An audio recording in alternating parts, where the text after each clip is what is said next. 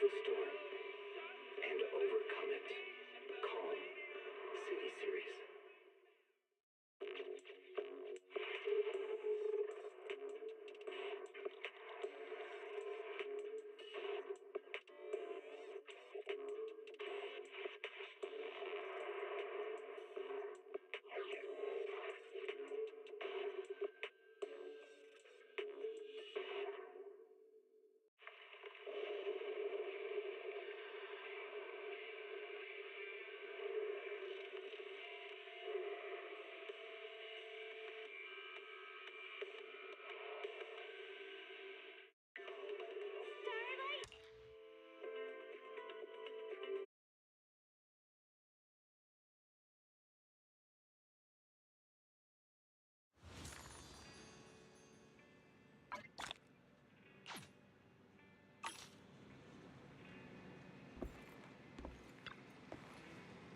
Mataita.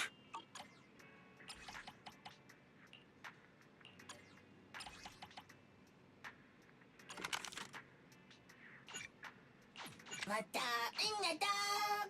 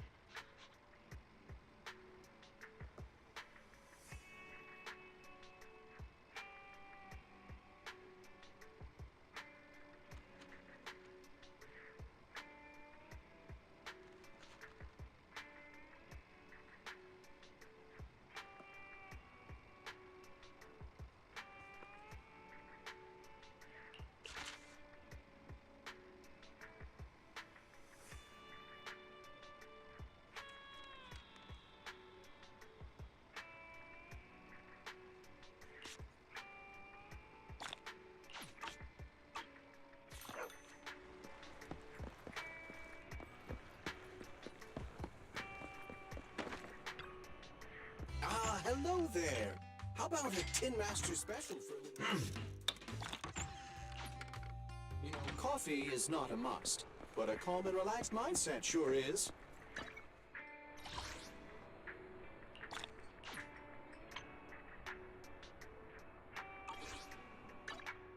You want to test my hammer? I'll help you win. The lunch is on you.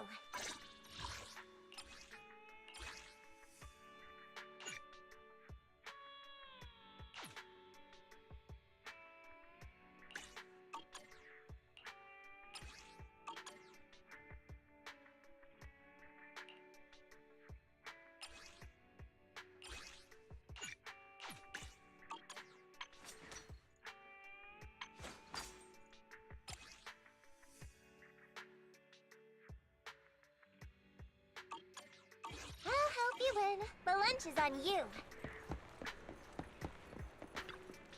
A mellow tune evokes 100 aromas.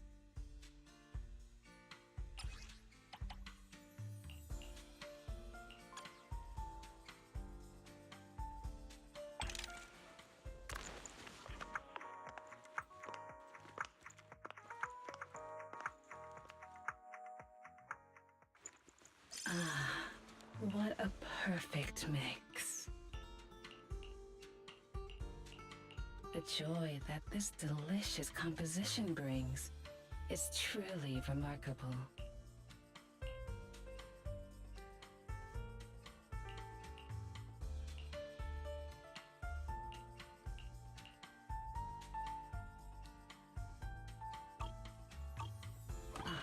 Leaving so You want to soon. test my hammer? Did you call me?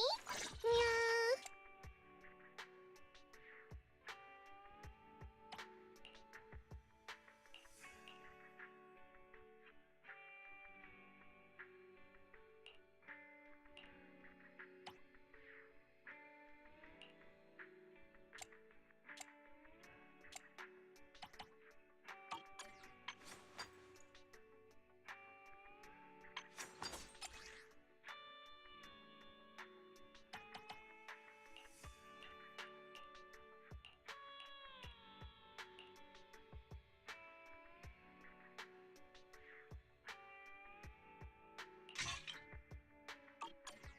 Did you call me? Meow. A mellow tune evokes 100 aromas.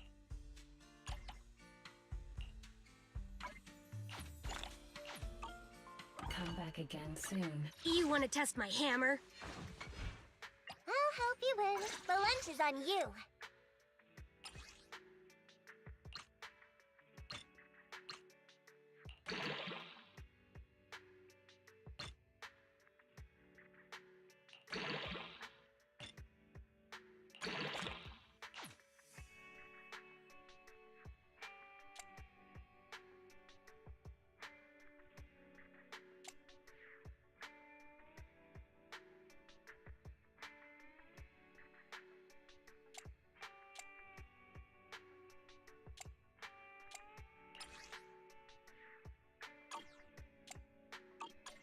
I'll help you win. The lunch is on you.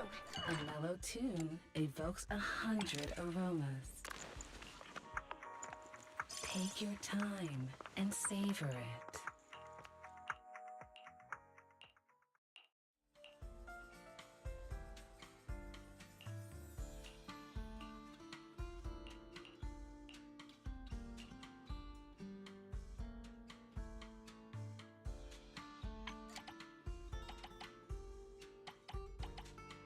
The joy that this delicious composition brings is truly remarkable. I'll be waiting. You want to test? I'll help you win. The lunch is on you.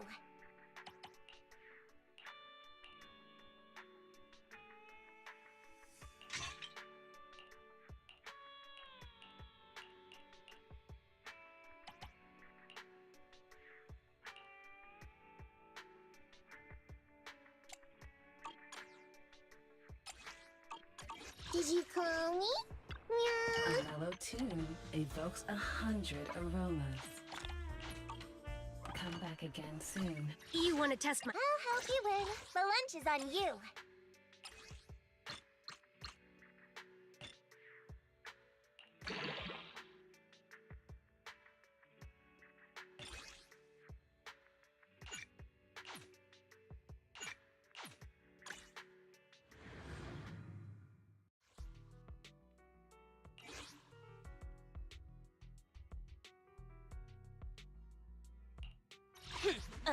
To what? Did you call me?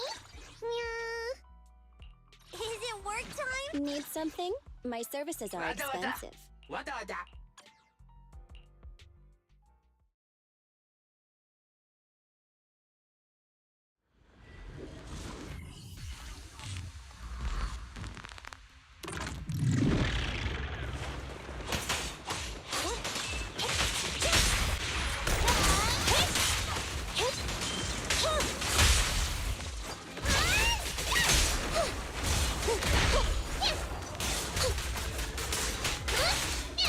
Over here. I'm here.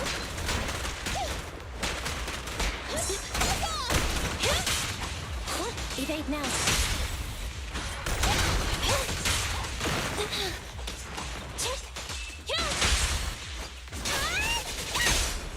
Watch your back.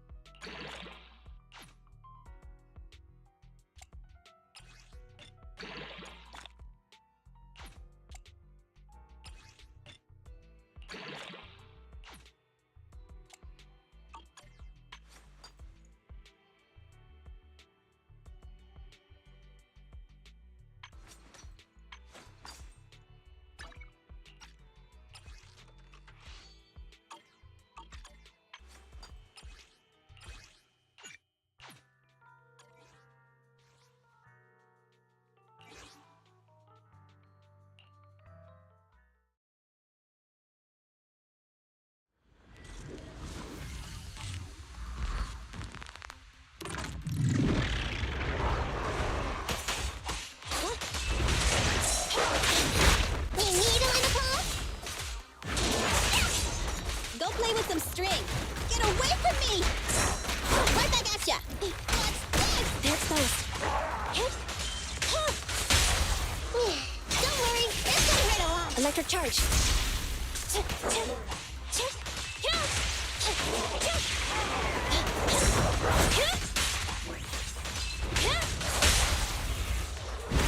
Thunder! This won't hurt. An opening. Watch it back. I want a bonus for this! Thunder. I'm over here. You can't escape. At your command. Neat and tidy. They're exposed. No problem.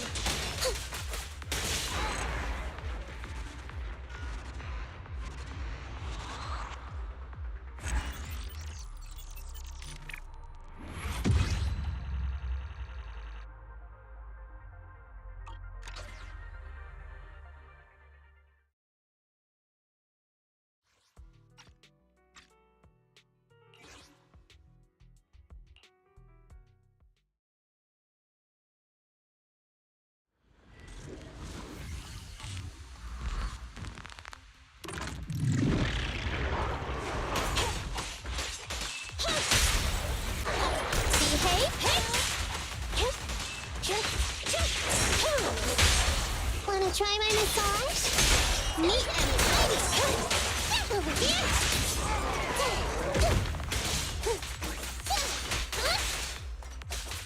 Watch out. They're strong, yeah?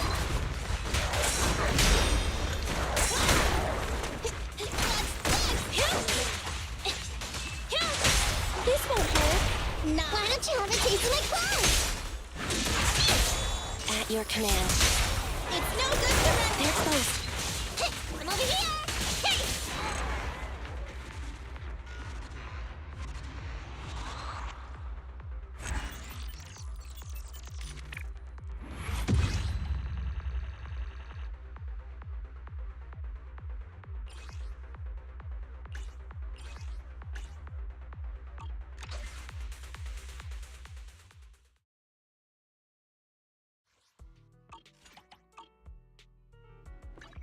You want to test? Did you call me? Meow.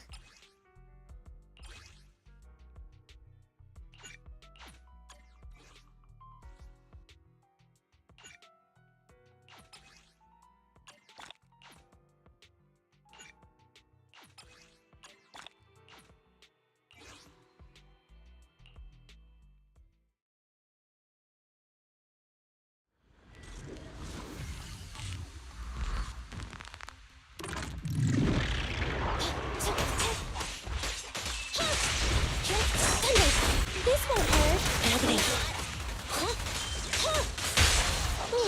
Don't worry, it's gonna hurt a lot. Neat and tidy. Hey, I'm up. Watch your back. Watch out! I've got your six. Wanna try my massage? It's no good to run with.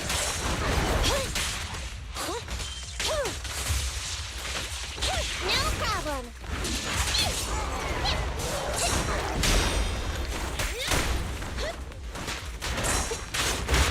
Moving up.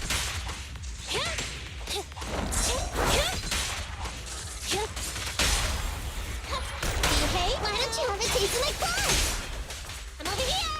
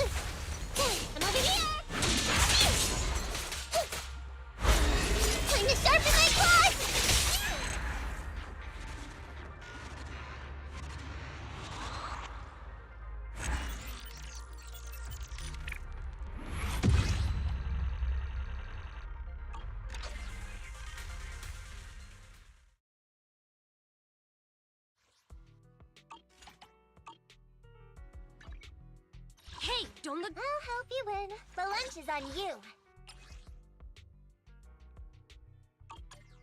Did you call me? Meow.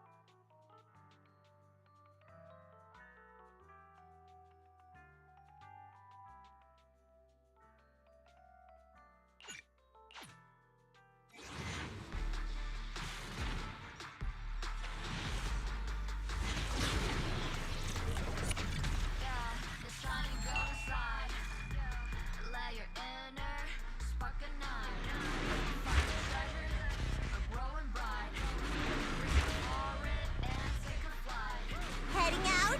Yay! Let me handle it.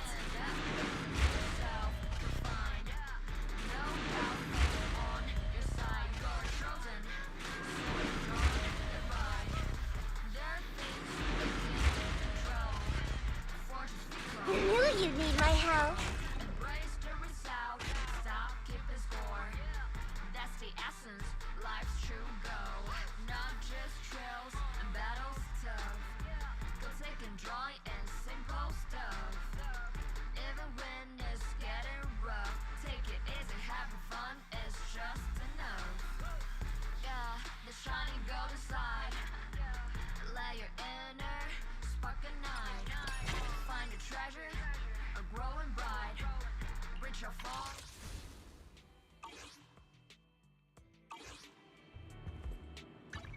Hey, don't look down on me. Did you call me?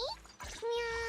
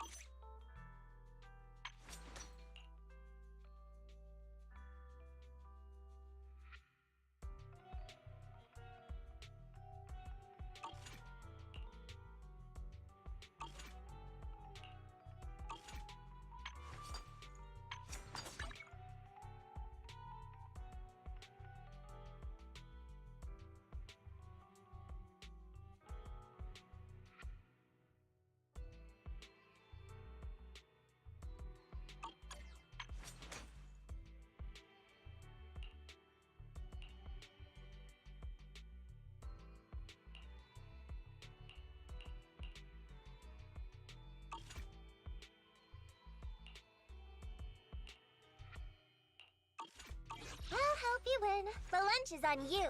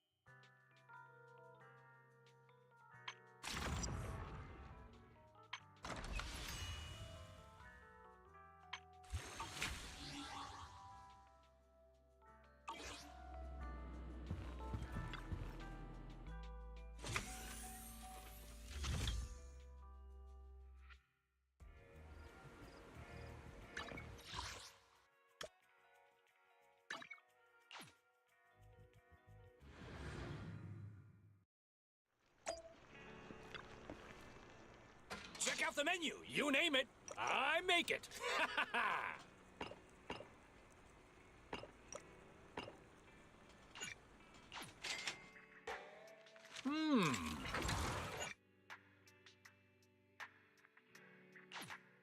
Got your fill? See you next time.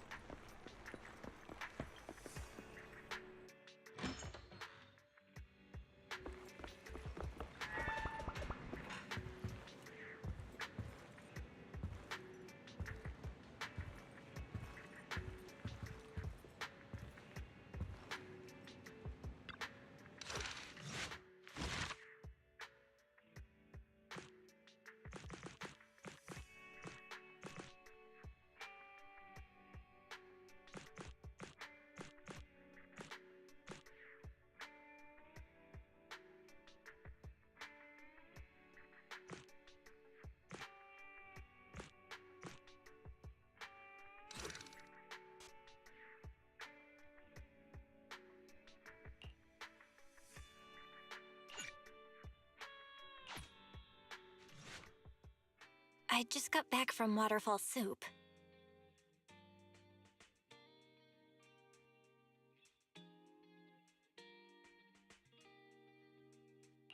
What happened?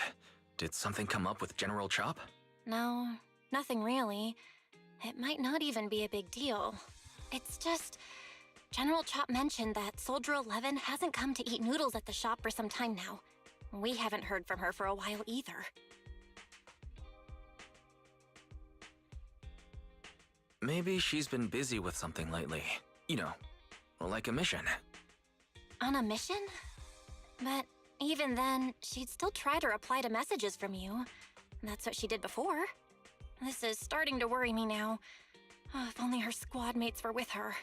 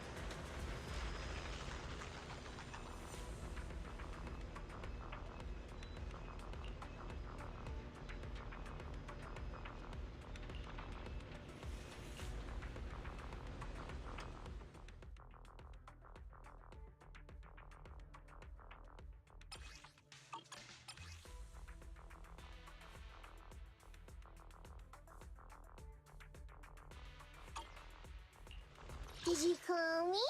Meow. Ready and waiting.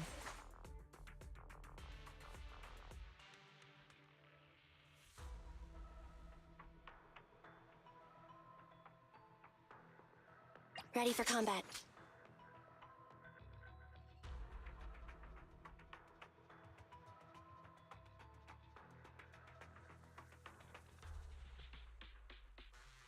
I'll help you win. The lunch is on you.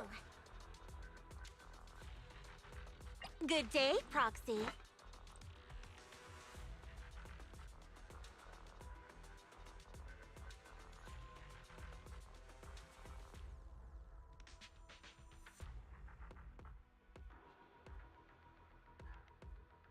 This is the path. Strike! Eradicate all evil.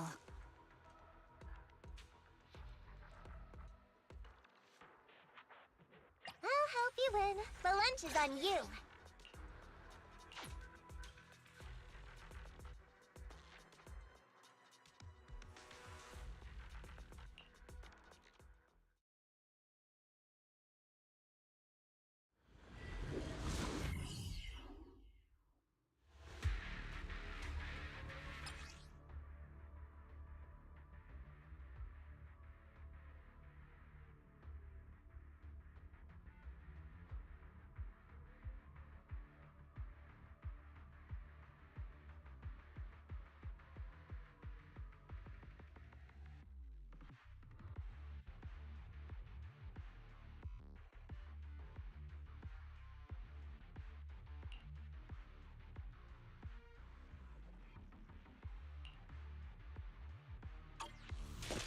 We've arrived at the coordinates Ray provided. She's so kind. Ether vision activate. It's a fact! It's a fact!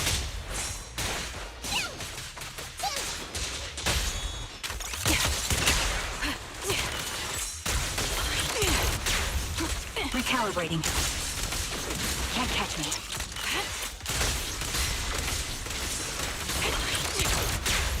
Target locked. Time to pin them down. Show no mercy. Supporting position. Suspicious ether fluctuations over there.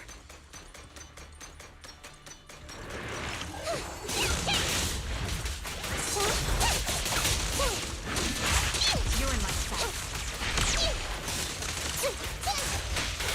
It's a fact! Got you covered. Ether vision activate. You can't escape. No problem. It's a fact!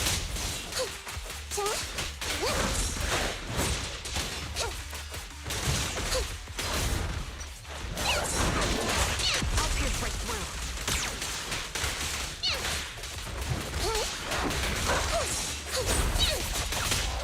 I'm over here! Lucky you! You're next!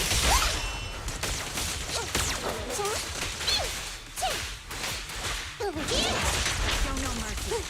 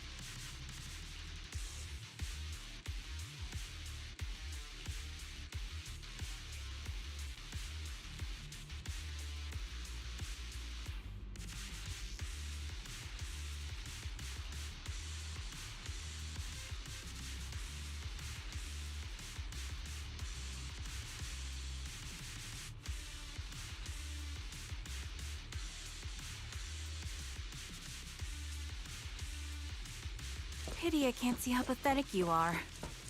That's... Soldier... Take out that sniper. I won't let you take her. I'll pierce right through. Time to bring them down. Adjusting for wind.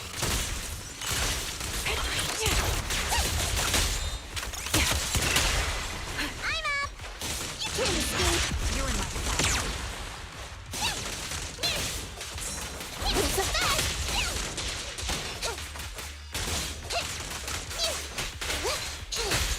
Over here! Show no mercy.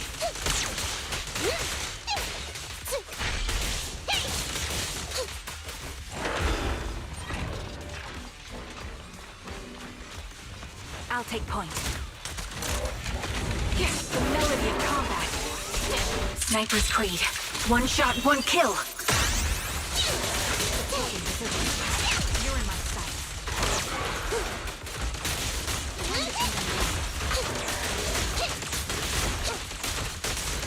Supporting position. I'll pierce right through.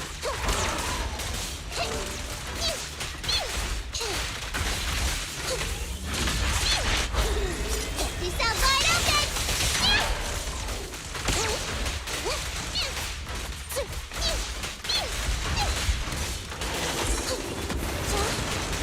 You can't escape!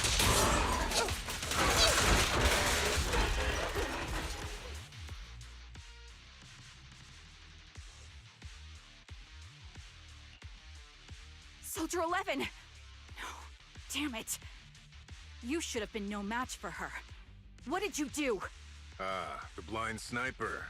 So you actually can see. Release her, or else you'll have my bullets to answer to. Your friend is beyond help, Sniper. There's no stopping Silver's revival.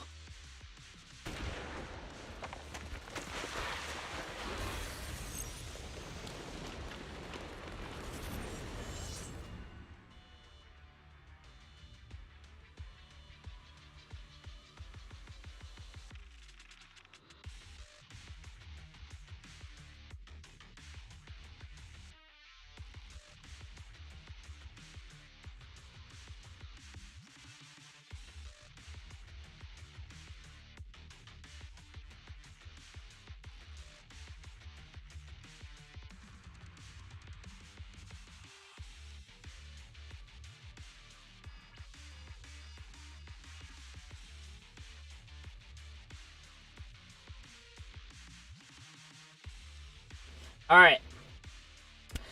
Thank you, Philip. Thank you very much. Thank you. Thank you. You can hear me now, right? Right. Oh, I should have like went through and tested this. Should have. Thank you very much, Philip. Here, hold on. All right, I could give you this. Because I guess why not? Where is it?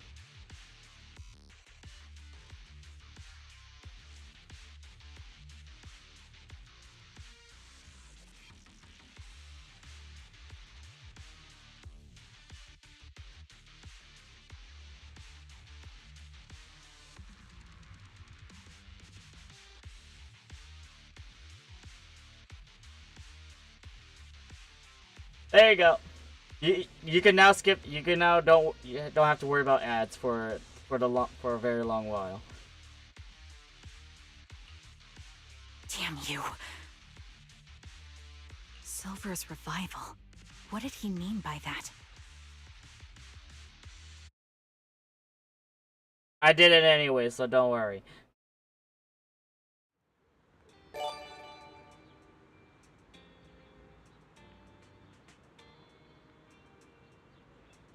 It's me. Sorry, could you help with the relay message to the captain when you have time? Soldier 11 and I will both be using all of our leave starting today. Are you gonna go on vacation together without me? I'm already racking my brain trying to figure out what I did to upset you. You know it's not like that. I know. Soldier 11, you haven't found her yet.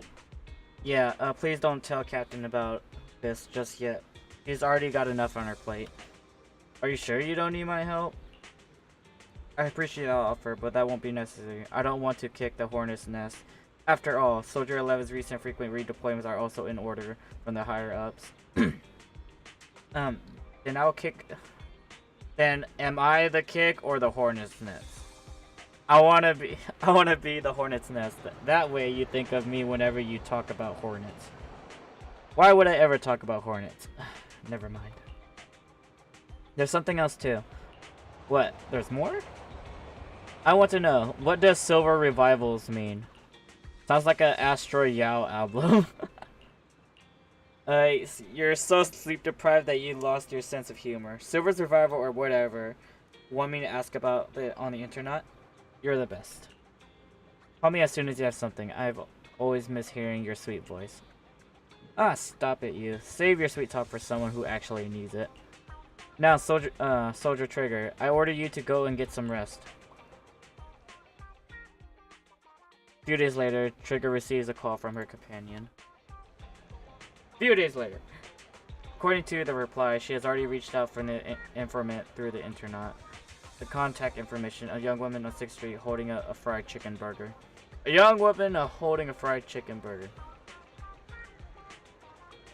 That has to be Ann B. Yep, it's Ann B.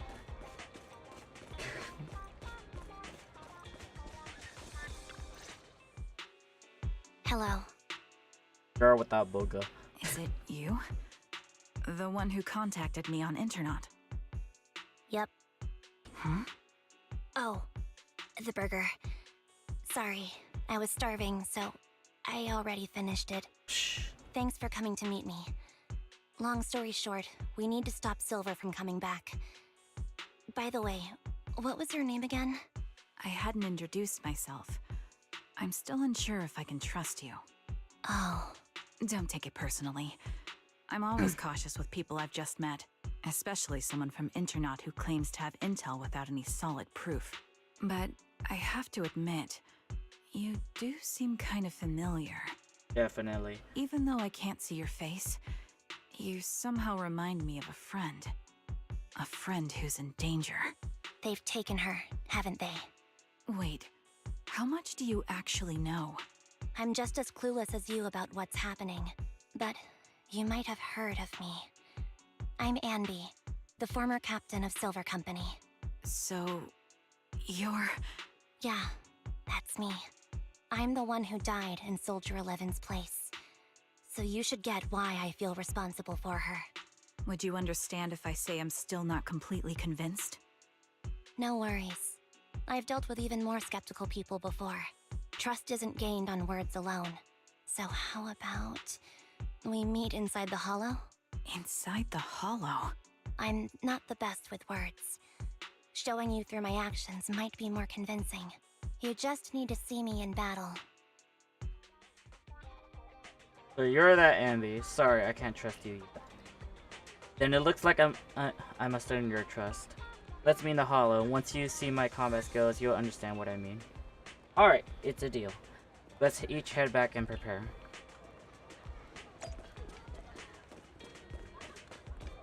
Talk to the proxies.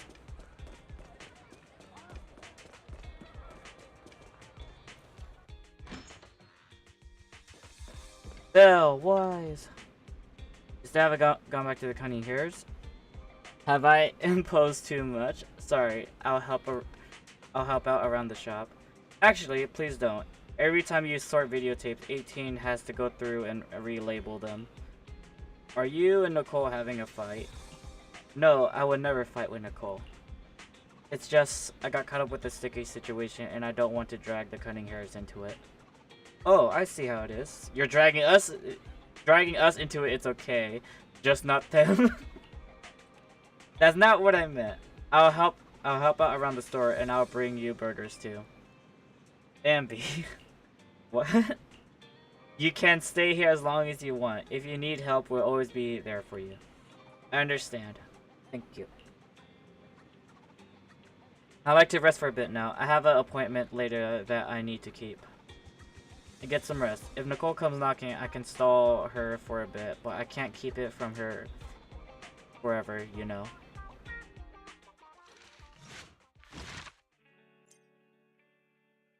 Alright, part 1.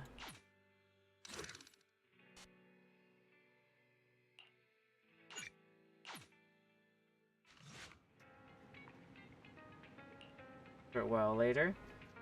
Going out? Yeah, is there anything you'd like me to bring back? Juice, burgers, milk, burgers, or anything? More burgers, I guess? I might pass the store on the way back from the hollow. Off to hell again, just like that.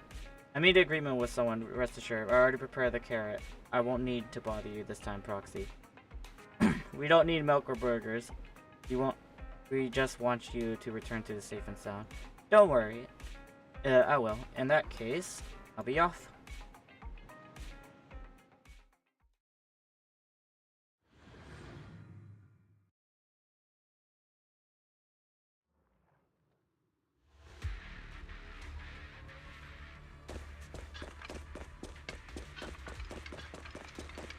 Yeesh.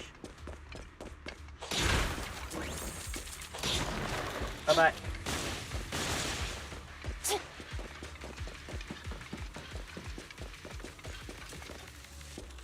Goodies.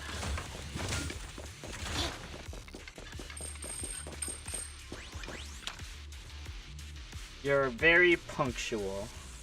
Back then I used to make soldiers who were late to do push-ups. Soldier 11 is the same. As long as I've known her, she's never missed an appointment, nor has she ever been out of contact. We'll find her, Trigger. Can I call you Trigger? Please do. I don't have any nicer sounding names. This time, leave the fighting to me. All you need to do is carefully observe my movements. Don't worry, I'll cover you when I deem it necessary. Let me take a good look at your movements.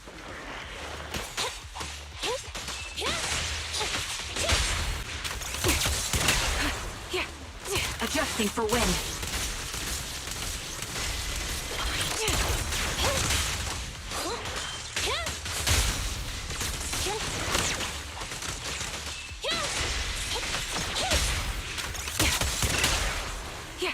Ether vision activate.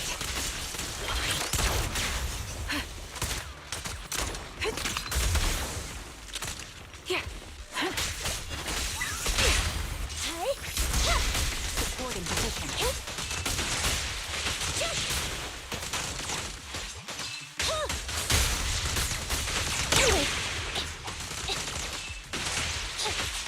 Unfortunately, the enemy is too weak. I won't be able to show you my full combat abilities. Here's the thing. You don't strike me as the type of person who'd say something like that.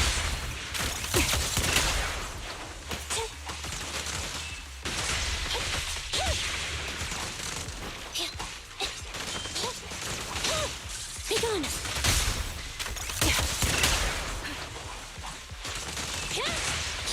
Thunder! I see now. There's no mistaking it. You really are that Anby. A person's fighting style is a raw response in life and death situations. It can't be easily faked like a resume or some other physical token. You and Soldier 11, the way you fight and use ether, it's nearly identical. Incredible. We're sisters. Assuming that sisters means replicas from the same blueprint, that is. So the rumors circulating in the military about Silver Company, they're really true? You know, I remember my friend Pyro told me about this, but like he has Trigger on his team, and he kind of spoiled me a bit on Anby's story about like Anby having sisters, and like Soldier 11 is a sister of Anby. How much have you heard? And there's clones of her, but then I guess Only that's as Silver far as I Company know, no kind longer of. exists. But biologically creating soldiers in mass quantities, how could that even be possible? From what I know, besides intelligent constructs, everyone is born biologically. Delivered by storks, so they say. Not by storks, Anby, come on. So, making one isn't much different from making 100. They don't come from storks, Anby. But whatever. Was that supposed to be a joke? Yeah. My jokes never really hit the mark. Sorry about that. No, I'm the one who should be saying sorry. I was just astonished. I never thought the military had this level of technology. Like cloning people? We got some clones already in real life. It's just that they're fine, I guess. If they could mass produce soldiers, then why would they still... I understand. If they could use replicas as cannon fodder, then why still risk human lives? That's what you're thinking, right? I was trying to say it in a more diplomatic way. Instead of morally. It's okay. I won't take offense. Not over this. They'd probably say the reason is because replicas are simply too expensive. While a Silver Company soldier could change the game, it costs nearly as much as training a top-tier general and paying their fees and pension for their family. The real cost isn't in creating the mind or body, but in replicating the subject's unique physical abilities, mental aptitude, and reflexes. And what's even more costly is that, for reasons that were not fully understood when the research was halted, these unique qualities couldn't be fully replicated in mass production. As for the inferior ones, they were deemed as disposable. Anby, that's not what I meant. Yeah, I'm sure you didn't. But there's always someone who does mean that. There's always someone with an agenda, trying to use us. Maybe that's why Silver Company fell. I won't forgive those people. Any of them. They'll take advantage of the Silver However, Sisters. the downfall itself isn't entirely a bad thing. With Silver Company gone, their evil technology was lost with it. So no more cloning. Or so I thought. Until now. Silver's revival. So you're saying someone has resurrected that technology? Soldier 11's abduction seems linked to this. I have to admit, your theory has some merit. But as far as I know, all the data from that time was erased. Could it be the Defense Force? Hold on. Something doesn't add up. What are you thinking about? If they truly wanted to secretly revive this technology, they wouldn't need to take Soldier 11 at all. I know my squad mate. All it would take is an order from up top, and she'd put herself on the operating table without a peep. Really? So, that's how she is now. She's the model example of a loyal soldier. Isn't that how you remember Soldier 11? No. I never knew a Soldier 11 in the past. Only... How could this be happening? There shouldn't be so many ethereals here. Oh. I recognize this formation. We once used it to battle ethereals. What? It's another legacy of Silver Company. Back then, we had a brilliant sister who excelled in strategy over combat. Let's handle this. The person we're after must be behind it. TWCA Type 3.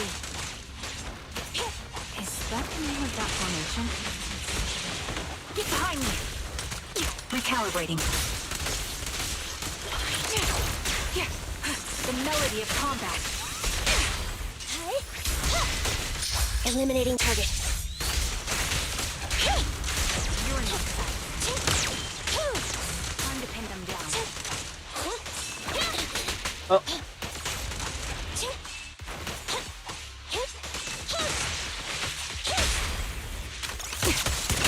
Standing by. Show no mercy. Gotta grab this crate first.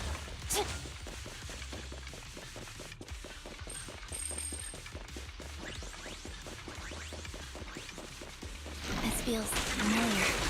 I don't like it. Not one for nostalgia? I'm starting to understand you more now. The target's weary. My bullets are one with the wind. Opening.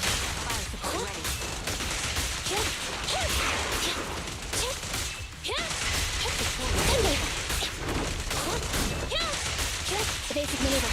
Time to pin them down. Quick shot. Ether vision activate. They're exposed.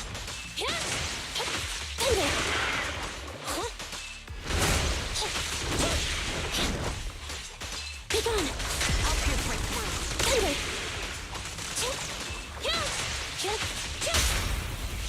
Neutralize! You're in my sight. Alright.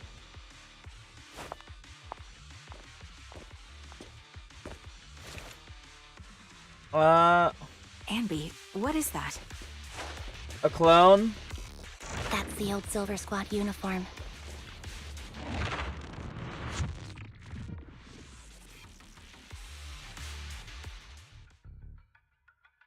Inside the lab, tucked away in the building somewhere. As expected of Captain, her skills, they're still as sharp as ever. It looks a little cray-cray. Truly remarkable. I feel honored just being her defect. Silver Squad can't be without its captain. Ugh, ouch. Give me some meds, eh? Ugh, you're the worst of any defect! I know you can't talk, but is there something wrong with your nerves, too? Be gentle! Seriously, I have fewer and fewer parts of my original body, and yet I feel more and more pain. I'm curious why that is. But you wouldn't understand such a complex question, would you? Because you're an idiot. Enough. Stop making that miserable noise. Now, about our subject. She's still alive, right? You know, if I look carefully, it looks like that mask is implanted to her face. Not just like, like a slip-on or something like that. It's literally attached to her face, probably, because like there's like extra lining around that. There you are. So, they call you Soldier 11 now, right? What a hideous name. What a camera angle. But looking at you now, you do have a pretty face. Pretty and pitiful. This face is the only thing we have left in common. Aside from that, I'm nothing like you. I've lost all my limbs. I'm no longer a complete member of Silver Squad. And I need a complete body for the experiment. Which is why I need you. What? You're asking me what happened? But you should know what happened that day. It was the day you weren't there. Captain Anby traded herself for you. Even with her incredible strength, she could only save one of us. But why did it have to be you? Why not me? Why not Twiggy? Tell me why! You're a little cray-cray. They were all dead. Heaps and heaps of corpses crushing me. When they found me, my limbs were severely corrupted. I couldn't move. I couldn't fight back. I used to be a soldier, ready to defend this city. But that day, I was... discarded? Hey! What do you think you're doing? You startled me. Alright, fine. You're just here to remind me, right? They're here to pick up today's shipment. I'll go handle it. After that, I'll come back and tell you the rest of today's story.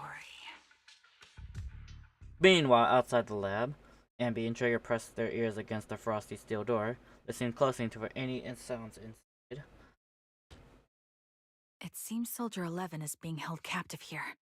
So what's the plan? The plan? Shh. Let's discuss it over there.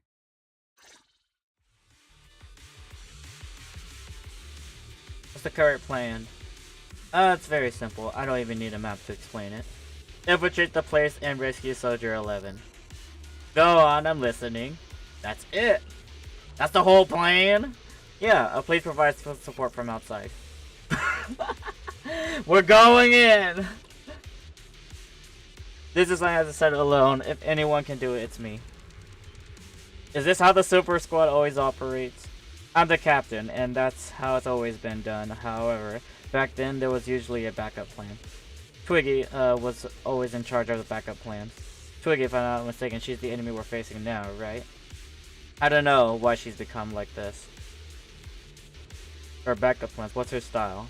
First, frank weakness. Before turning the tables with the orthodox tactics, for her, no cost is too great to regain the upper hand. What does sound like a proper backup plan? After all, a plan that would only be utilized when every other option has been exhausted. I keep contacting to throw the headset. Don't try to be a hero, Ambi. If anything happens to you, I won't be able to save Soldier 11 on your... You won't be able to save Soldier 11 on your own, right?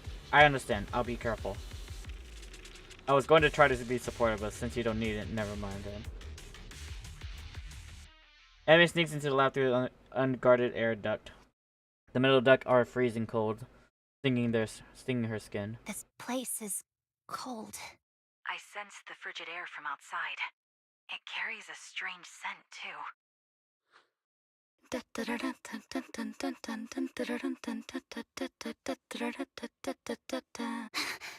Someone's entering. Are you hidden? Don't worry. It's dark here, and the machines are pretty noisy. They won't detect me. Soldier 11, wakey wakey. That's odd. I know I've taken quite a few samples from you and injected some meds, but you'll tough it out, won't you? Do you enjoy being pampered? Because you're the youngest sister? Oh, that won't do. Get up and play with me. Good. That's my girl. Now, let's continue our story. Where was I? Ah, yes. About how some kind scavengers found me without limbs. I can see that your arms are not... Kind-hearted folks. Well, you have prosthetics. Sold me. And unfortunately, my ignorant new owner couldn't see any use for a limbless worm like me. I was treated like merchandise on the black market. Sold alongside gangster stuff and modded bamboo. Man. That's when I realized we Silver Company soldiers weren't any different from bamboo. Just made of flesh and blood. The only real distinction is... we feel more pain. Well, clearly, and they grew up as a human. Well, actually, no.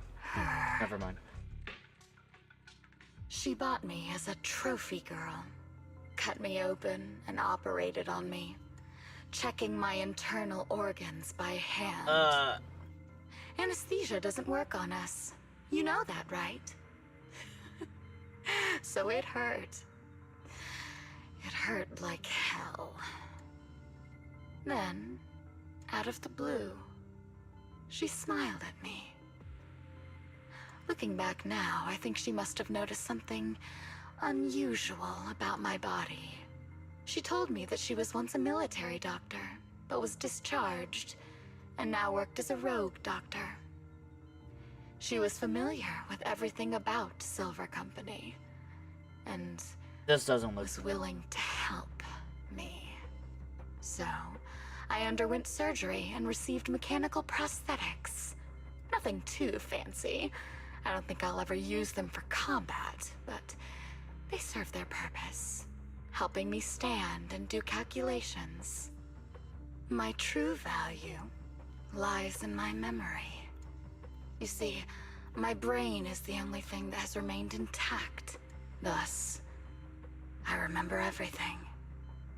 And everything else has changed. Our home, and the time spent with our sisters. I remember that as long as we fought alongside our captain, we were considered the most powerful fighting force. I remember assisting in their research and using my own 2 hands to welcome new sisters into this world. That rogue doctor used her connections to get me some incomplete research data. Using my fragmented memories combined with that data, I was able to piece things together. And now, I've nearly revived the technology of Silver Company. Fortunately, I've remembered. I've survived and can recall our past. And now, reforming Silver Squad is my mission. Because this is my home. Our home. Well, your home, not our.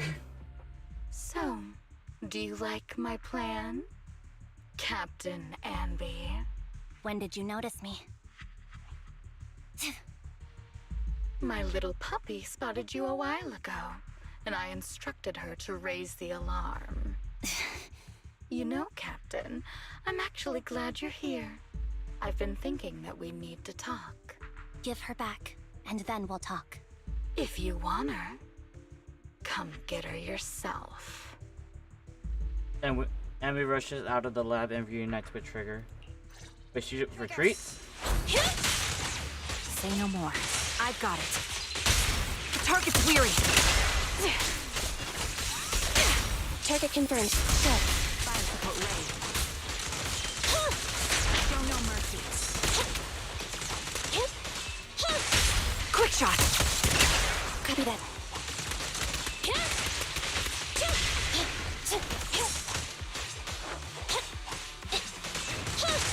The target's weary. Adjusting for wind. Can't catch me. Quick shot. Attacking from our blind spot. Help pierce right through.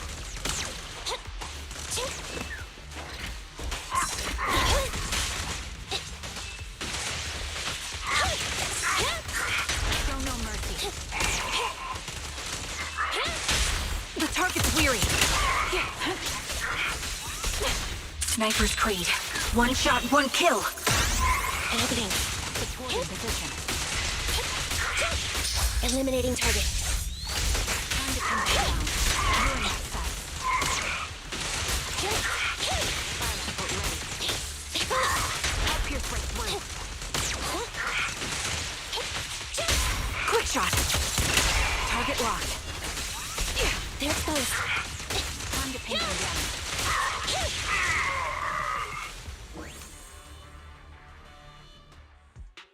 That's the Captain Anby I know. Cleaning your knives with the filthy blood of this scum suits you. She's crazy. Don't give me that, idiot. Now you're worried about whose side I'm on? Our side, of course. I created you so you never saw Captain Anby in her prime. After everything I've been through, I thought I would have forgotten. But I still remember.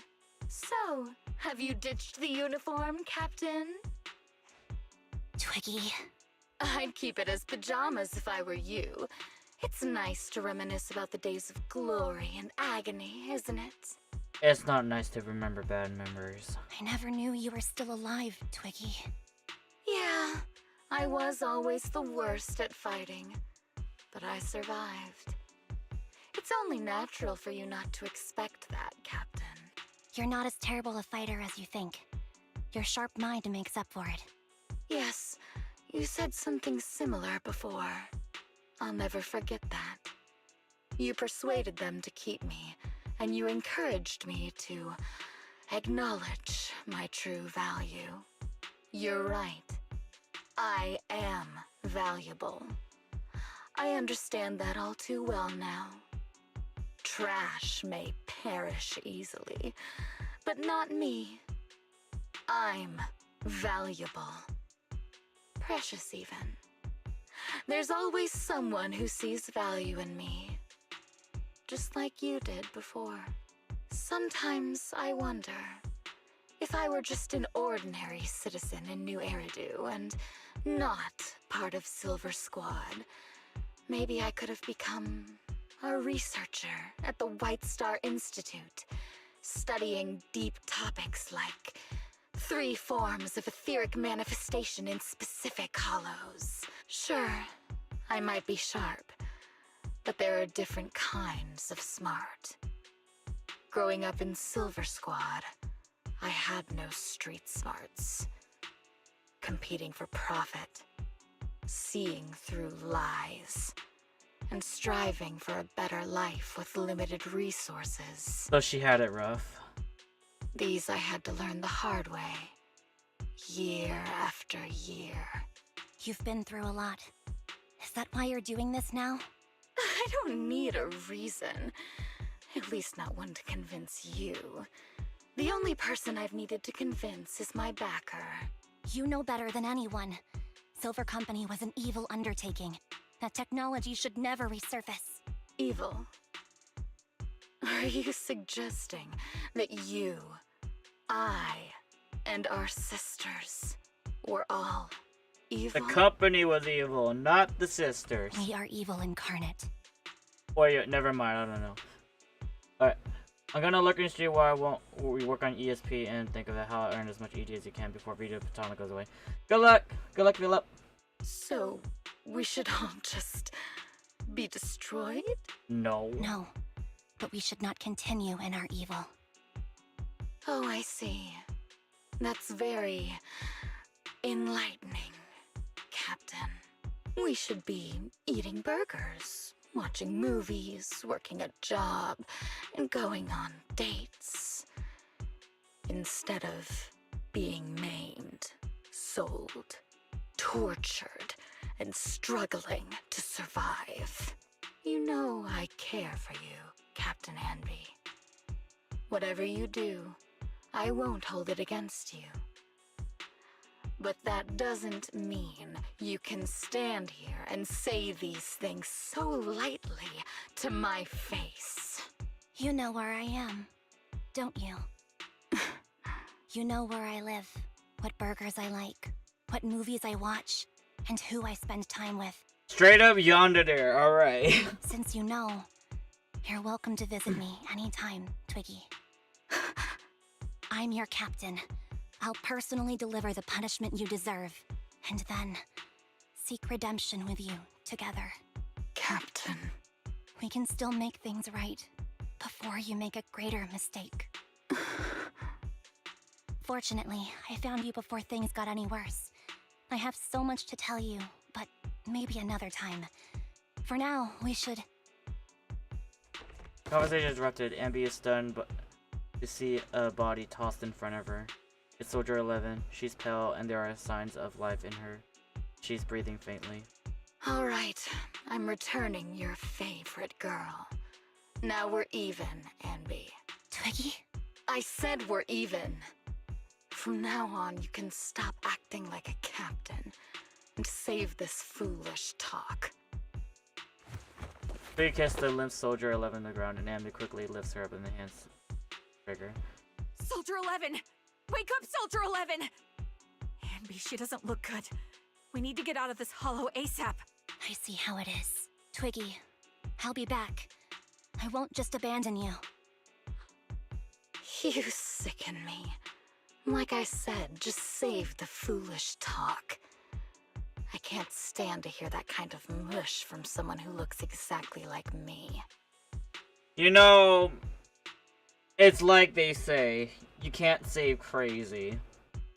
But, you know, you try, give it a try at first anyways, at least. Like, kind of like what I did. It's not mush. And I hope you'll get used to it. Let's go, Trigger. Hey, go contact you-know-who. Ugh, cut the crap! You think I don't realize I shouldn't cut the middleman and contact the client directly? But look at the mess we're in! The junk she's brought won't fix this. Our best shot is exploiting Anby's inner weakness. She's let go of her most lethal weapon, her daring and ruthless fighting style. Now she's like a hired gun with a family to feed, focused on surviving to get the paycheck. I can handle her if we exploit that. But I need to keep everything in check, or else all my efforts so far will have been... You've been diligent, little Twiggy. Stop calling me that! As you know, your research is crucial. You're just like me. We're here to foster hope. Our work is the only cause worth fighting for in this world. Of course, I understand. Sometimes, when hope is scarce, certain issues can only be resolved with sheer violence. The stuff I mentioned last time is ready. Send some of your people to retrieve it. It's not exactly new Eridu tech, so use it carefully. So experimental. Alright, we're back. I understand if you don't feel like talking right now. How is Soldier 11? The answer will only make you feel worse. She still hasn't regained consciousness as you requested. I left her at the Random Play video store. The kind siblings working there are taking care of her as we speak.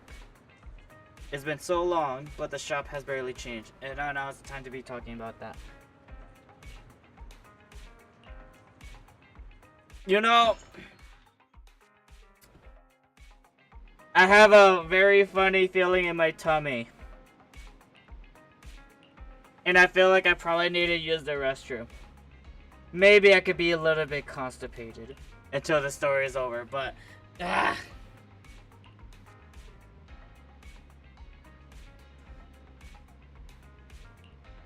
Moreover, she hasn't regained consciousness. Would you like to see her? Gosh. She's sleeping on the bed.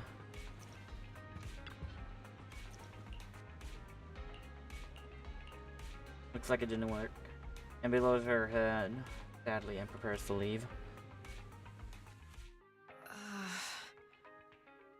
What is this place? Alright. Give me a moment. I feel like I needed to take care of my bladder.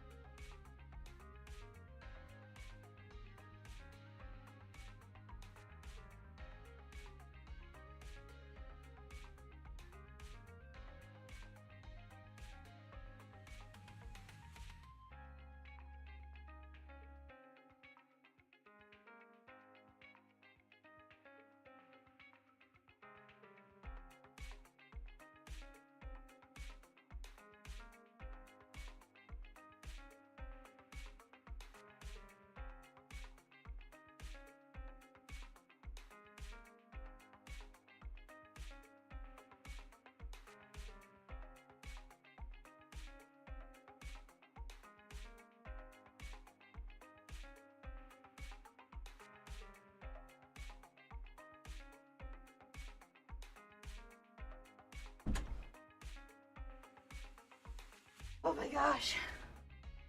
Oh my gosh. Okay. I'm back. Oh my gosh. Feeling a lot better.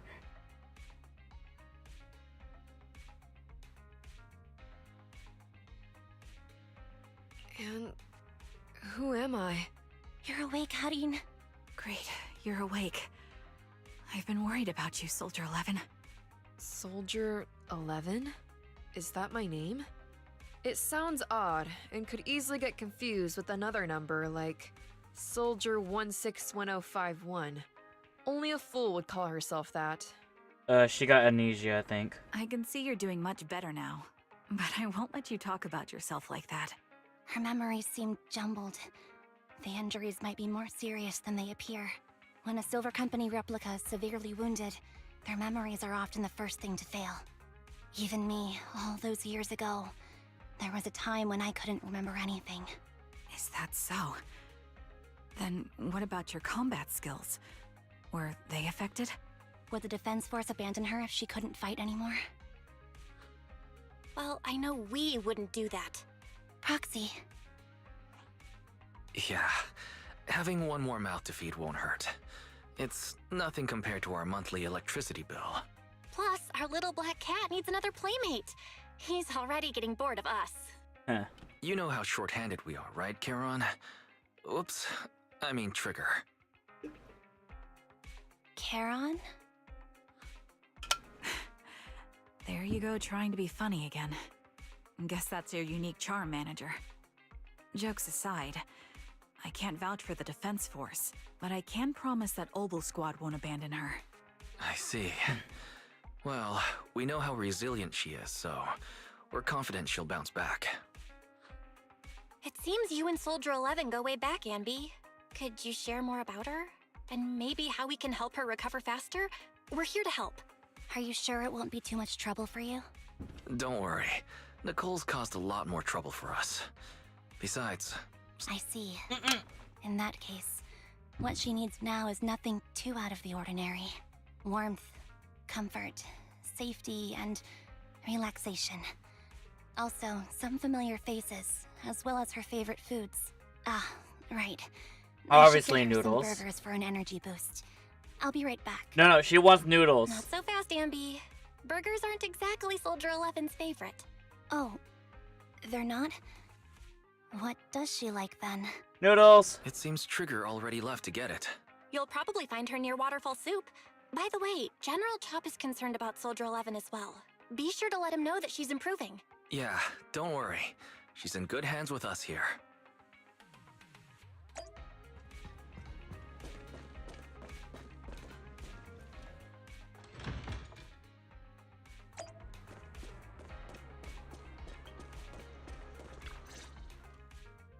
I got Soldier 11's favorite spicy noodles from that enthusiastic chef. I couldn't see if the noodles look spicy, but just the steam from the chili peppers alone is making me cry. So, spicy noodles is her thing. I had no idea. Well, that's the Soldier 11 I know. She would come to 6th Street whenever she had free time. Maybe she feels more at home here than back in the barracks. She rarely talked about anything other than training, combat, and promotions. But when she did, she'd usually mention super spicy noodles, the video store owners, the arcade, and cats. Did she ever talk about me? Nah. You might not like the answer. Soldier 11 has never brought you up, but she seems fixated on a certain betrayal. Apparently, someone very important to her that she admired greatly vanished without a trace, leaving her to deal with that awful situation by herself. The person left without so much as an explanation. In the military, such actions are seen as desertion. And eventually, such deserters are marked as KIA by detached and indifferent officers. Does any of that ring a bell? I have nothing to say. Even if she resents me, she has the right to do so. That's pretty cold, even for me. May I suggest something? What's that?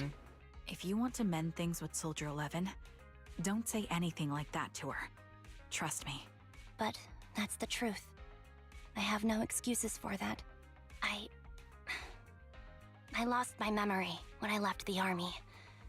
Once it returned, I wanted to contact Soldier 11, so I asked Nicole to check on her. Then I learned that she was doing well, that she had joined Obel Squad, and that she's an exemplary soldier who recently got promoted. She had a new captain and new comrades, so I felt her troubled past in Silver Squad might only weigh her down. I had no reason to show up again. Trigger. What? Tell me, if you were me, you would have made the same call, right? If I were you...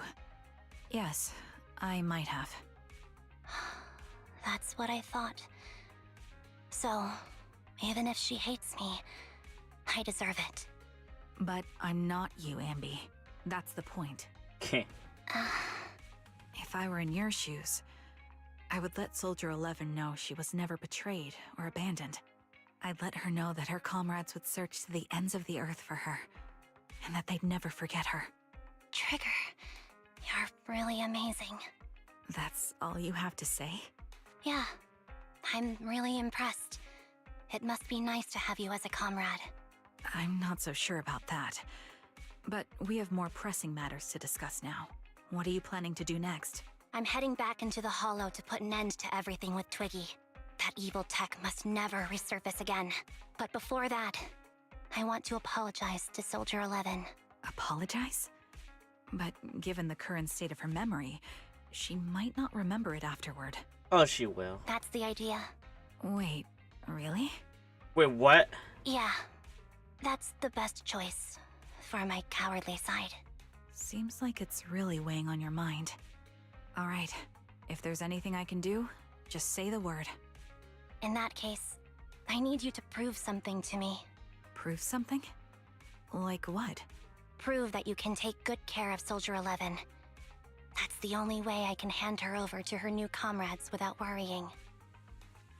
Alleviating all your worries might not be a good thing either. But I understand. I'll prove that I can take care of her. Now then, let's head back. After all, we don't want to show up with a bowl of soggy noodles for our patient. Oh. You know, for me, I don't mind my noodles soggy. I really don't.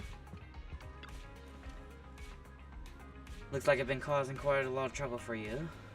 That's right. We're billing it all to the Cunning Hare's account. No. Oh. As of right now, I am not Ambi from the Cunning Hares. But you walk, talk, and look like Ambi from the Cunning Hares, so you must be Ambi from the Cunning Hares. Well, how can we possibly keep teasing when you're making this face like that? Jeez, look at you. You're absolutely exhausted. What you need right now is some sleep. How about it? Want to sleep on my bed? Really soft, you know. It's objectively very soft. And Ambi, I also think it's best if you go get some rest now. Tomorrow. Worry about tomorrow's problems tomorrow. That's what we would do when we receive the enormous electric bill anyway. So their electric bill is that high. Or maybe you're not really ready to just sleep yet. If you'd rather watch a movie to relax, I don't mind keeping you company. Any new arrivals worth watching recently? Well, I didn't think you'd actually be up for it. But I'm still glad you have the energy. After all, I want to be able to finish what's coming next if I don't pull myself together. Oh, what is it? Is it a fight? Pretty much. It's a date. A date? No, it's not a date. Good night. Well, I don't think that's a date. Shouldn't be a date. You're about to enter the emergency storytelling. Yep, we go. Meanwhile, I didn't see Soldier 11 or Trigger in the store. Do you know where they went? They didn't tell me where they headed. They're probably on a date together, right? A date.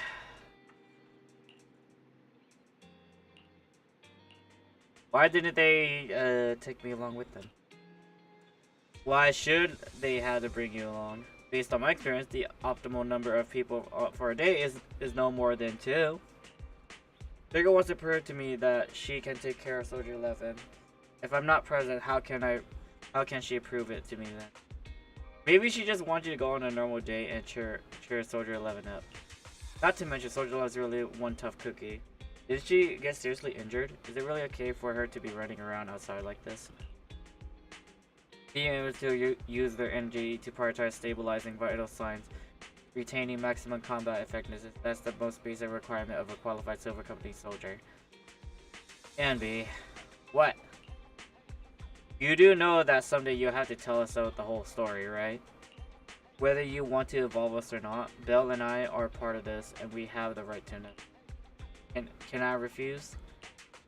I know, that once I tell you the whole truth, you two definitely won't leave me alone. Just like a blockbuster movie, no matter how complete the original story is, they'll always find a way to make a terrible sequel.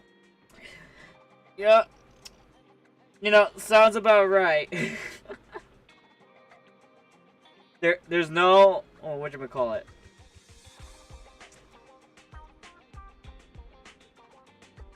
Like, okay, I could think of one example already. Like, you know, isn't Remaster considered as a sequel? Yeah, I forgot. It's just there's a good handful of movies that when they got a sequel, it didn't really pop out well. I just don't want to see that sequel.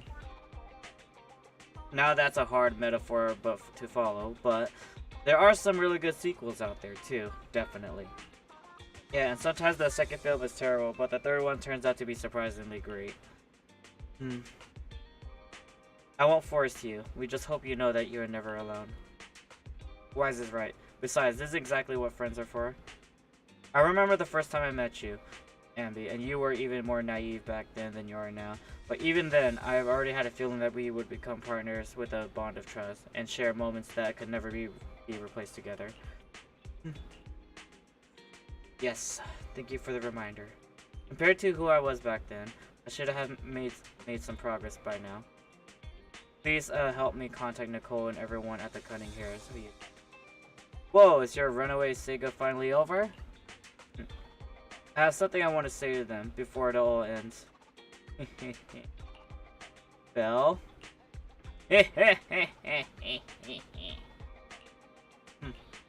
Boom! Called it. Wise told you Anby would contact the Cunning Hairs today. Come on, time to cough up my 5,000. They made a bet. You actually got it right, Belle. And here I was thinking that it was premature to just go ahead and contact Nicole and the others like that. So you two already contacted everyone at the Cunning Hairs before I asked. Nope. That was all Belle. Nicole, Billy, and Nikomata should have arrived at 6th Street by now. Belle and I had to open up the shop, but do you mind if we don't go looking for them with you? I won't get lost. Thank you so much. Really, I'm truly grateful. So basically, whatever. They're here? Yep, they're here. Nicole. Nicole? Well, look who decided to come back. I'm sorry for leaving without saying anything. You can punish me however you see fit, Nicole. What's the use in punishing you? If anything, I'd prefer some compensation. So, how do you plan to make it up to me? I'm waiting. I'll give up my favorite burger. From now on, I'll eat noodles every day. Hey, that's more like compensating General Chop than me. That won't cut it, huh? Then I won't try to squeeze in between you and Nekomata when we watch movies. Come on. Nekomata's usually the one who's squeezing in between you and me. Show me some sincerity here. I see. Okay. I'll forfeit my paychecks from now on. That's too big. Oh? Yes, and I'll persuade Billy to give up his pay too. Is no! that good enough for you? Wait a sec. Are you trying to tarnish our reputation as an honest business? Forget it. You owe me big. I'll tell you what I need from you later. Nicole. Fine. Forget it. Just Spare me that pitiful look. Listen, Ambi. It doesn't matter who you were or what mess you've gotten into. The cunning hairs doesn't need to be a burden to you. You're not the only one here with a troubled past. I just wish you'd trust me more. Otherwise, I feel like I'm a total failure. Sorry. I won't try to justify what I did. Once this is over, I'll answer all your questions. No more hiding anything. That's my good girl. You're a terrible liar, you know. I know. By the way, I have a favor to ask you. Oh, you finally need me? Yeah. There's a woman who looks like me. She wears a Defense Force uniform and goggles. I think she should be pretty easy to spot. Can you help me locate her? Piece of cake. On average, finding a cat takes us 3 hours, 14 minutes, and 8 seconds. Finding a person is way easier. I'll contact some of my sources. I'll let you know as soon as I get any information. Connections. Billy! And it's so good to finally see you. I was as close to mentally preparing myself to lose you. This close! I apologize for leaving without saying goodbye. I'm truly sorry. I won't let you lose me. I'll do my best. How have you been have you all been lately? Nicole's been ranting about you every day. Actually, she's know that you'll be crashing with the proxy this whole time. She just thought that busting in to take you away would defeat the purpose, so which you took the initiative to contact her. No matter how angry she seemed, deep down she was probably really relieved. As for Nikamata, don't be startled. She's been genuinely really worried about you. Nikamata was worried about me? You may not have been able to see it, but our little Nikamata has always been quite restless indeed. Even though we knew the proxies were taking care of you, we also knew that you seemed to be mixed up with something heavy, and she understands better than almost anyone just how wrong the idea of just solving the problem with your own strength is. Just yesterday, Nikamata was muttering to herself, if only I had paid more attention to her. She cares about me? Yeah, she has a gift for you. She said that she wants to give it to you once she sees you again. She has a gift? For me? Hold on. Did Ambi always assume Nikamata doesn't really like her? You look pretty shocked. To be honest, so am I. I think everybody thought so. That Nikamata wasn't exactly too friendly with Ambi. Probably. Really, I can't help but to marvel about how amazing the friendship between girls can be. Maybe I should watch a few more flicks about girl bands or something like that. No, you don't have to, Billy. You don't.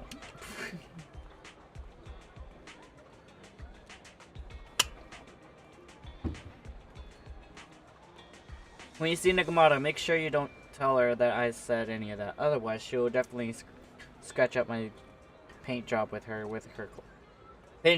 claws. Just like a ball of steel wool in a non-stick pan. Ambi, promise me. Please say that you promise me. Nikamata! Clearly why you're looking at boxes, but whatever. Who's there? Ambi! It's you! I heard you missed me. Yeah, it's me. A reliable source mentioned that you've been worried about me lately. Nonsense! Where did you hear something like that?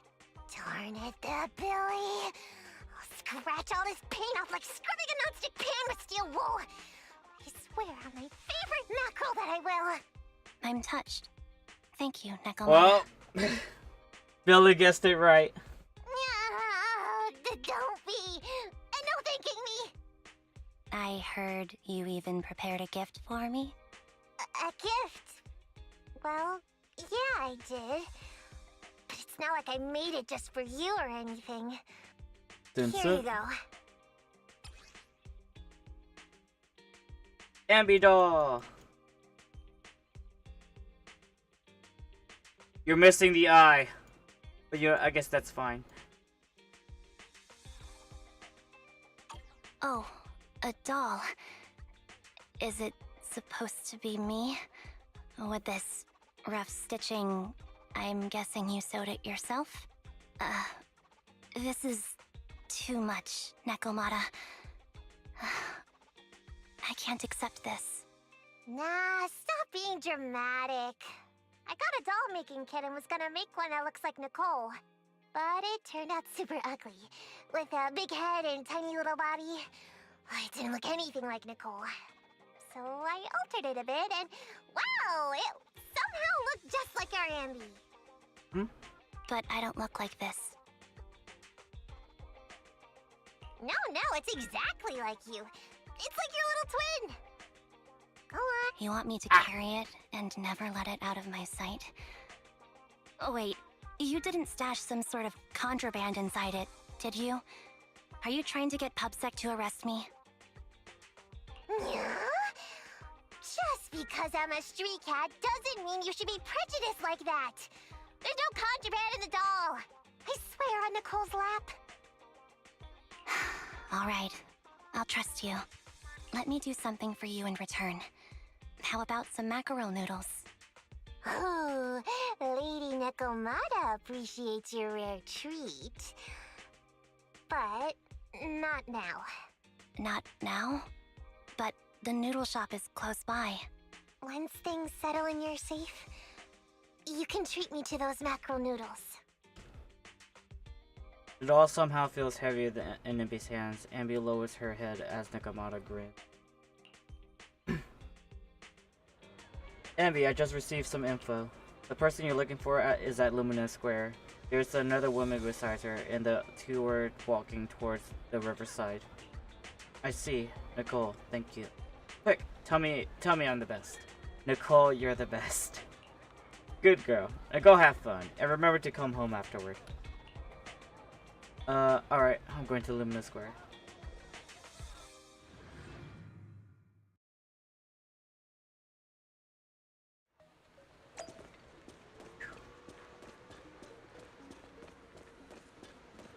It's going fine.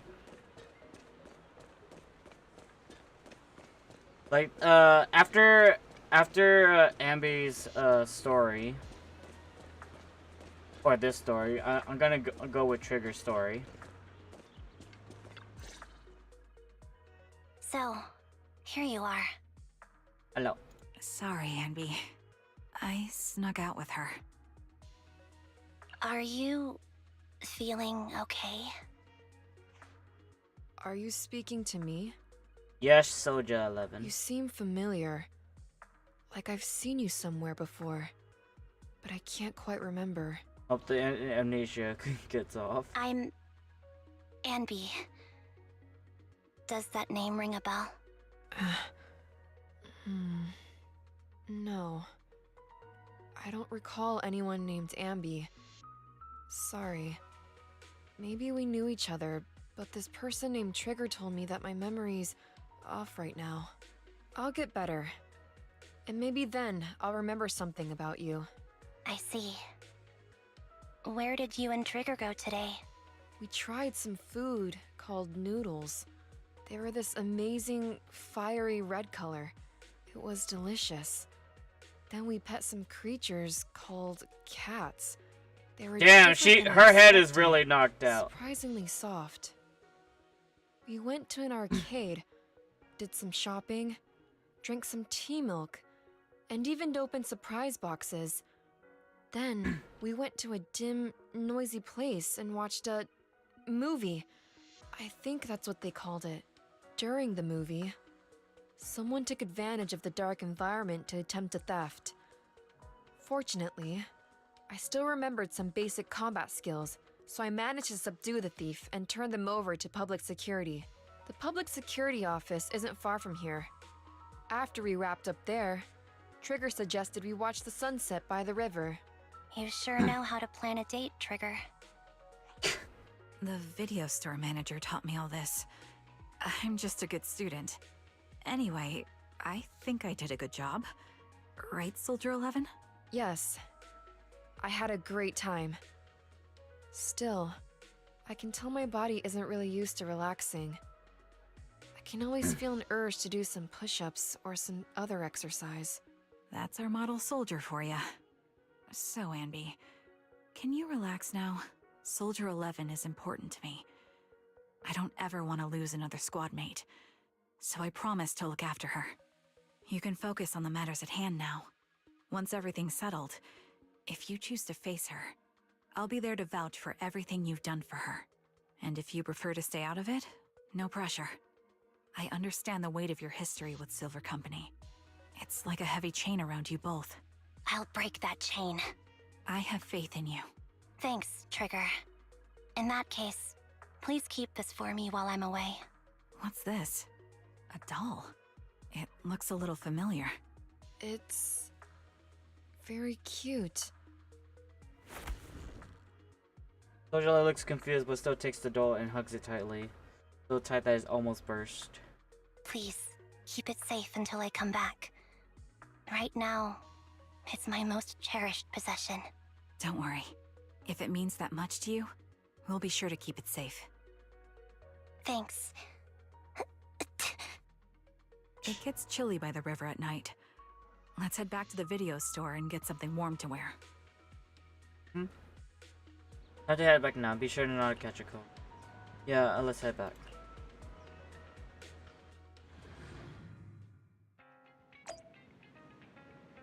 I talked to Wise. Anby, you're back. Trigger and Soldier 11 are getting ready to call it a night. If there's anything else you need to do, you should probably turn it in early today. Okay, thank you, Wise. Thank you, and Belle, for all you've done for the Cunning Heroes and me. I actually have a place I want to stay. I can stay other than the Cunning Heroes. This is a miracle that the Anby of the past who never have dared to imagine. Anby, what prompted you to say all of this? Did you watch some kind of weird movie today? I just suddenly felt like saying. Sounds fishy to me. Not at all. Good night, Wise. Finally back, Anby. Looks like you all had a great time. Have you had dinner yet? If not, I still have some leftover carrot chips here. You can have as many as you want. I already ate. I had 2 hamburgers. Really? Won't eating 2 burgers before bed make you gain weight? No, I'll burn it off overnight. You know, it must be nice. Having high metabolism it must be nice.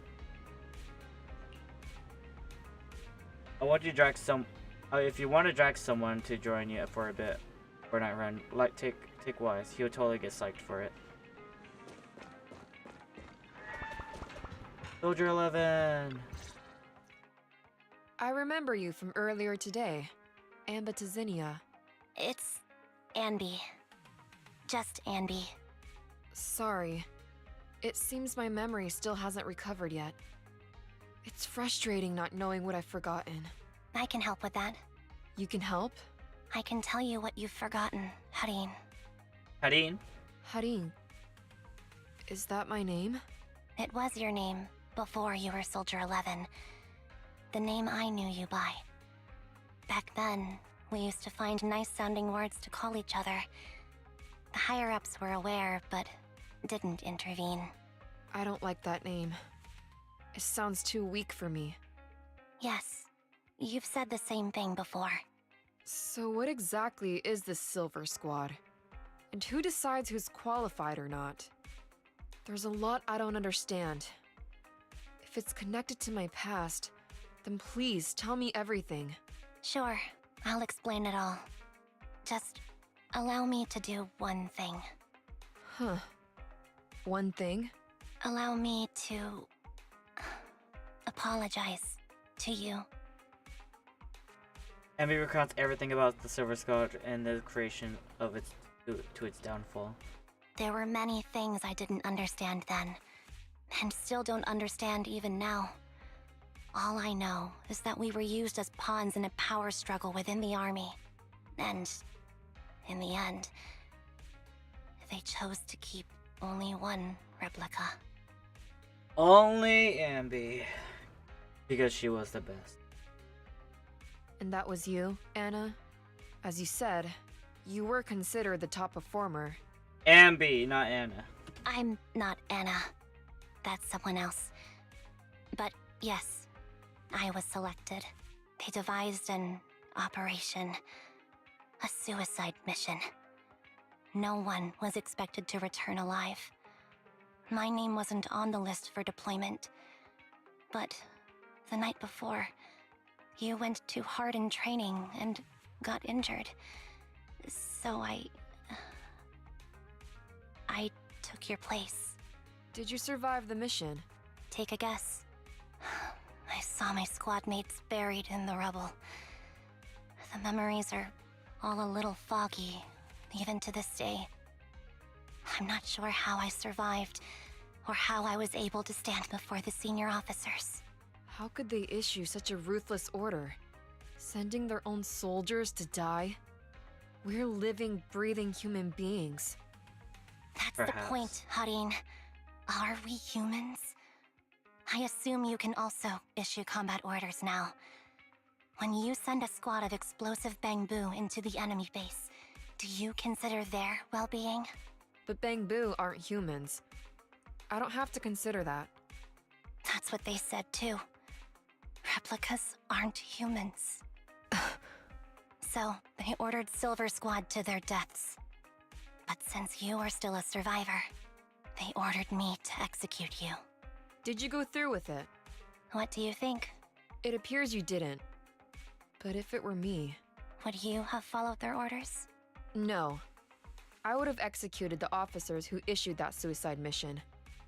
So what did you do? I fled.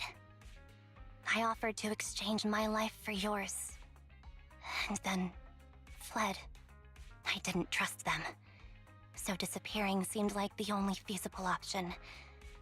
I knew that once I was gone, they wouldn't harm you, because you were their only asset. Exactly. Seems like I made the right call. At least I got to see you again. I've had a good life. Thank you for the warm greeting, but madam. It took me a long time to figure out who to hate. If I were to hate everyone who hurt us, that would be too much.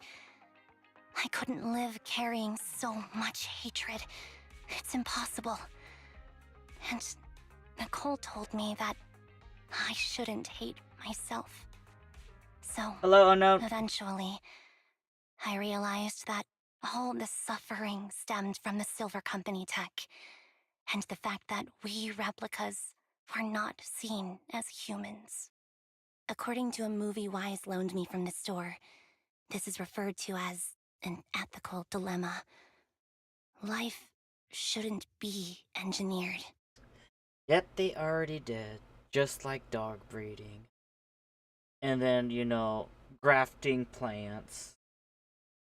And, you know, actually, human cloning, it still exists. It's just like, they just kind of stopped though, maybe.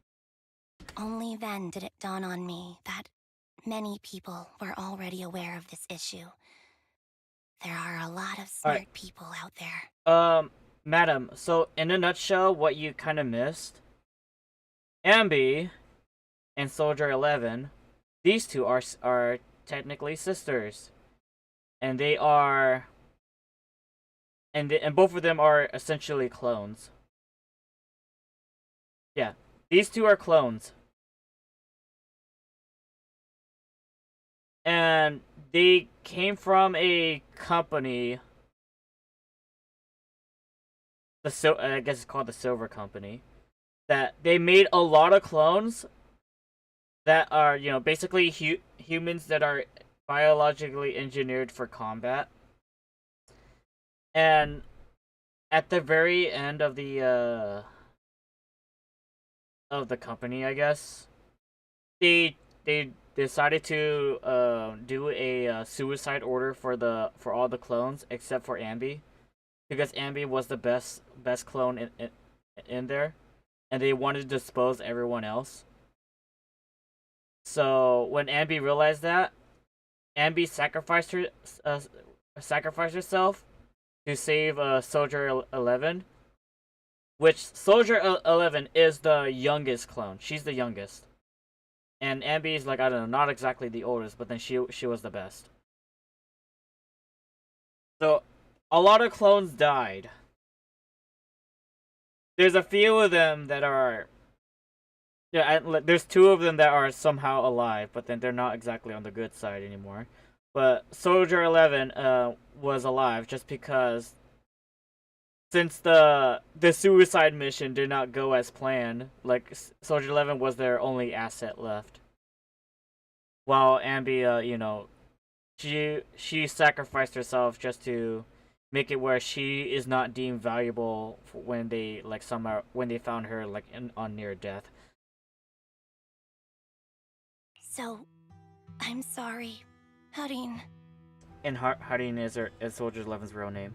Why apologize?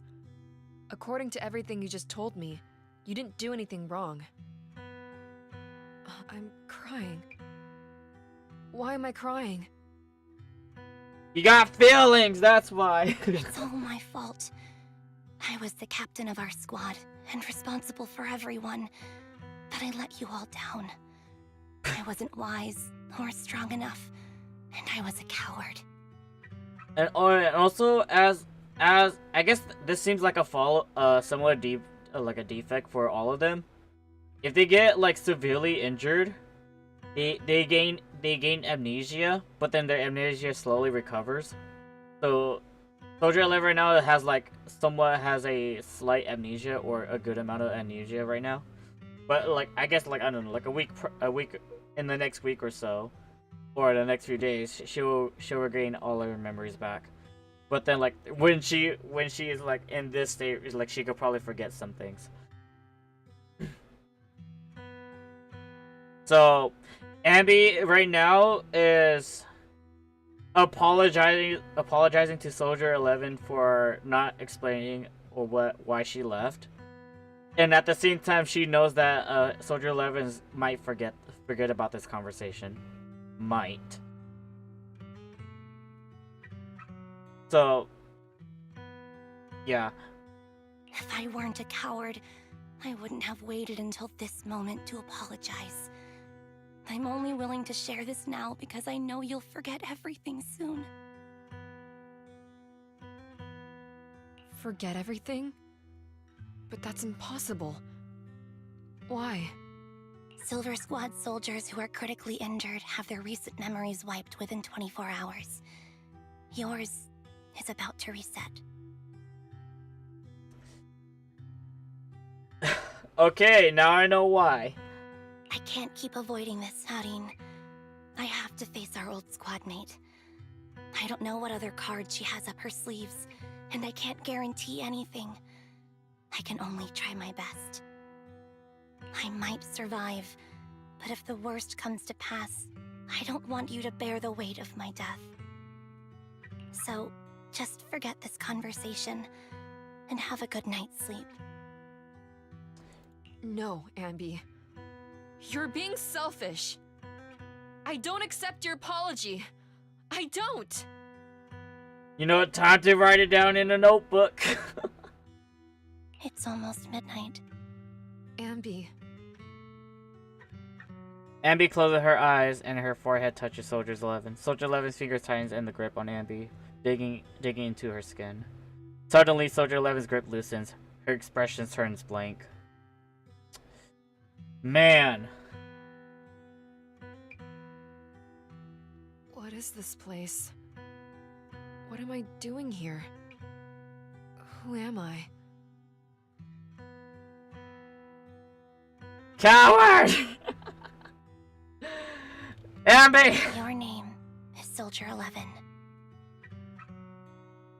Your name is Harin!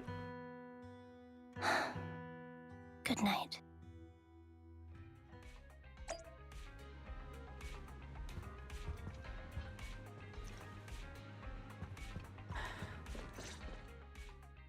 Sorry. I must have been talking too loud just now and woke you up. Ambi, what are you planning to do? What do you mean? Come on, don't hold out on us. Are you sneaking out on some super dangerous business? There's actually something I need to take care of. No need to worry about me. I'll be fine. Don't try playing cute with us.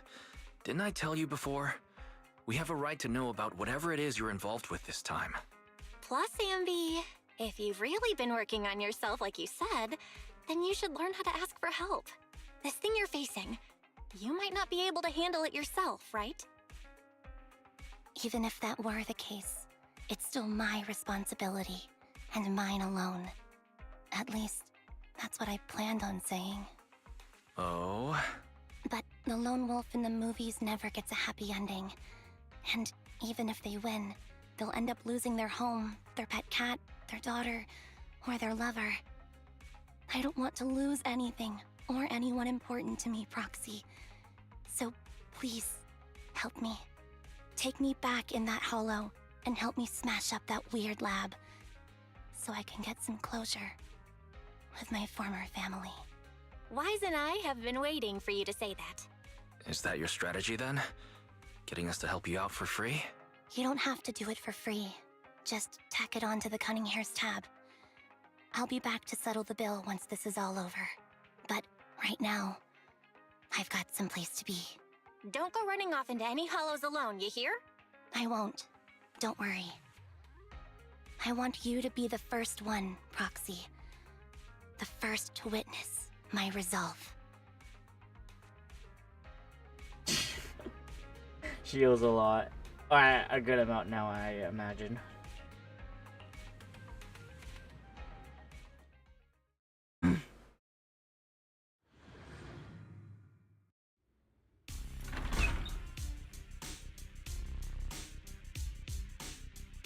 Long time no see. Replica number 0. Silver Squad. Captain. I thought I'd never see you again.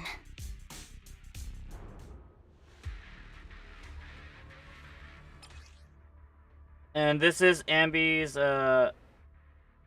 essentially her other suit.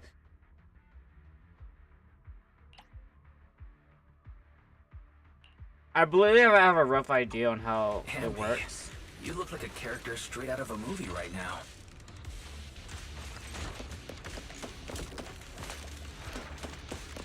So yeah. A cool character or a cute one? How about both? That's a tough question. Both.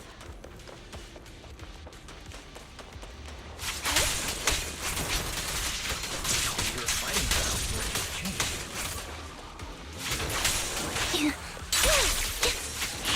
Old memories are coming back with this uniform. I suck. Come on. You look so intimidating with this. The new you is so reliable, Ambi. The past me was reliable too. That's true.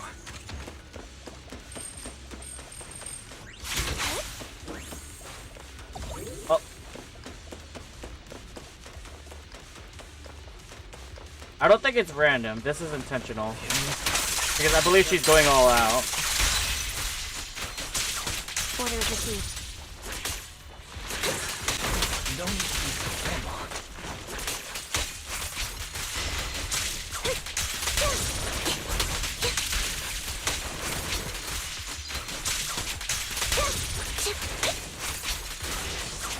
That needs to be destroyed.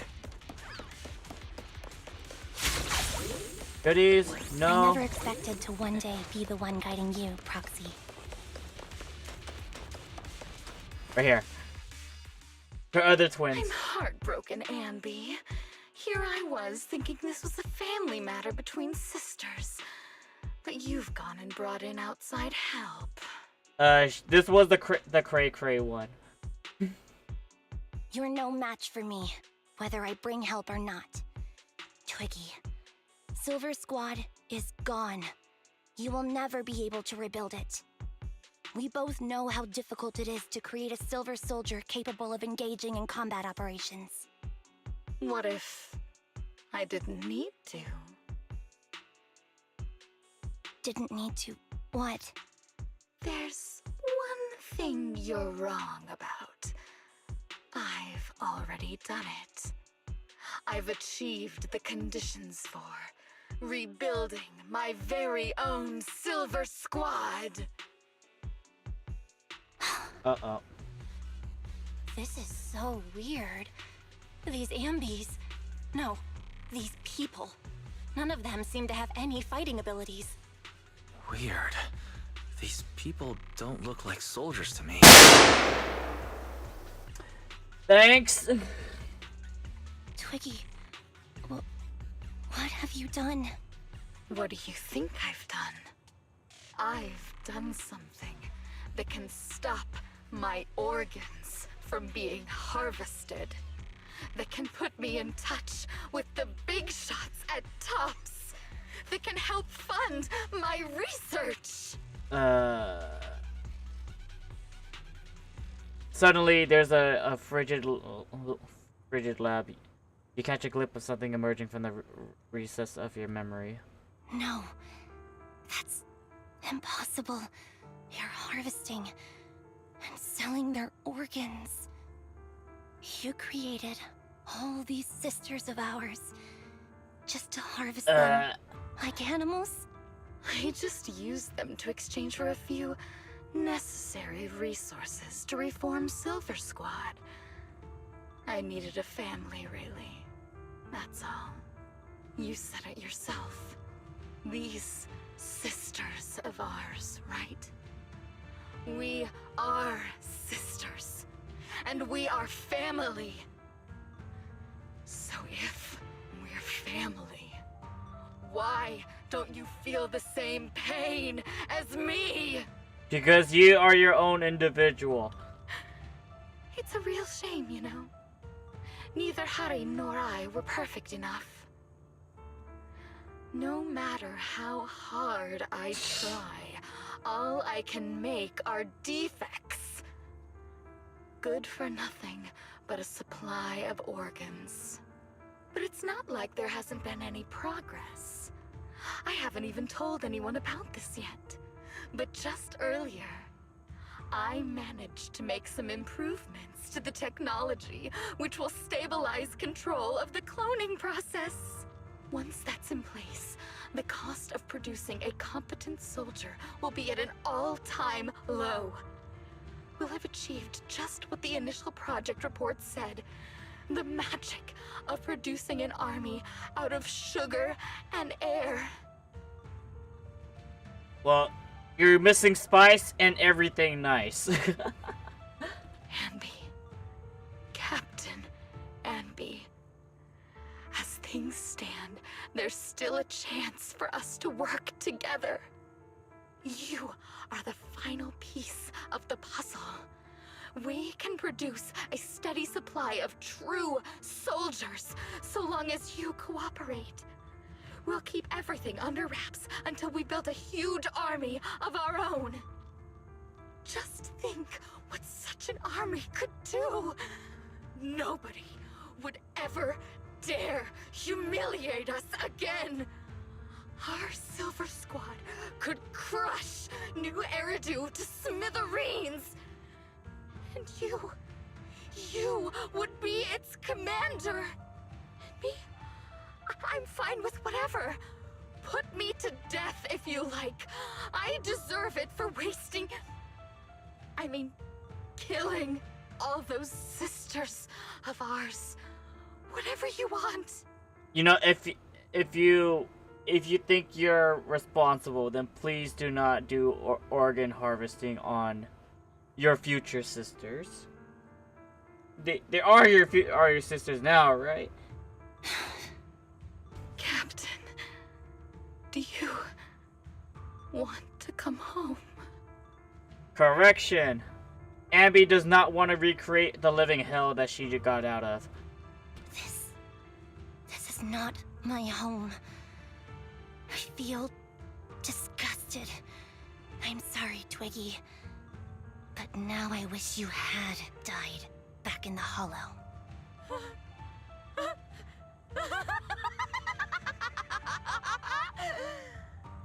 I know. I feel the same way about myself. Disgusted. No.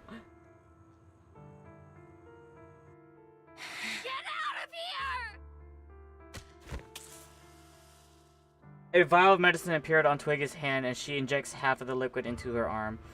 Girl, it suddenly snatches the needle away and injects the remaining liquid into her own arm.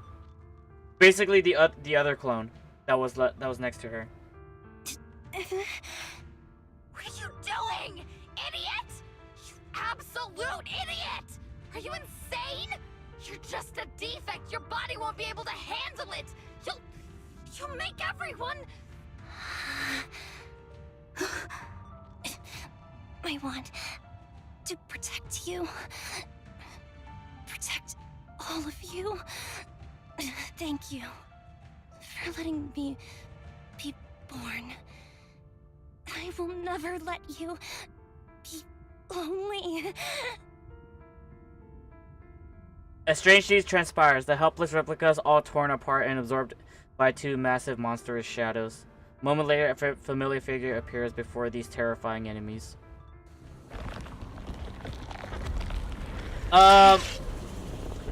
They took the syringe and drugged himself.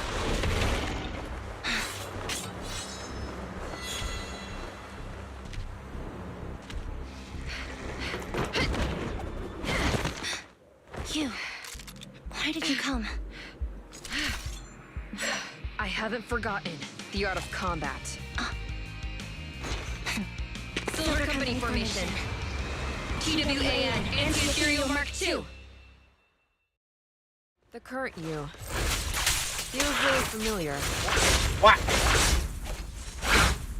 I never expected to be able to face you like this. Switching positions.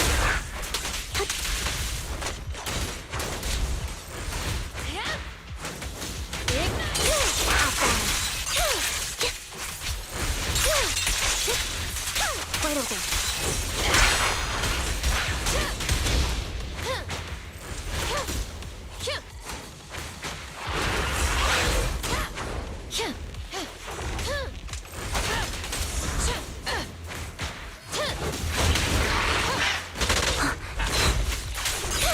Show no mercy, even if our opponent is pretty. Target acquired. That's my line.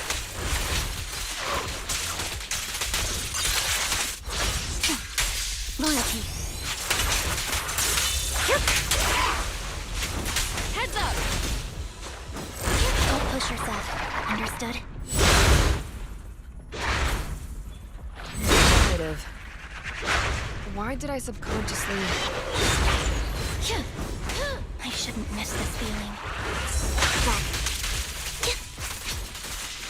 At least, you shouldn't miss it too often.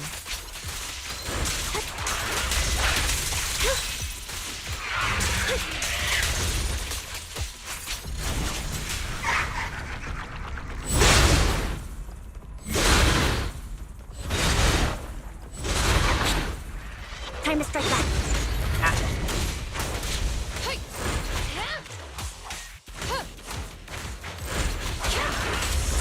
Counter! Stay safe.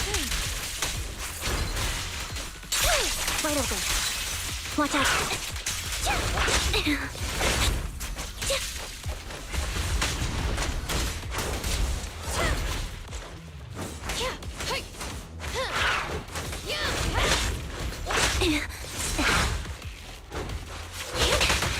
I suck!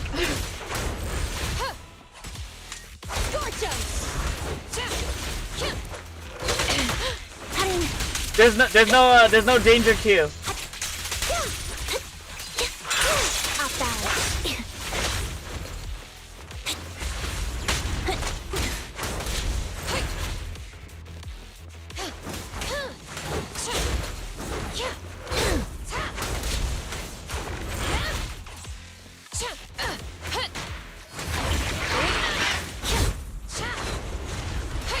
Flames, obey me!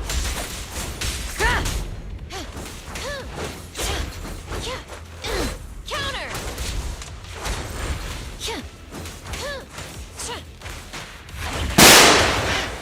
Hey! Switching positions. Stay focused.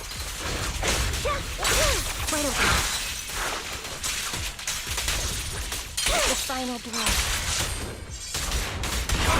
I won't let you have it.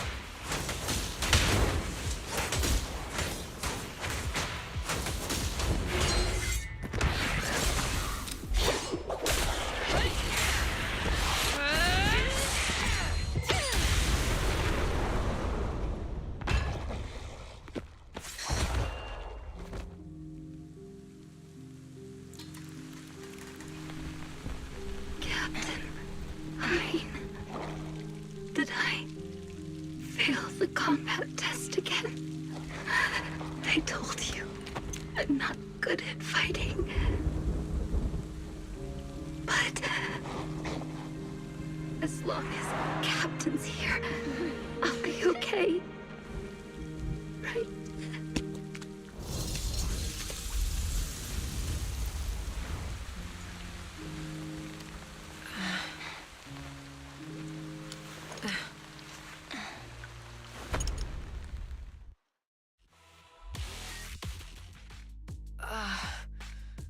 You. What are you doing here? Aren't you supposed to be with Trigger? Trigger was the one who covered for me, so I could come here. She's probably still dealing with the enemies that we met on the way here.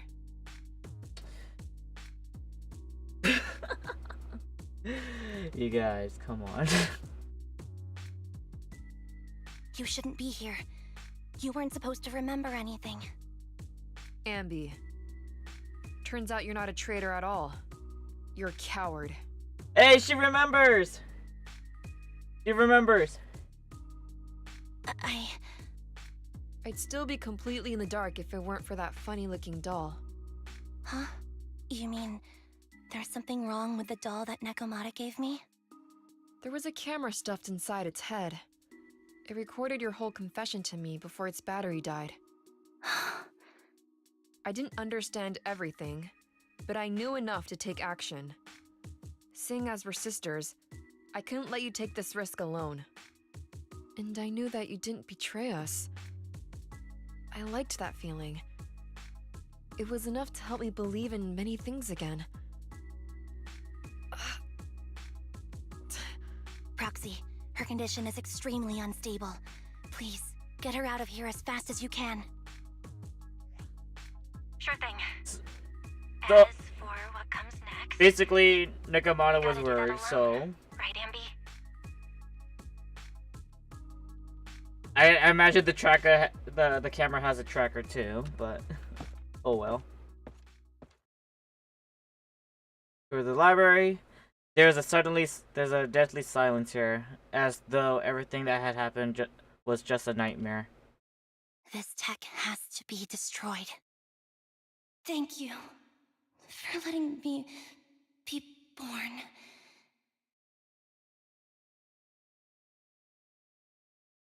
Ambi? What's on your mind? Proxy, you're still here? Don't worry. Soldier 11 is safe with Trigger. You can trust her. Obo Squad can take over from here now that everything's done. She'll be okay. Really? That's great. What a dilemma. Should you destroy the Silver Company tech, or not? Is it that obvious? I thought I'd made up my mind to never let this kind of evil happen again. Don't compromise now. In my opinion, you've judged things correctly here. Unethical tech like this will only lead to more suffering. Wasn't that the reason why you put so much effort into this? To stop that kind of pain? You're right. I nearly caved there. What would I do without you? Thanks, Proxy. Well, time for this proxy to clock out for the day. We'll be waiting for you at the video store. Stop by soon, Ambi.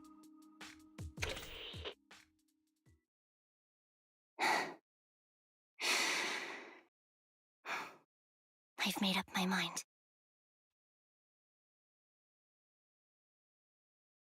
Enjoy your breakfast. And everyone's here. Excuse me, cutie. Have you seen my friend Ambi? I'm Ambi, and you're my colleague's Billy kid. I am really Ambi. I can prove it to you. I remember all the things we went through together. Don't give me that flustered look. I'm just joking around. What? Is this what you used to wear before you joined the Cunning Hairs? Not bad. It really suits you. Maybe I should switch back to my old threads too. You got some old threads, Billy? For sure you do, since you were part of the Sons of Caledon. Did you give that doll to monitor me? Meow, you sure discovered that quickly. I had been hoping to snatch it back first. I suppose I have that thing too, though. That thing? What thing? Something like, what was it again? Oh, right. Oh, the right to privacy. I don't know things like that. I was just thinking, what if a dummy burger girl like you disappears without a word again? Then, Nicole will be worried about you. You'll make Nicole super worried to death. Sorry, I won't do it again. Pinky promise. Please. Nicole. These clothes sure bring back memories, Ambi. I was wearing them when you found me. I didn't think to realize how much time has gone by. It's impressive that you can fit into your old clothes. I definitely can't wear any of my wardrobe from back then. Well, because Ambi was already at her peak growth spurt, while Nicole wasn't. Yeah, I agree. Where did that come from? And where are you looking at? Okay, okay, okay, hold on. It's not that the fact that Nicole got taller. I guess her chest size got bigger. Never mind. Never mind. You're still an awful liar. I believe that's the case. I believe. Unless you know that's the worst of it. But coming from me. Soldier 11's been picked up already. Oh, don't worry. I promise you I'll take good care of her. Letting her enter the hollow is such an unstable state. Doesn't seem like I'm taking good care of her. Also, don't ask why our attack.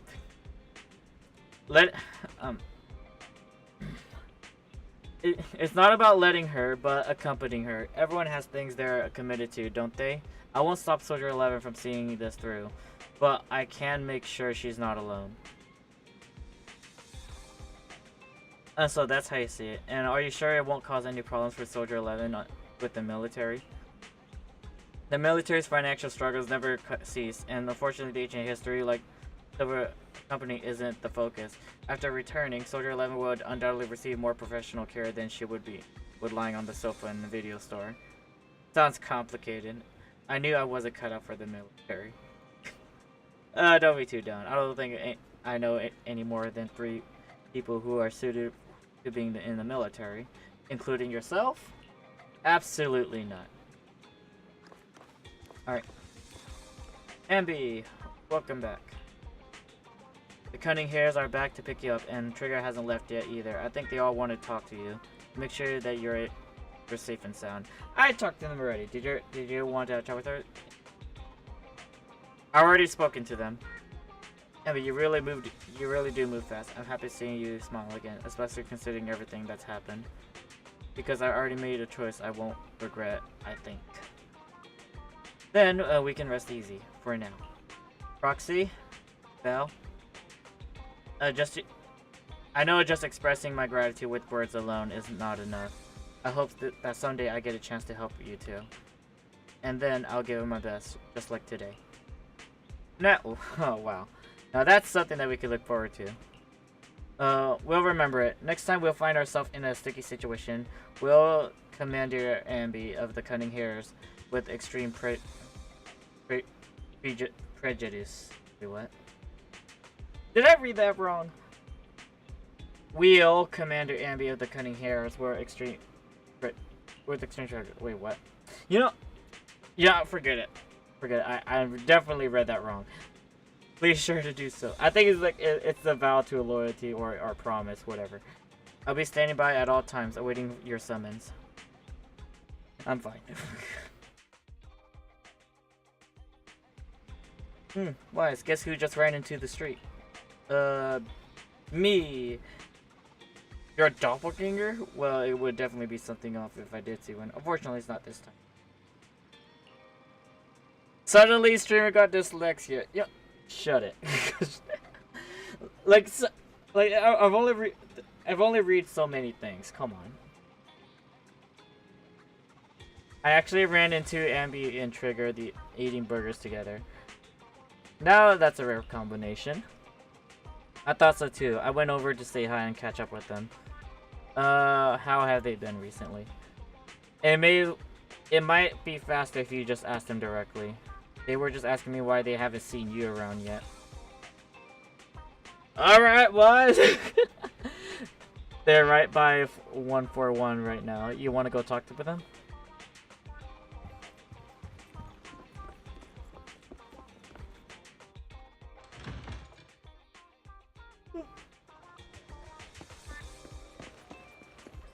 They're at the convenience store. And you somehow teleported here, Bill. Somehow. Hello. Go closer. Oh, fried chicken burgers are classic for a reason. Is our mouth full? Soldier 11's going to grill me about eating junk food again if I go back smelling like burgers. Burgers don't have a smell. Even if they did, they would dissipate quickly, and she'd never know. Nah.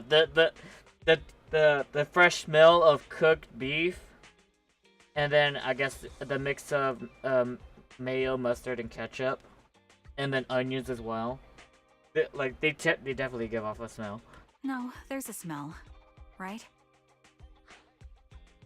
That's right. I always thought the smell of burgers would linger, especially if they're fried chicken burgers. Well, fried That's chicken. not true. Proxy, when did you get here? I just got here. I heard you mention Soldier 11. Okay. Is she doing better? I thought about normal burgers, alright? Sorry, but no, it's just, it's fried chicken burger, which is like essentially a chicken patty fried into an open fryer with a batter. You know, it's not that bad actually. It will be very good and tasty. After all, the last time I saw her, she was in pretty rough condition. Thanks. Soldier 11 would be really happy to know that you care so much about her. She's made a full recovery. She's completely regained the same training intensity as before her injury. At least with her body, I mean. So her body's recovered, but her memory is still affected? Not quite. I asked Ambi out today to chat with her about what's going on with Soldier 11. Her memory has basically reverted to how it was before the injury. She might occasionally get someone's name wrong, but she doesn't mistake her own identity, and her short-term memory is persisting through to the next day. She's made a recovery. That's great. It's still too early to say. She seems to have completely blanked out what happened during the incident, including the time she spent with you, Ambi.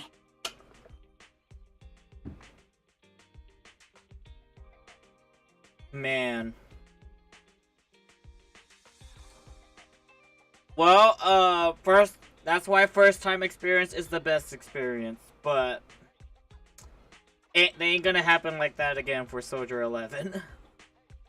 Well, actually, no, it keeps happening. It won't happen again for Trigger or Ambi or everyone else, but I guess it'll be a new experience for Soldier 11 again. Like I said, that's great. You still feel the same way now? She still believes that she was betrayed and abandoned. She still hates that traitor Ambi. But you know, when I think about it, this would actually make sense if I somehow forget about doing this story. If I somehow forget about it. That's wonderful. Wonderful. Hadian's a way stronger person than me. Strong enough to keep living with hatred. That's powerful. And scary. I don't know what to say. All I know for sure is the target of her hatred is me. And that's good. Hatred is a very scary motivator. But it is, without a doubt, a motivator. A good one, apparently. We won't be meeting again. So, I won't get killed by her, or vice versa. You know, and that's like, you know, that's why, like, there's some isekai mangas that kind of goes with, whatchamacallit. They go with the vengeance plot. And then usually, they really drag out that vengeance plot as long as they can. Because, you know, once the vengeance is fulfilled, you know, what else is there to the story? Or at least, you know, if they could be a bit more creative about it. But once she turns her hatred towards something or someone else, things will get dangerous. Hareen is so pure. She's like an unalloyed metal that combusts even in water. The last thing I ever want to see is her getting hurt by her own flames. I didn't realize you put that much thought into it. I was just thinking about it while watching some similar movies lately. Shh, there are movies like that? Yeah. Wanna watch it with me next time, Trigger? We can watch it at the video store. There's similar mangas like that as well. Sure. Stop by anytime. Thank you, manager. You're very kind. Even I'd blush when people are nice to me like this. I think you're really kind too, Trigger. So, are you all still down for burgers? It's on me today. Come on, you can get whatever you like. Alright, sis. If you're done chatting, why don't we head back?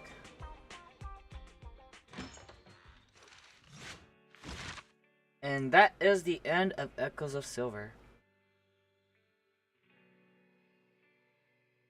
And I guess this is the next one now. So I guess I'll do this.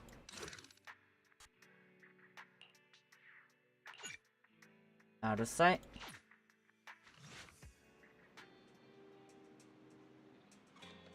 This is a story that takes place in the past. A story of a rookie proxy named Faithin who meets a young lady at the crossroads of fate. Oh, so this is a long time ago. Well, hold on. I was a bit confused. Like how did they know about Trigger in the beginning? Time to see the bakery story. I do remember people say that Trigger has a lot of jiggle physics. I'm assuming that's what you meant by the bakery. Despite, like, being in a... There's a playable sniper now, yes, as a character. Yep, but then... Sniping is optional, how about that?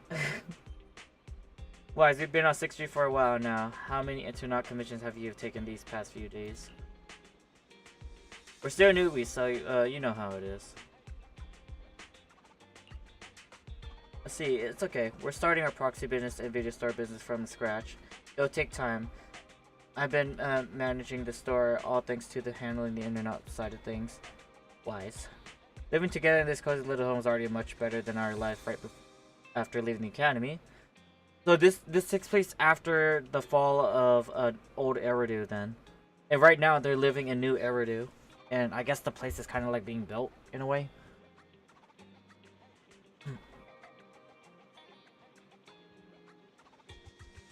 She doesn't have a lot of jiggle physics. She is the jiggle physics. But I'm more of a thighs person, but I would die if thighs are deadly. I hope my twin doesn't see this. You have a twin, Philip. Interesting. You know, twins are quite rare. Or at least, you know, there's a specific state in America that has a good handful of a twin population. But I think it's Utah, but I could be wrong.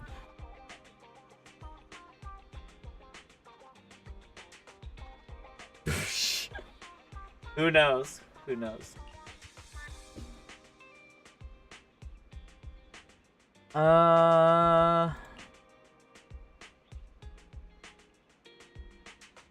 knew you'd say that, but this worry will be solved soon. Actually, I saw how hard you've been working to find commissions, so these past few days I've also been searching on the internet for intelligence brokers who can find the commissions for us. If we establish a long-term partnership with such a professional intelligence broker, we won't have to worry about getting commissions in the future. Yeah, don't I deserve a little praise? I believe this is how they're gonna meet a Trigger. I believe. Good job. Today I arranged to meet him at the store, and he should be here soon. Okay, hold up. They haven't met. This is not Trigger. that must be him. Wise, go and talk to him. Maybe our first commission we work with him will give us a totally awesome surprise.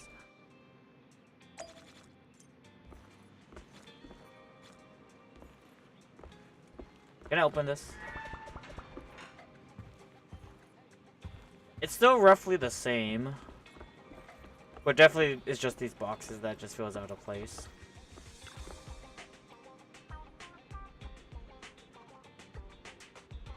Wait, hold on. Your sister is your twin? No way.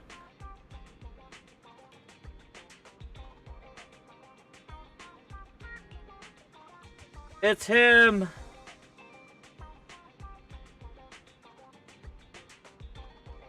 Let me introduce you to Professor Telly's broker. I found him on the internet. Nice to meet you both. You can call me Shepard. I'm glad you choose to work with me. By the way, are you just my gosh. Are you just starting out in this line of work? Nice to meet you. We haven't been in the business for too long. I understand. It's normal for a rookie proxy like you two to have a hard time finding commissions, but please don't worry. As an intelligence broker, I exist precisely for people like you. Let me check my notes. Your name is Faithin, right? What kind of commissions do you usually specialize in?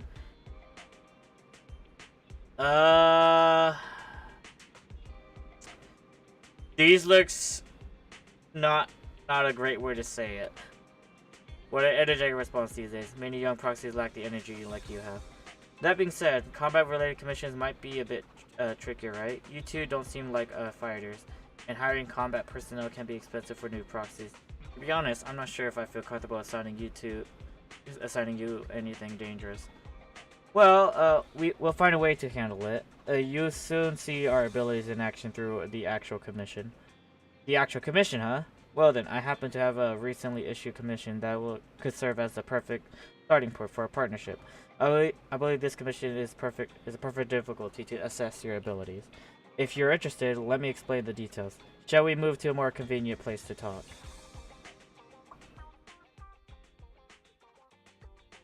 Our first assignment together is a missing person commission. There's no need for combat or venturing into any hollows, so it's completely safe. Honestly, I can't think of a better way to test your skills. I'm very confident Fairy just kind of came out of nowhere for them, if I remember correctly, on the start of Zenless Zone Zero. Like, right? Like, Fairy just kind of came out of nowhere and just became hardware into their system. Right? Is this really just a filler job? Oh, why hire a proxy? With all due respect to the client, the proxy's role is to guide people through the hollows. Is it worth hiring a proxy for a commission that doesn't even involve going into one? Don't get me wrong, I'm definitely not trying to pass this off on you. Your ability to navigate the hollow is unquestionable. That's what makes a proxy.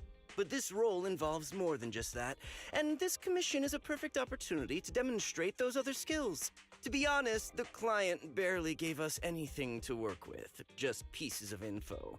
That's why this is a perfect chance to show off your skills in gathering intel, spotting details, and negotiating. All the makings of a top-tier proxy. Accept the commission. All right, you've sold me. Let's see what we're dealing with. Shepard nods in satisfaction and pulls out 3 items from his pocket. A harmonica, a sheet of music, and an old photo. That's Trigger!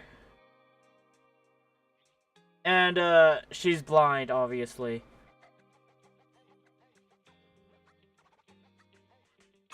The client has only provided us with these 3 clues. All we know is that the woman in the photo is your target. Funny enough, in the right now, since in the past, in the current time, Shepard is, you know. Wait. I forgot what was his role again. That's barely a clue. No name, no background, not even her usual haunts.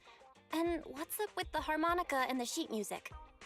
The client doesn't seem to have any more info, though it's possible they just don't want to share. But the client did mention if you get stuck, you should try playing the sheet music with the harmonica.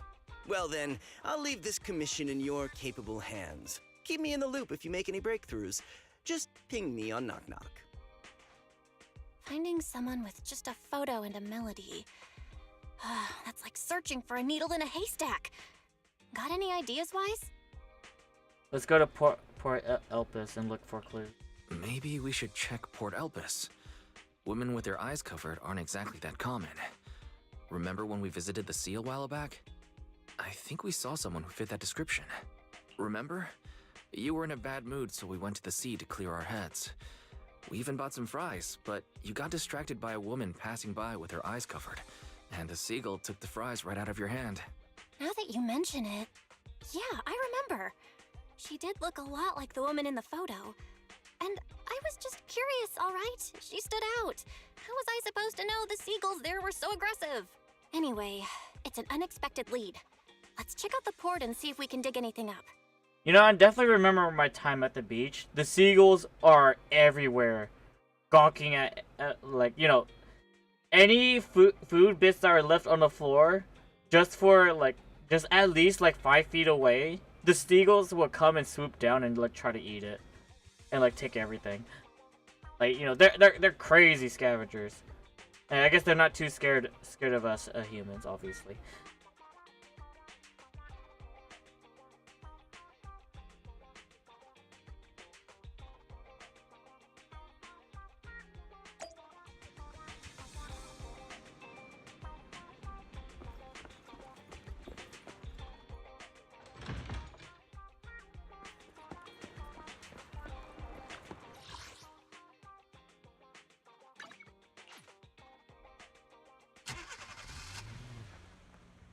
Thank you, unknown.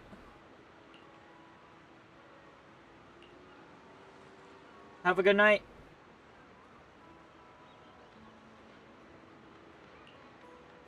Alright, since we don't have any other leads, we might as well try checking into the cameras here and check if she's been around recently. As for you, Wise, take the photo and ask for the locals for the passersby around here. Alright, literally just straight up the old-fashioned way. Just ask around. I'm gonna go up here first.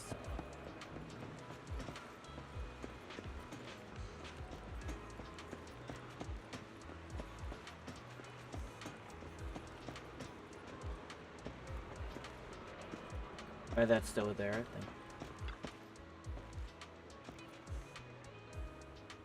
This room upstairs, someone must be living here. Right? If the blindfolded woman has appeared around the port, maybe whoever lives here has seen her. Try to knock on the door. Maybe someone's gonna know inside. Who? Excuse me, have you seen this person? Who? Let me see. The door opens slightly, carefully hand the photo over, and within 3 seconds the person returns it. Never seen. Disappear. In the end, everyone will disappear, including me. You know, that must be a very delicate person in there. The door shuts. What is that all about?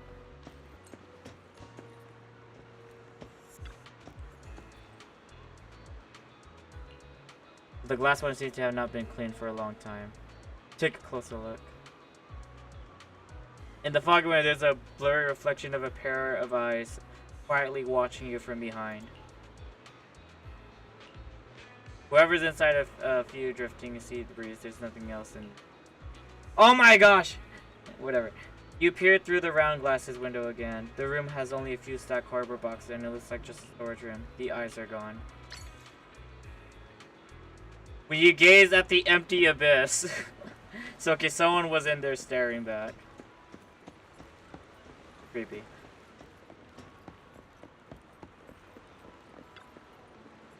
Maybe I'll climb the aisles and look over the teleport. Maybe I can spot a rifle one from here. Yep, why not?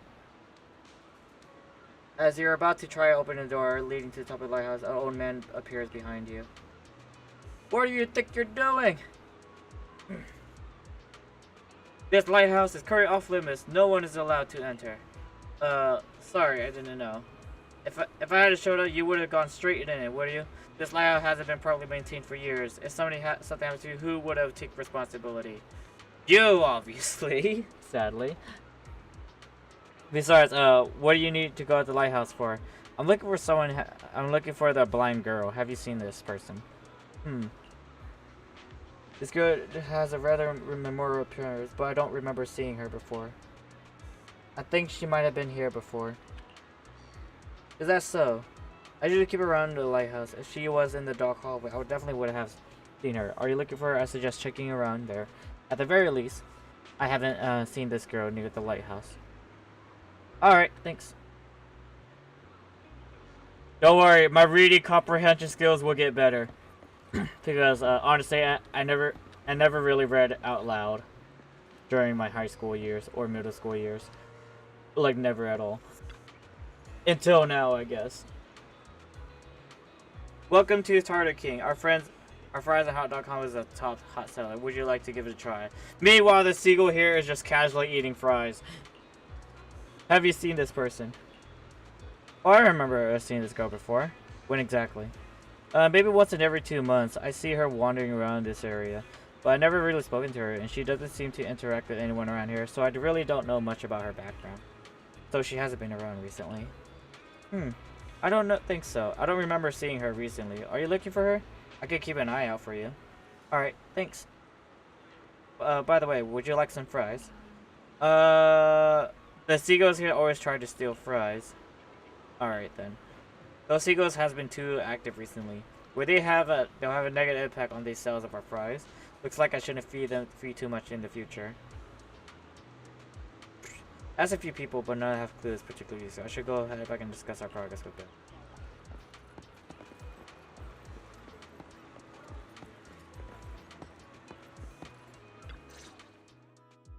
I've got nothing. How about you, Wise? Nada. Looks like this isn't something that can be solved with a quick trip to the port. But since we're here, how about we try playing the harmonica? I'm not sure what good it'll do, but if it doesn't work, we'll just buy some fries and head back home. I agree. Playing the harmonica and buying fries, both are officially your I believe job the now. harmonica calls out Trigger. Possibly. And I already forgot Trigger's real name. I guess there's no saying no to you. Fine.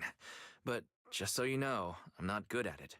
So don't blame me if it sounds terrible. Harmonicas can't sound terrible, right?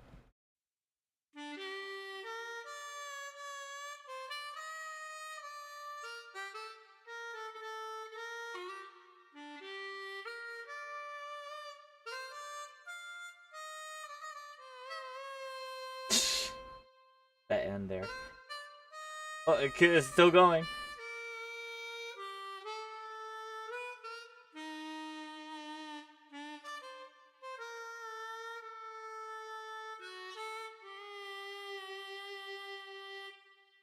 Close enough. It was pretty accurate. Whatever you think, it sounded good at least. The music continues for half a minute. Oh yeah, I forgot. They got a music sheet for it. That was pretty painful. And it didn't do a thing. Let's just grab some fries and call it a day. Excuse me. Oh! Were you the ones playing the harmonica just now? Sorry for my brother making a bit of a ruckus. We'll just... Wait. You're the person in the photo. When did you... I didn't even hear any footsteps. My apologies. Moving quietly is second nature to me. I didn't mean to startle you. If I may ask, where did you learn that melody? I'll tell you this, Mugface. I got 3 hours of sleep. That's how long I slept. And don't worry, I'm still kinda wide awake.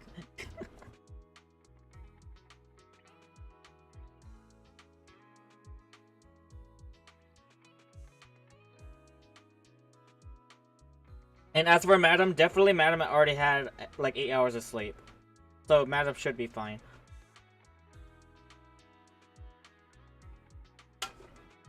Oh, you were definitely playing Elden Ring Night Rain. I saw you playing it through Steam. And also at the same time when I checked on Discord.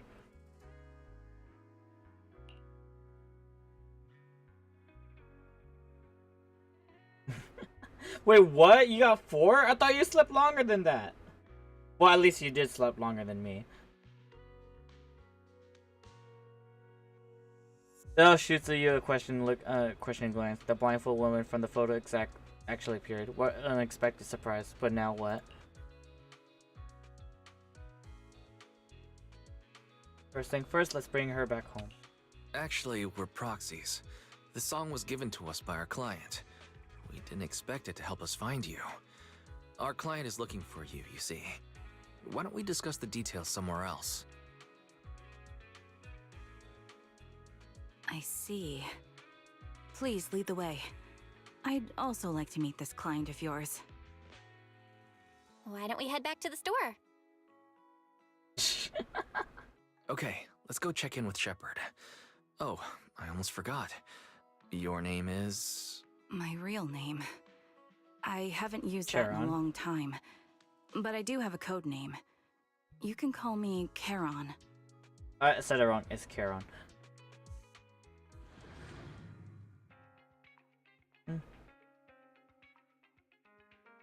Miss Charon, I've already contacted the information broker who issued the commission. Once he gets here, it shouldn't be long before you can meet the client. Feel free to have a seat on the couch. I'll grab you something to drink. Thank you, but please, don't mind me. By the way, the second row from the top on your TV wall, third unit from the left, it has a connection issue. You might want to check it out when you have time. Let me see... You're right. How did you pick up on that? I thought there was some lag lately. I rely on my hearing. I lost most of my vision in an accident. I can just about make out the outlines of my surroundings.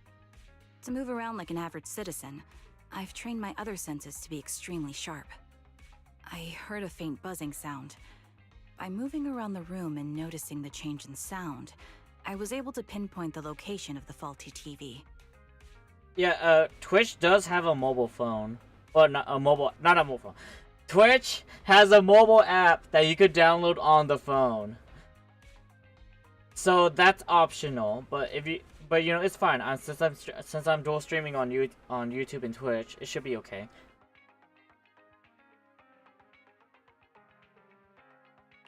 Sorry. I hope my question didn't seem rude. No need to apologize. Vision isn't the only way to perceive the world. As proxies, you too should know that better than most. Anything that can be seen with your eyes can never be considered a secret. Well, if Madam doesn't show up with the next 30 seconds, then Madam won't see the comments until Madam switches back to Twitch. Someone's knocking on the door. It's me again! You two found the target already? Wow, Phaethon, you guys are incredible. If you're always this fast, you could take on anything. Your client didn't come with you? I didn't expect things to move so quickly either, but it's nothing, really. By the way, didn't the client come with you? Charon here would like to meet them. Where to start? It's great that you were able to find the woman in the photo, but there's a new problem. I can't get in touch with the client anymore. There's been no reply from his Knock Knock account since yesterday. I brushed it off at first, but there's still no reply today.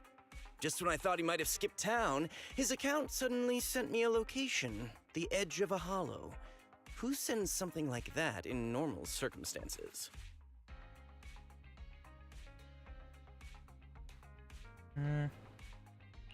From what you're saying, it sounds like the client ran into some kind of trouble tied to the hollow. But we can't jump to conclusions just yet. Either way, I'll keep trying to reach the client. I hope he's alright. Let's stay in touch for now. We won't be wrapping up this commission for a while. Sorry, but I overheard your conversation. Could you share that location with me? If I investigate the hollow, I might pick up some clues. Philip, I think you're making a misunderstanding with a misunderstanding, but at the same time, what is there to misunderstand? You're Miss Charon? No offense, but the Hollow isn't somewhere just anyone can waltz into. Without a carrot or combat personnel, it's a death trap. You should wait. I'm a soldier. I served with the Eridu Defense Force under the Chrysoberyl Division. Even after retiring, I've made countless trips into the Hollow. You can trust in my combat skills. The heart rates of you and the two proxies here seem to have just spiked. Don't worry. My military days are far behind me. I have no current ties with them. As for getting into the Hollow, proxies, can I request your assistance? I don't know anyone else who could guide me. I'll pay the commission fee as best I can. If you don't want to be involved, that's fine. I'll think of something. We're helping, come on. We're just as eager to find the client. After all, no client, no payment. Besides, if we said no, you'd still head into the Hollow alone, wouldn't you? How did you know? So I was right. You remind me of how Belle and I used to be. So fixated on finding someone that nothing else mattered, not even your own safety. Well, since Miss Charon wants to investigate, I'm willing to act as the proxy for no additional fee. Just leave it to us, Shepard. I see. That works for me. With the client still unreachable, my hands are tied. Please, look into the Hollow, and be careful. I'm really sorry for troubling you both. Finding this client is very important to me, so I may have acted a bit out of line just now. We wouldn't just stand by and do nothing. Don't worry about it. Seeing how determined you are to find this person, we can't just sit back and do nothing. Let's work together to find them.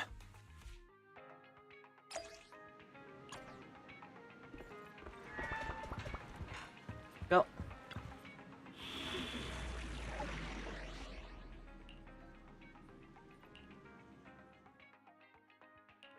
I'll help you win. The lunch is on you.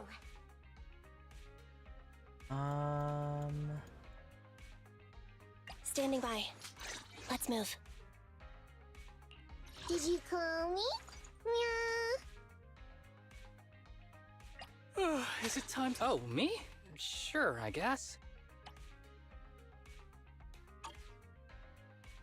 It should be fine. Well, when Ace gets... I'll eventually show you all how I look when Ace gets $500 on Twitch and YouTube combined. You don't have to review yourself, madam. Come Miss on. Charon, You don't have I need to. some time to calculate the Hollow route. Leave this to me, Proxy. Actually, I've been to this Hollow before for reasons. I still remember the way forward clear as day.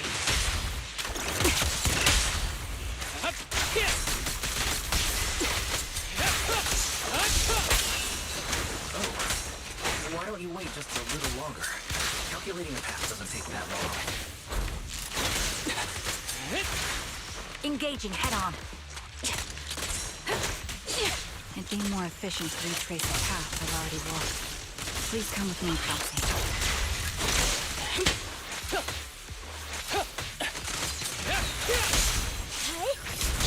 The path ahead. It should be right around here. I wasn't here too long ago. One moment, Proxy. I might have misremembered. I just need to think. It's a... That's MIA?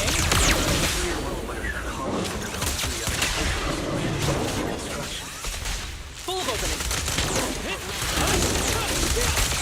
Oh my god, there's so much going on. Why is there so much particles going on? Holy shit! Oh my gosh! You're not wrong.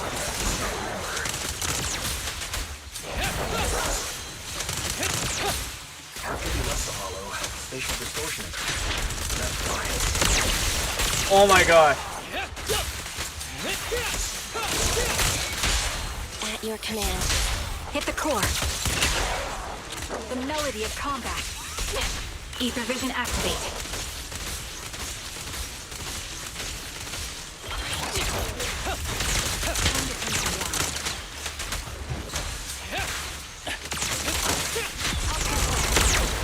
Oh my gosh. Sorry for being so presumptuous, Proxy. I got ahead of myself and made things difficult for you.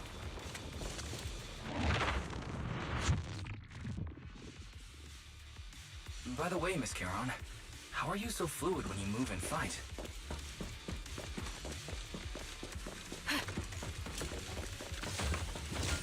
Is it because of your exceptional hearing and tactile senses? Combat isn't my thing. Oh my One god. part of it. In fact, my eyes gained some unique abilities as they came.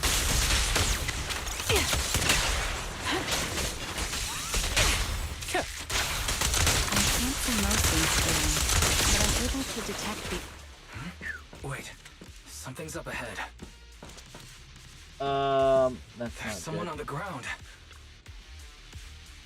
A man and woman lie collapsed on the ground, which is unmistakable. A smell of blood emanating from them. Following the source of scent, you see bullet holes in their bodies. No signs of breathing. Their heartbeats and pulse are completely gone. These two are dead. Cause of death appears to be severe blood loss from long-range gunshot wounds. Time of death, probably within the last 1 or 2 hours, just before we entered the hollow. Which means... this isn't just a case of losing contact with our client. Someone has been killing people in this hollow. Though I don't sense the killer nearby right now, there's still a chance that they're active somewhere in the hollow. Proxy, don't stray from my side. I'll keep you safe. I really want to take these bodies out of the hollows, but without knowing the killer's whereabouts, moving them will be too risky.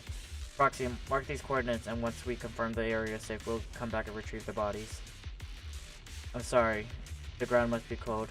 May you rest in peace. Ripperoni! What could have happened? Who did this?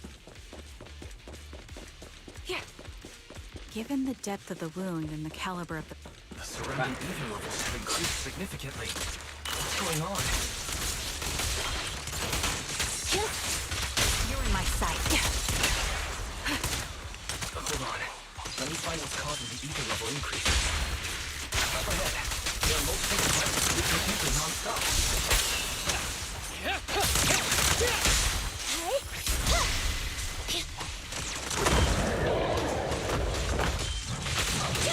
High-pressure ether storage tanks with highly concentrated ether.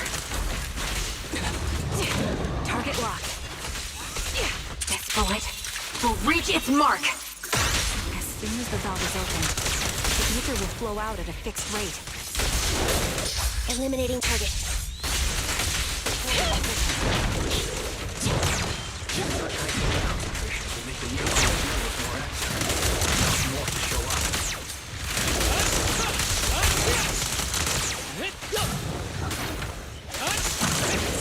Ever heard the whistle of arrows and... It'll be dangerous if we continue forward. Oh my gosh, there's so many sound effects going on. These storage tanks are highly items manufactured by military-industrial companies. They're rare, even on the black market. Engaging head-on. The melody of combat. Recalibrating. Several of these storage tanks appearing in the hollow is a clear sign that our opposition has malicious intentions. Take down.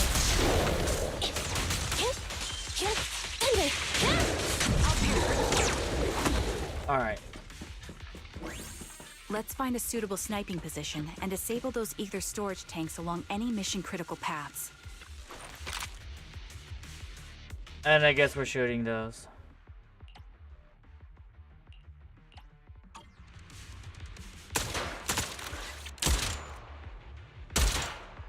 Wait. Okay. All high-pressure ether tanks have been disabled. We can keep moving. Alright. Proxy, there are 4 people over here. They're all still alive. I'm not detecting any ether fluctuations from any other life forms nearby. They're still survivors. Charon, can you check their condition? Confirmed. 1 is seriously injured. A bullet pierced their lung. The other 3? No internal injuries, just a few minor wounds. They're all unconscious. Good, we got The one with survivors. severe wounds. His etheric fluctuations are nearly completely gone. He's beyond saving. Who are you? Help me. It hurts. So cold. I don't want to die. Is there nothing else we can do? If we contact a hospital and get him out of the hollow right away... His internal organs are ruptured. He'll bleed out long before we can get him out. No rescue team can beat the clock when life fades this fast. Am I dying? I just want to go home. I would safely say a dying voice is very unpleasant. It very is unpleasant. Soldier doesn't respond. She sits beside the dying man, pulls out a harmonica, and begins to play a soft, familiar melody. The tune echoes throughout the hollow, heavy with the scent of blood. It is a song recorded in the client's sheet music.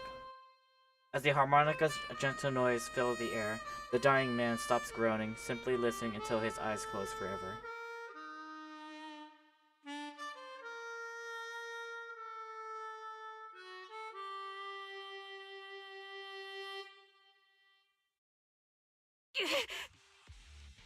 You okay?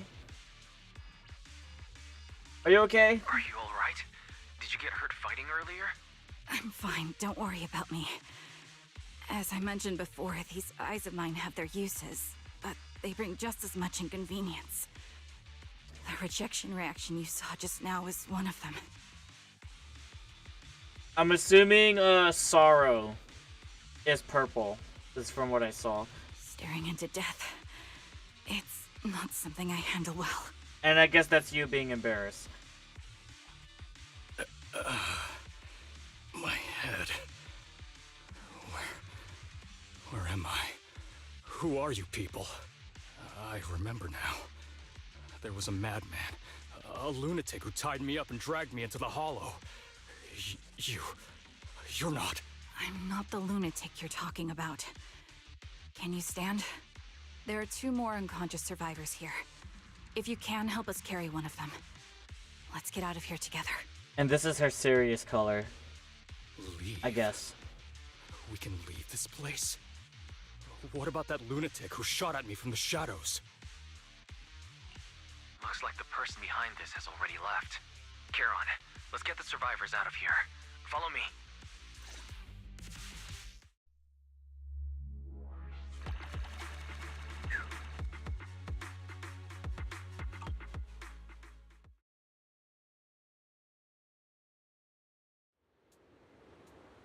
Exhausted and unable to carry any more bodies, you record the coordinates for a few of the corpses.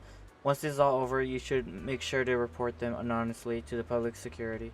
With Charon, you keep your guard up alongside with 3 survivors, eventually arriving at the abandoned metro entrance in front of the Ballet Twin Road.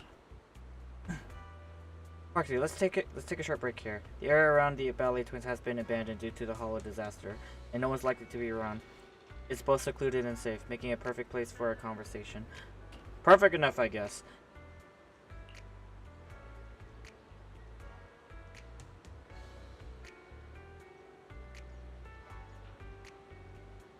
Yes, I know. They just escaped from a killer, so we need to check their injuries and mental well-being. Could one of them be a client? Wait, hold up. Guess your promise is forever on YouTube. Wait, what do you mean? Oh, the reveal? Is that what you're trying to say? Well, until then, madam. But once again, I don't exactly suggest for a reveal. But that's up to you. It's not like he forgot. He's not on chat right now. So it's just you. It's just you on the chat right now. Unfortunately, I don't think so. After they woke up and saw me, they didn't have any particular reaction. If they were the ones who assigned the commission to find me, they should have recognized me to some extent.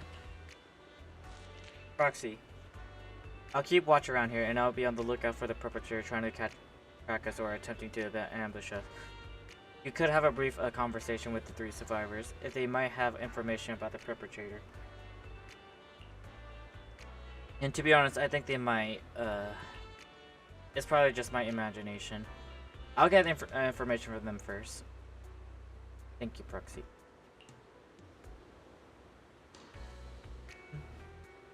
Oh, they're back. Welcome back.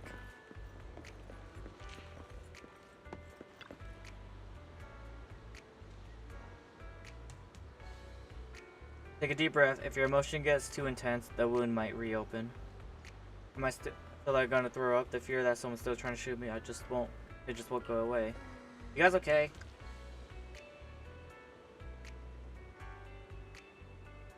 I'm okay. Did you save us? I'm just holding up. I more or less recovered from the shock. I remember you were looking for someone around the Port Olympus, weren't you? Yes, I think I've seen you before. How embarrassing. I never thought we'd meet again like this. So what's your name? My name is Zoe. And it's just caught me, feeling nauseous again. I managed to hold it in. Do you want us to ask us something? I have some questions for you too. No problem. We'll answer what we can. What happened to you in the hollow? If possible, I'd rather not relive it. I'll go first. After I wake up, I found myself tied up lying alone in a corner in the hollow. Indeed, there was wandering nearby. If I didn't make an escape then there I'll be doomed. So I found something sharp and cut through the rope. After freeing myself, I was about to run, then a bullet grazed the top of my head up above, and that's when I realized someone has been watching me all along. The same thing happened to me when I woke up. So, there was someone very sadistic watching them. How about that?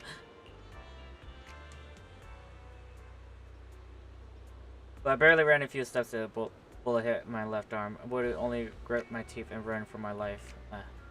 If she keeps talking, she'll throw up again. That maniac shooting from the shadows, they seem to take pleasure in watching from frantic attempts to escape. It should have just killed us right there. But their deliberate aim to shot slightly off target, giving us enough strength to just keep struggling. Yep, so they were being hostage by someone that's very sadistic. And Zoe got shocked by a tranquilizer and passed out. Same here, now I think about it, we both passed out in the same area. I don't have any more questions. Alright. Anyways, thanks for your companion. If it weren't for your arrival, I don't think the perpetrator would have let us leave so easily. Why are you being targeted? Why are we being targeted? I can't take this anymore. Bleh. There is someone sadistic targeting them. Thank goodness, I can't believe it. And I'm still alive and out of the hollow. Jesse! I'm so grateful that you were there to save me, and that maniac was chasing me and sniping me. I really thought I was done for. I have some questions I want to ask you. Go ahead and ask, although I really don't want to remember what just happened now. Did you save my life? You did save my life. How were you kidnapped? I was tricked. I received an anonymous message telling me that there was a big job I could do, asking me to meet in the 6th Street. And had just arrived at the ingredient at the spot, and I was waiting for someone to hit me from the behind and knock me out. And when I woke up, I was already in that hollow, and my hands and feet were tied. So you forgot. Is that what you want to ask? Well, anyways, thank you all. And yeah, coming in later, I think all 3 of us would have been killed by that maniac. So, someone crazy. Well, someone crazy went after them. That kind of like want to play for sport, I guess. Which is not exactly a good thing. Thank you all for assisting me, even though I'm a stranger. You've given me valuable information. It's the least we can do after you saved our lives. If there's anything else you want to ask, go right ahead. I do have some questions left to ask. Before that, could the 3 of you introduce yourselves? I'd like to see if there's a pattern to how the killer chose their targets. I'll go first. My name's Zoe. I used to be a soldier in the defense force, but now I'm just working a regular desk job at a private company. Don't let that fool you, though. I've earned my stripes. I'm Jesse, currently working as an internat information broker. I'm still pretty new at it though, so I can't think of any reason someone would target me. My turn? I'm Erin. I was also in the defense force, but now I'm unemployed. Actually, I have a question for you all. did you see my friend when you were in the hollow? She's about my height with shoulder-length blonde hair and a mole under her eye. We were kidnapped together, but I can't find her anywhere now. I don't recall any scene. If I'm not like mistaken, we didn't come across anyone like that in the Hollow, among both the survivors or the bodies. It's all right. I'll keep looking. I hope she's okay. We were always inseparable. We even planned to visit Scott Outpost together for Remembrance Day. I never thought something like this would happen. What's that? Remembrance Day? What's that? As the name suggests, it's a day organized by the Defense Force for the families of deceased soldiers and veterans. People gather to mourn their loved ones who died in the fall of the old capital and find comfort in each other's company. I didn't know the Defense Force did that. Huh. Maybe I should go check it out. If I can't find her anywhere else, I'll head to Remembrance Day alone. Maybe she'll show up there. Was your missing friend also a member of the Defense Force? Yes, she and I were in the same squad. Obsidian Division's Cartis squad. Oh wait, Jesse wasn't in the Defense Force. This sounds like a series of murders targeting the Defense Force. But then, Jesse wasn't with the Defense Force. No, you're probably not far off. Jesse claims to have been up front, but he neglected to mention he was once part of the Defense Force. Right, Jesse? Well, that's... I just don't like bringing up my past in the Defense Force. It's not like I'm trying to hide it. They're just memories from my time there that I'd rather forget. I was part of Obsidian Division's Noct Squad. That's the absolute truth. I was also in the Obsidian Division, Impera Squad. I don't know who those who died in the Hollow were, but it seems the killer really is targeting members of the Defense Force. Or specifically members of the Obsidian Divisions. Wait a second. If I remember correctly, during the fall of the old capital, didn't our 3 squads work together on a mission outside Hollow Zero? We did? I don't really remember. I have a vague memory of it, but there were so many people on the mission, I don't remember your faces. Thank you all for the information. I'm starting to see a pattern in the killer's choice of targets. But there's something else I need to ask. I came to this hollow because someone I'm searching for sent me its location. And that person was likely being held by the killer as well. Did you happen to see anyone else? No. You're not giving us much to go on. At least tell us what kind of person you're looking for. Male or female, what they look like.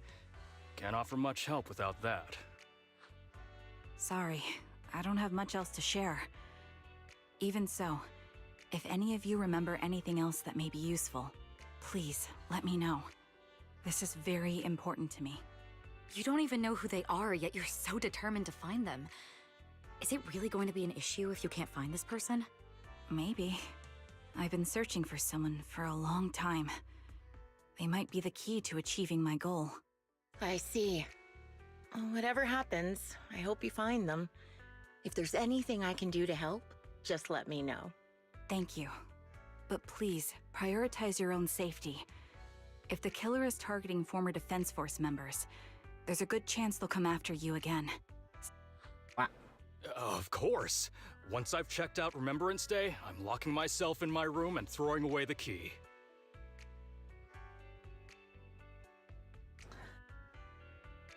Yeah, you do you, Jesse. Gosh damn it.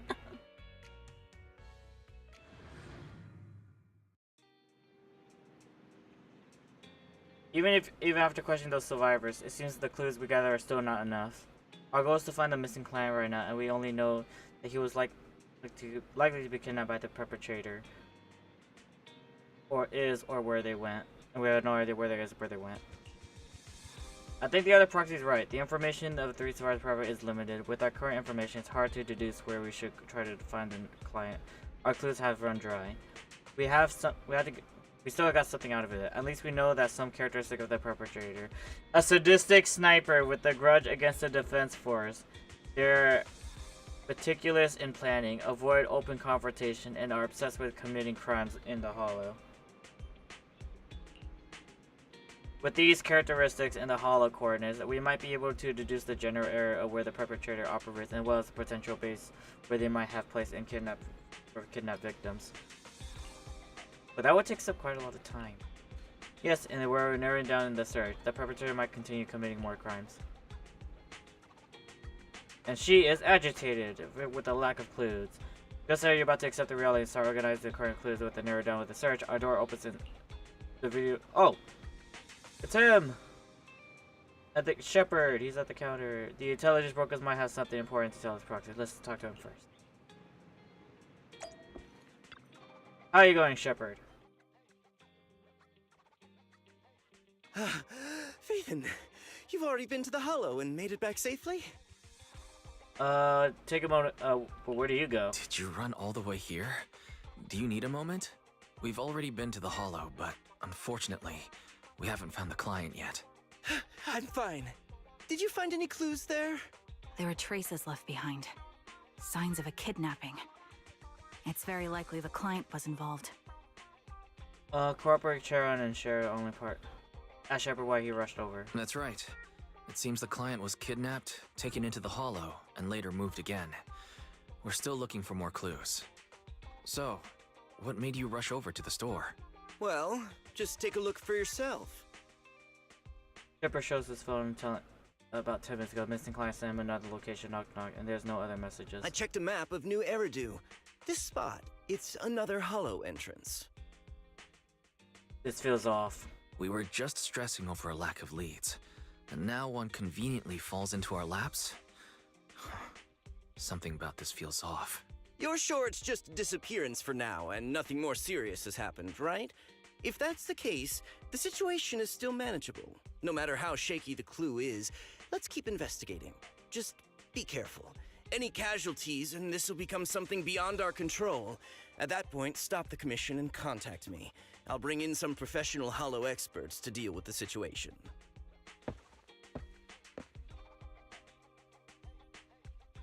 Thank you for not revealing what really happened to that information broker. Don't mention it, but why keep secrets? From a practical standpoint, wouldn't calling for backup have been the safer move? You could be right, Philip. You could be right. The killer is a sniper who has no qualms about taking lives. Judging by the victim's injuries, it's clear they know how to deal a fatal blow and how to inflict pain without causing death. But the thing is that the other Bell and Wise, they're cooperating with Shepard like in present time. So surely there's something like something else going on, or there's more to it than it meets the eyes. Most Hollow Raiders lack experience dealing with snipers. If they encounter the killer, it's likely to end in a difficult fight, or worse, casualties. And besides, asking for help from others would only delay the search. The client is at risk right now, so I think we should follow the clues and enter the Hollow as soon as possible to ensure their safety. What if it's a trap? I may have kept it from Shepard, but I have to admit, it's too dangerous. That location message seems cagey. It could be a trap to lure us in. I understand, I really do. But what if we're late and something happens to the client? And then again, what happened if Shepard was involved in a negative light? Why is the client so important to you, Charon? Would you be willing to tell us? Are you so set on finding them because they're connected to the person you've been looking for? The client's true identity might be the very person I've been looking for. And if not, they most certainly have some vital information.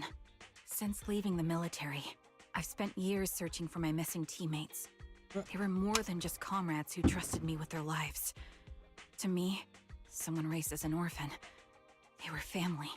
I've scoured countless hollows and every corner of New Eridu to find them, but I've never found a single lead. Until I met you and heard that melody on the harmonica. It's called Homecoming. My squad leader composed it. Only our squad knew it. And yet that client of yours not only knows the song, but also gave you the sheet music. You know what that means? For what's going on, they're trying to the sadistic sniper is trying to set up for Trigger. Please, Proxy. This client is the only lead I have left. I'm certain my teammates are still alive. If this trail goes cold, I don't know when I'll get another chance to reunite with them. We're confused, Trigger, but sure, I'll help you. I understand how anxious you must be right now. We can help you, but we really need to be careful this time. Thank you, Proxy. I feel much better knowing I have your support. You can trust me. I'll protect you if the killer is really waiting for us in the Hollow. We'll make it out in one piece. Alright, let's go.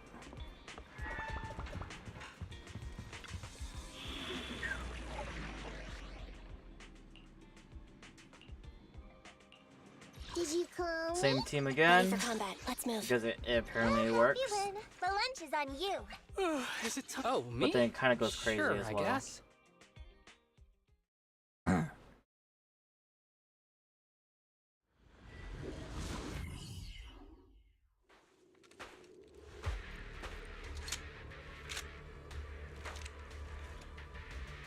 Looks like there's something here. So yeah, Is Philip, this if you see this already, communicator? she jiggles a lot. Like, guys, Holyoverse, Zenless Zone Zero. Like, gosh dang it, guys, why? Proxy. And also, welcome this. back, madam. A communicator left right at the Hollow's entrance. Why is there a communicator here? It doesn't look like it was left behind randomly.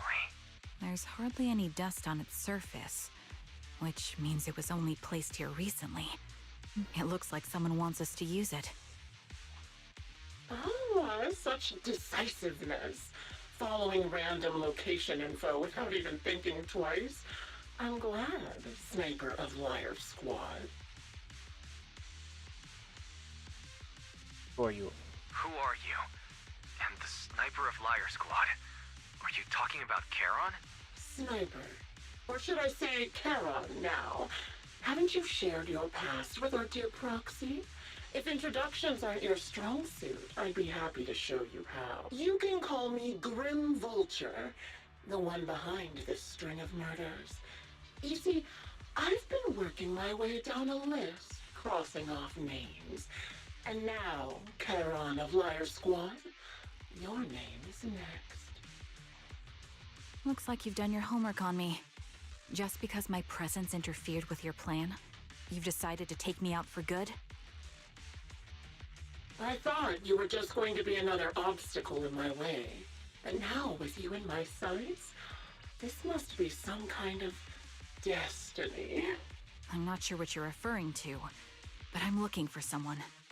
Given that you're waiting at the Hollow entrance they shared, I'm guessing you have them. If you hand them over, perhaps we can make a deal.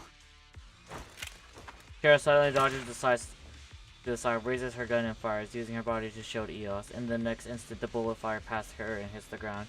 Her shot flees into a distance, and there's only one thing that's for certain: it didn't hit a Grim Vulture.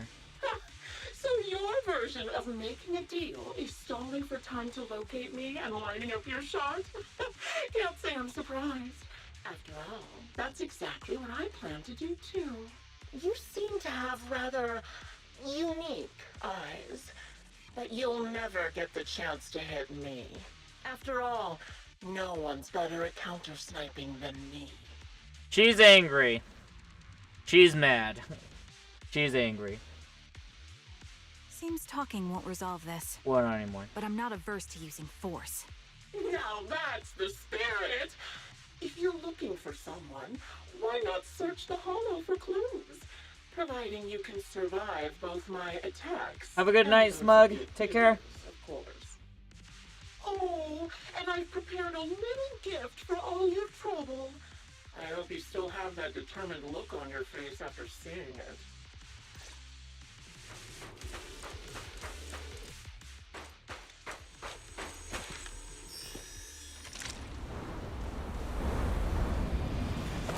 Okay. Watch out for Grim Vulture taking shots from afar. Adjusting for wind. Is there nothing we can do?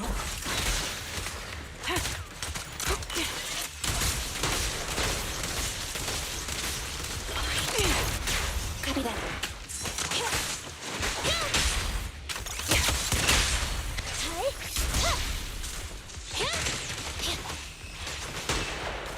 Oh. Can we see the person that's sniping?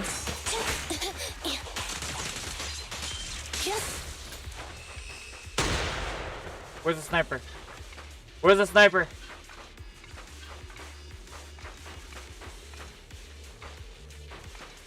Where's the sniper? Let me see that red line. Fine then, never mind. I found a box. Something feels off about it.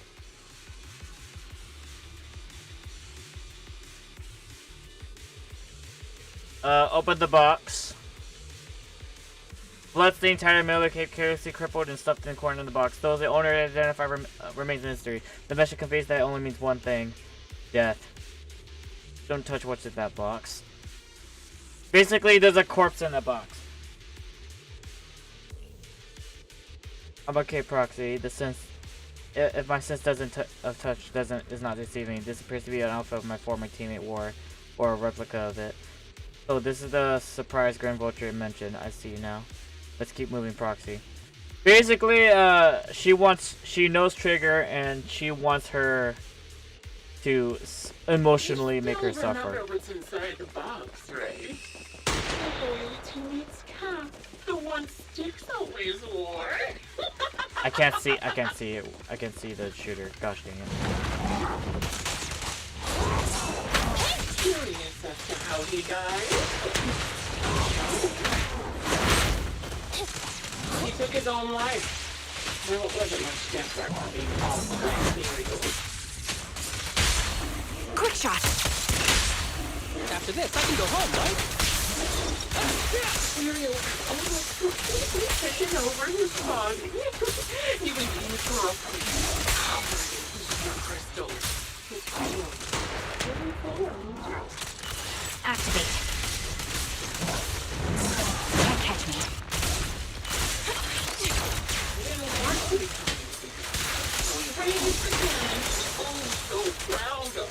With just one last show inside.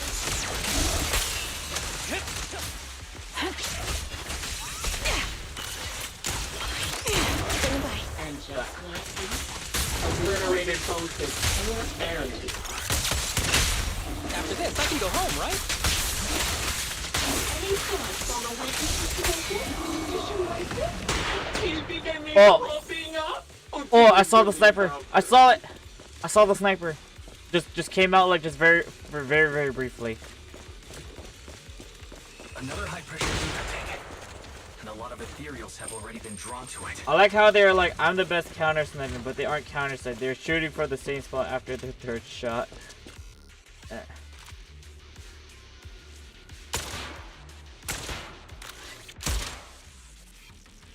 We did it, Proxy. Let's keep moving. It's another box of absolute wretched experience. Karen's breathing slows gradually as it stands for several seconds, seemingly trying to control her emotional turmoil. Don't push yourself, come on. She opens the box. A pair of bloodstained tattered military gloves twisted in the center of the box. It clears whatever place the box has just tossed them carelessly, and it has been deliberately arranged in a miraculous intent. She picks up the glove, and then again, feeling the corners of the icy touch, her lips turn pale. Just as I thought, these are from one of my squad mates too.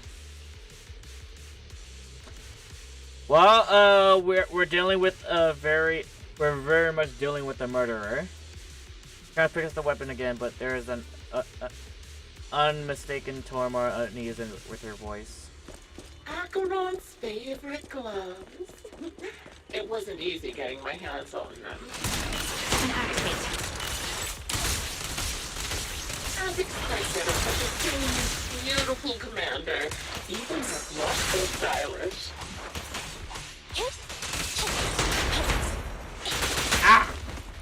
Really, in the end, I feel innocent. Don't you think that's a shame, little sniper?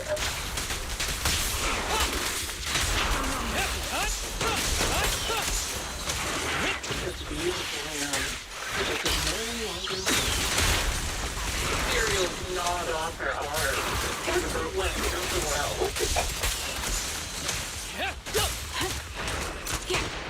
The melody of combat. But she still has the backbone. She stood tall. Even in Time to pin them down. Thunder! Eliminating target. It's just right. She died from multiple things. Even the most beautiful blocks will wither without protection.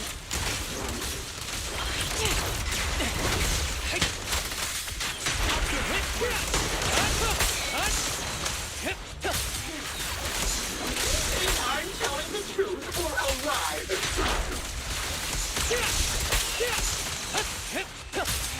How long do you intend to keep up this game of cat and mouse? Oh, don't hesitate.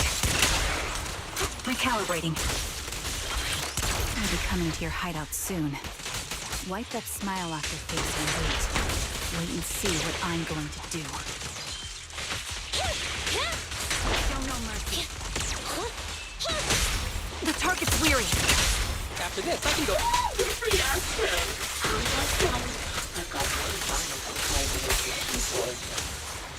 Ever heard the whistle of arrows in flight? I'm sure you figured out the route to get. Okay. That's right. The Oh, sniper! surprise is at the end of the road. Okay.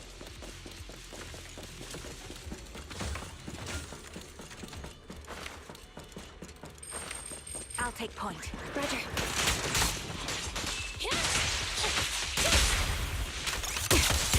Attacking from our blind spot.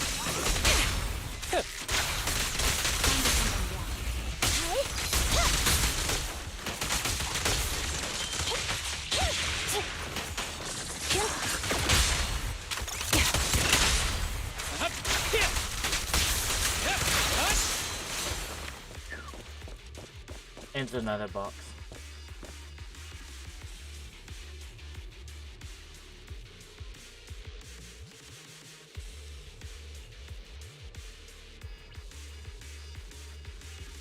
And it's another corpse. Blood stained a corner of clothing and severely damaged piece of engineering equipment. Also the same with blood. Heron picks them up, trembling her fingers with the shape. She doesn't speak neither about the plans of pursuing Grim Vulture, nor about which her companions of these items belong to.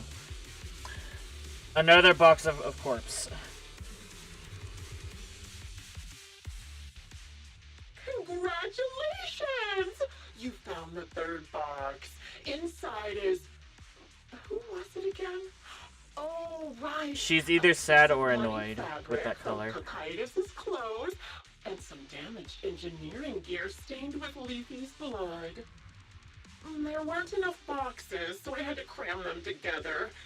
They're just a medic and an engineer, not exactly combat material, right? Surely you're not mad, are you? Heron's face suddenly turns deathly pale. She silently picks up the blooded items from the box, her spirit visibly shaken in a way of these ominous relics. Enough. That's enough. Using her squad mates who are like family to mentally torture her. How much longer are you planning on doing this? Oh dear, did I go too far? My sincerest apologies. It's just, watching you plunge headfirst into my trap was so entertaining. I may have gotten a bit carried away, you know? Relax, the person you're looking for isn't here, and those are just fakes. I didn't actually take them from her comrades. Her comrades are long since corpses in the hollow, after all. How could I possibly have gotten hold of their clothes? A sudden rage threatens to draw on all thought. Just as you're about to retort, the crisp gunshot rings out. Karen's shot is clean and decisive, but carrying on an unmistakable intent to kill. But from the response on the other end of her communicator, it seems that she missed her target. Oh, a decisive impressive strike to be sure. But as I've already said, your awareness, sight, and experience mean nothing in front of a more skilled sniper. I didn't expect to kill you so easily. There was a subtle change in your ether fluctuations the moment I fired. That was all I needed. You knowing my past makes me feel sick. But after seeing that you're just a coward who feels fear from another's killing intent, it doesn't bother me as much anymore. Coward, you say? How fascinating. You were little more than a hollow shell before, but now that you've bared your teeth, you've started looking somewhat respectable. I know your composure is nothing more than a facade. You've never truly faced the weight of your comrades' deaths, have you? I bet your mind is now filled with their dying screams. You have no right to taunt her. We both believe her squad is still alive. You can stop with the lies. Why are you so fixated on Charon? Just because she used to serve in the defense force? She has nothing to do with your target. Nothing to do with it? Then why don't you go ask her about it? What surprises me more is you actually believe her teammates are still alive. Don't tell me she dragged you into all this danger without telling you anything. She possibly did. Shut up. If she won't tell you, I will. Those so-called alive squad mates of hers went missing during the fall of the old capital. I'm sure you know exactly what that means. When the old capital fell, countless Defense Force soldiers were either killed by ethereals or became them. The surviving soldiers, struggling to defend themselves, never had the opportunity to carry their comrades' bodies out of Hollow Zero. Obviously, her squad mates, the members of Liar Squad, were among the dead. But since their bodies were never found, she insists they're still alive. Even going as far as to deceive her own proxy.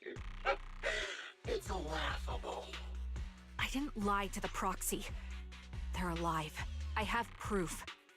Someone like you could never understand. I could never understand? You think it's hard to understand your childish thought process? If you really have solid proof, why not tell me? Come on, let's hear it!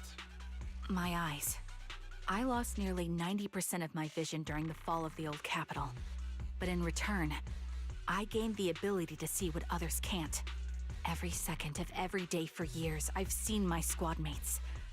Not as fleeting shadows, but vivid and lifelike. They've never disappeared. They're alive, waiting for me to find them. Why else would I have been given these eyes? So you could continue fighting, obviously. That's your proof? Did you hear that? Proxy hiding in the bamboo. She spent years chasing after people who couldn't possibly exist, all because of some ghostly visions. You'd rather believe those visions of your teammates are real-time projections than accept that they're dead. What if I told you the way I described their deaths before was the absolute truth? Will you finally face reality? Or will you keep fooling yourself, believing in ghosts? I guess you'll keep deceiving yourself, because that's how you survive. I'm not lying to myself. I really want to find your squad mates who have been missing for years and were officially declared dead? You couldn't protect them when the old capital fell, and now you're just making up stories to fool yourself. To give yourself some so-called reason to go on, to latch on to any stupid excuse. You're just a selfish, naive coward who did nothing and couldn't do anything when your comrades were dying!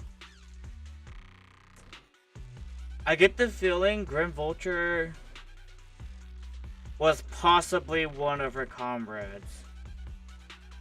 Possibly. Giving up already? At least you've got a shred of dignity left. Nothing disgusts me more than a useless hypocrite. Enough of this.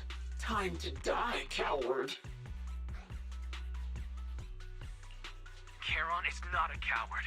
Someone who enters the Hollows despite the condition of their eyes is anything but a coward. At the very least, she's far braver than a criminal like you, who hides in the shadows, enjoys torturing others, and is constantly in fear of being caught. Proxy, Your proxy sure has a way with words. I won't waste any more of my breath. Just die already.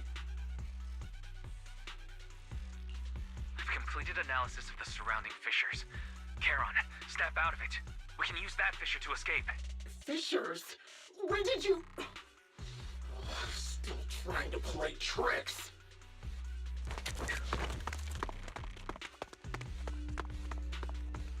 Yeah. It's safe to say she's very toxic. the Reaper. And they got out.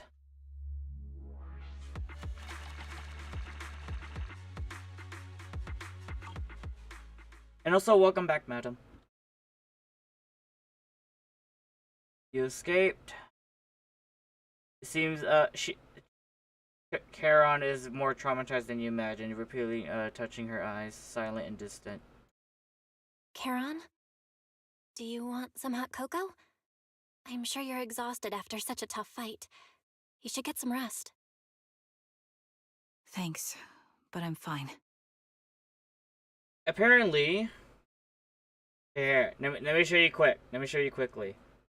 Why I know. I'll show you why I know everybody is not here, but then that's fine. I'll still stream it nevertheless. You see this right here? This shows me who are my YouTube and Twitch viewers right now. But you know, it is kind of expected. Kinda. Don't worry. Don't listen to Grim Vulture. They'd say anything to get under your skin. Once we start doubting the truth, we've fallen into their trap. Welcome back, Philip. No, Proxy. I think Grim Vulture has a point. Maybe it's all just in my head. The things Grim Vulture left. When I touched them, I was reminded of the day the old capital fell. I felt the same sensation when I touched an injured comrade. I tried to shake off that feeling, but the truth is, I can't stop thinking about the possibility that all my squad mates are dead. The day the old capital fell. Would you be willing to share more? What really happened on the day the old capital fell with you and the Liar Squad? That day, in the first hour Hollow Zero started expanding, Defense Force HQ thought it was just a normal Hollow disaster, and thought they could suppress it with the standard amount of troops. Liar Squad was among the first troops sent there. Before we left, our superiors promised reinforcements would be on the way to support us in combat, so we didn't need to worry too much about facing the Ethereals. But soon after we began the mission, we realized things weren't going to go like we thought. The Ethereals came at us like an endless tide. The Hollow expanded beyond control, and more importantly, the reinforcements never came. The Defense Force troops outside the Hollow soon realized this was no ordinary disaster. Hollow Zero was devouring Eridu at horrifying speed. The reinforcement plan was called off, and the promised troops retreated. You know, as how dark this story goes, I can't help but to be reminded that how the game advertised itself on YouTube, or you know, on the videos and stuff, it's all, you know, nice, pretty, and sometimes bubbly or funny. Then there's this. I'm like, like it's kind of like the same thing what they did with Honkai Impact the Third as well. It's like there's always like something dark to go on about with the stories, or you know, I guess like some or most characters has a dark past essentially. Honestly, even if they had and thus, you know, that explains their changed as anything. what they are as a character now. As members of the advanced force around me died one after another, or were corrupted into ethereals, our squad slowly lost the strength to maintain formation. I was a weak point in our formation. An ether shot fired by an ethereal hit my eyes, corrupting them. Because of that and several other wounds, I shortly lost consciousness. Ouch. I'm not sure how long I was out, but just before losing my vision, I briefly regained consciousness. The last thing my eyes saw was my squad mate standing in front of me, looking back. When I woke up again, I was already back at base. The higher-ups detonated the Shiryu pillars, and finally managed to bring Hollow Zero under control. I don't know who rescued me from the Hollow, but none of my squad mates had made it out. For some reason, the image of my squad mates being the last thing I saw has stayed in my mind. It must be some kind of sign. A sign that they're still alive. Don't you think? They must have continued fighting after I fell unconscious, eventually getting lost in some hollow and losing contact with the main force, left to wander between the various hollows of New Eridu. That must have been what happened, right? It must have happened. The Defense Force? Civilians? No one believes me. So I decided to find them myself. The reason behind these eyes. It's got to be to guide me to finding them still alive. Am I wrong, Proxy? Are these eyes pointless? Well, you got better at sensing everything else. I knew that's what you thought. Interpreting what my eyes see as proof my squad mates are still alive is just wishful thinking. You could be right. You could be wrong. It is surprising that you're the only one got dragged out alive. Like it's hard to believe, but then at the same time, you know, no one else I believe like the higher ups didn't say anything to her about like if her squad mates were alive, or if anything, or nobody told her, or no one decides to not tell her like how did she came back, how was she alive, or how, who rescued her. Or no one told her. Yeah, no one told her who rescued her, but probably. If they're really gone, why would I have been given these eyes, which bring nothing but pain? If they're truly no longer alive, how can I apologize to them in person? Tell them I'm sorry. Sorry for being so weak. Sorry that I failed to protect them. Their faces are all so blurry. I can't see their expressions. I can't even bear to look at them. If their final look at me was filled with resentment and disappointment, I wouldn't know how to handle it.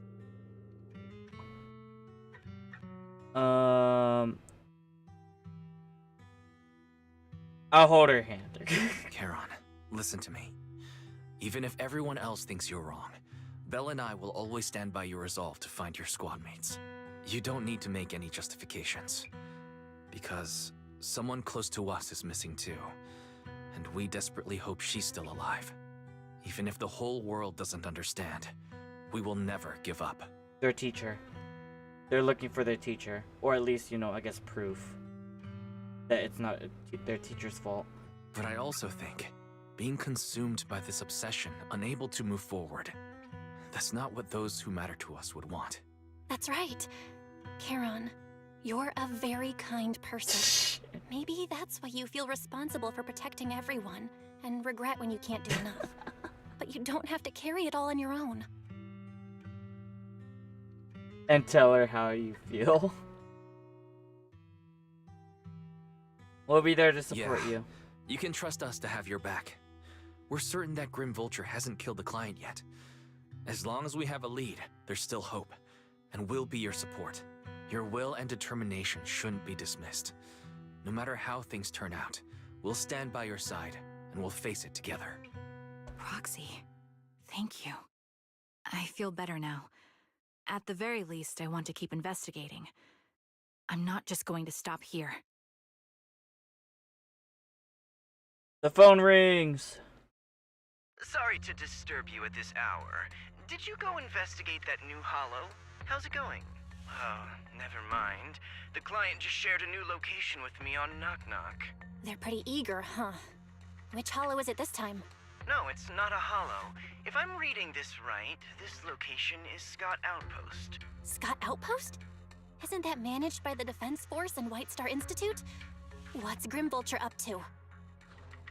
It's Remembrance Day. Don't you recall what Aaron said before? They're holding an event right now, and the place will be open to the public.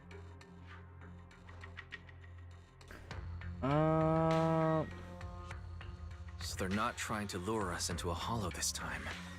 What's the deal? Are they trying to taunt us? Whether it's a provocation or a trap, I'm not missing any chance to face Grim Vulture. Proxy, will you go with me? Of course. Under arrangement, Karen spent the night at the store, and the next morning, she decided to sleep over. We'll be heading to the outpost with Karen soon. Did you rest well? Yep. That's great. After everything we've been through, I'm worried that you haven't had enough rest. Anyways, Karen's already waiting for you in the parking lot. I wonder if she's feeling now. Wise, please take good care of her when the time comes, okay? Leave it to me.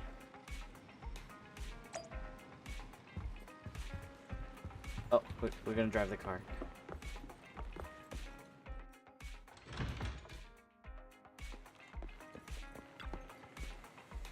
Good morning, Proxy. Did you sleep well? Yes, it is. Sorry for losing my composure in the front yesterday. I think I've gotten my mood back in order now. Stare. It seems I can't hide it from you, Proxy. I'm sorry. I think I'm still struggling to process the sadness and unease, and I'm not sure where I should go from here. Let's find a way forward together. Yeah, you're right. Instead of continuing to suffer, it's better to reach out and grasp all the hope we can to find around us. Maybe things will eventually change. Let's go, Proxy. Today we're attending Remembrance Day as ordinary citizens, so we can't carry any weapons. I suppose Grim Vulture wouldn't be foolish enough to make a move inside a military stronghold. Let's keep an eye out while we're still there. I believe we should be able to find new clues.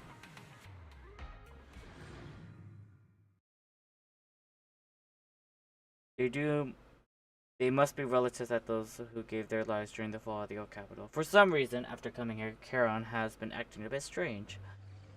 Proxy, can we explore this place later? What's wrong? No, it's nothing. Stare. Alright, I'll say it.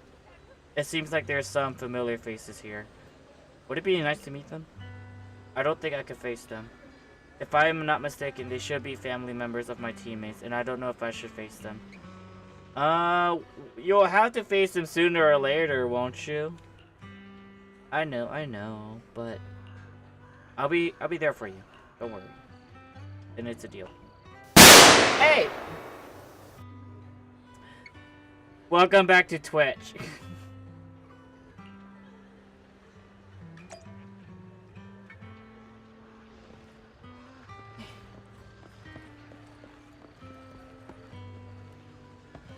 Oh, this Remembrance Days, as in they're paying respects to the dead.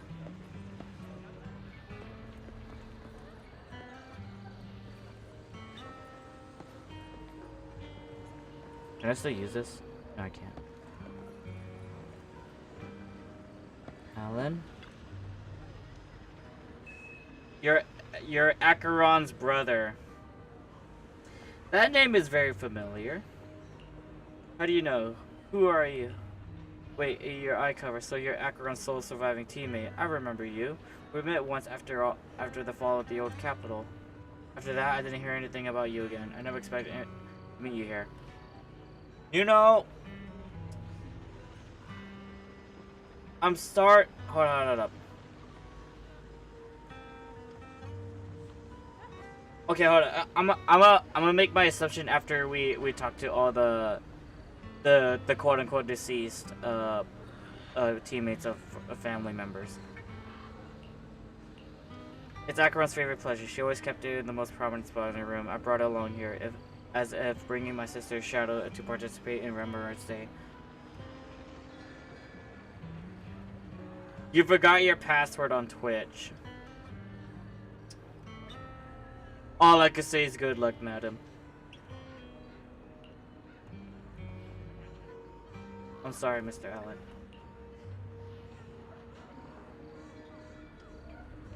But I'll say, if you enable two-factor authentication, I will also say good luck with that.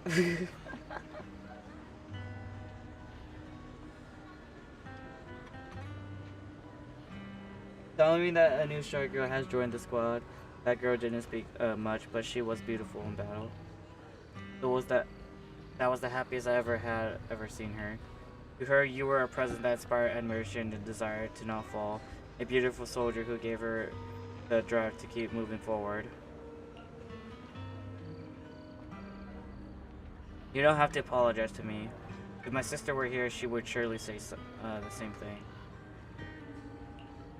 Please don't mind me too much. The Defense Force has made a lot of preparation in the Remembrance Day event. Please take your time. Sorry, I'm not stepping over the candles. Wait a moment. The eye cover, the blonde hair, could it be my husband's Stick's teammate? Six, are you Miss Sally, Stick's wife? Yes, my daughter and I came to attend the Remembrance Day. The last time I saw you right after the fall of the old capital. I never expected you to see here again today. Your daughter. Is this your daughter, Zeta? Mom, who is she? Zeta, this is your dad's comrade in the defense fort. Every time he went to the battlefield, she would be there to protect him. To protect him? Comrade? If that's so, why you didn't protect my dad during the fall of the old capital? Why did you let him die and make him unable to come back to me? Zeta! I'm sorry, I couldn't protect him. Sorry. Don't listen to what Zeta's saying. She doesn't understand we've never blamed you. Please don't say that. Zeta, you can't say that such hurtful things. Apologize right now. Why should I apologize? She survived, but Dad didn't. Isn't that the truth? If it weren't for her abandoning him, Dad could have come back safely. Man.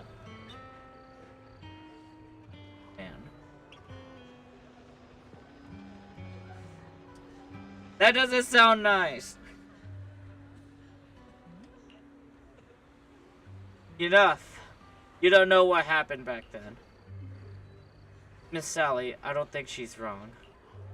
Please don't think that way. I'll make sure to bring her here to apologize to you later. I need to explain to her that what really happened. I'm really sorry. Please don't let us keep you and go explore in the Remembrance Day event for now. Please remember, all your comrades, including my husband, would want you to see the hope they left behind. That was not pleasant.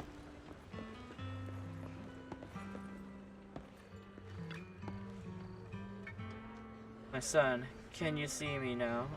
I'm doing so well. My legs and feet are fine. I just miss you so much. Excuse me, are you like this mother, Ethel? Oh, you are. Oh, I recognize you. I saw you once in the military camp after the fall of the old city. You're Sly's teammate and one of the survivors. You've been wanting to get in touch with you over the years, but I never heard from you. I expected to meet you here in the Remembrance Day. I guess this is fate. Miss Ethel, is your health still... I'm in good health, fortunately. Everything is fine, although I'm the only one left in the family. The pension from the government is enough, though I still have some years in me. Alright, so she's alone. Her husband's gone. Her son is gone. She is the end of the bloodline. That's not good. Unless she still has cousins. I'm sorry. Cositis.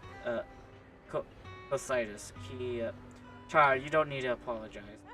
My son may appear carefree on the surface, but he's always felt so much pressure. One day, he suddenly told me that he had found a companion who truly understood him.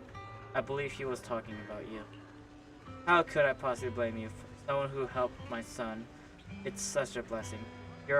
You, a kind-hearted person, are alive and standing here today. I'm so glad.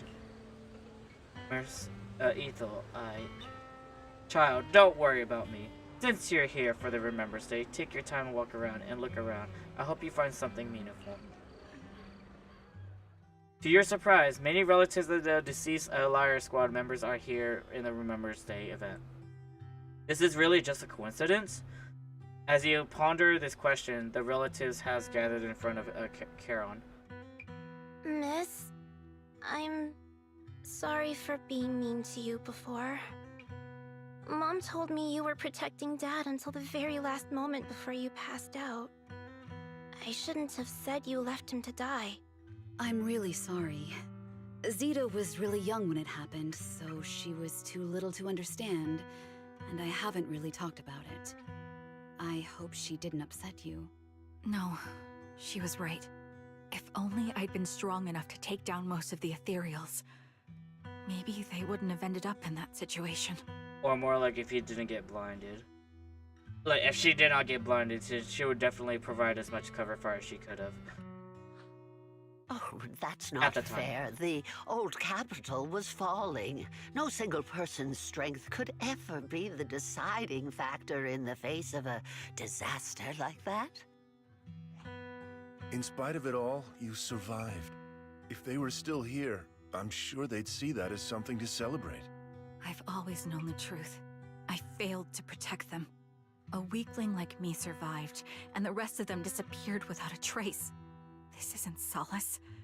It's the worst possible outcome. That's something I can't face. I've never had the courage to tell you I couldn't protect your loved ones. All I can do is wander New Eridu, hoping to find some trace of them. Even after all this time, I still haven't accomplished anything. I'm sorry.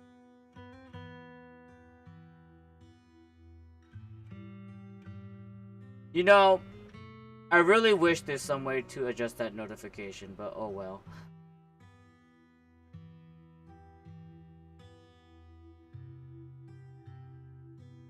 There's gotta be some way to hide that. Yeah, I was worried. I was worried. I saw that. I was like, "What are you What are you plotting, madam? What are you plotting?" You really don't know us at all. This isn't the worst possible outcome by any means. Styx, my husband, and all his comrades who lost their lives, each one of them left behind their own legacy. Just look all around you. Everyone standing before you is a legacy they protected that is carried on to this day.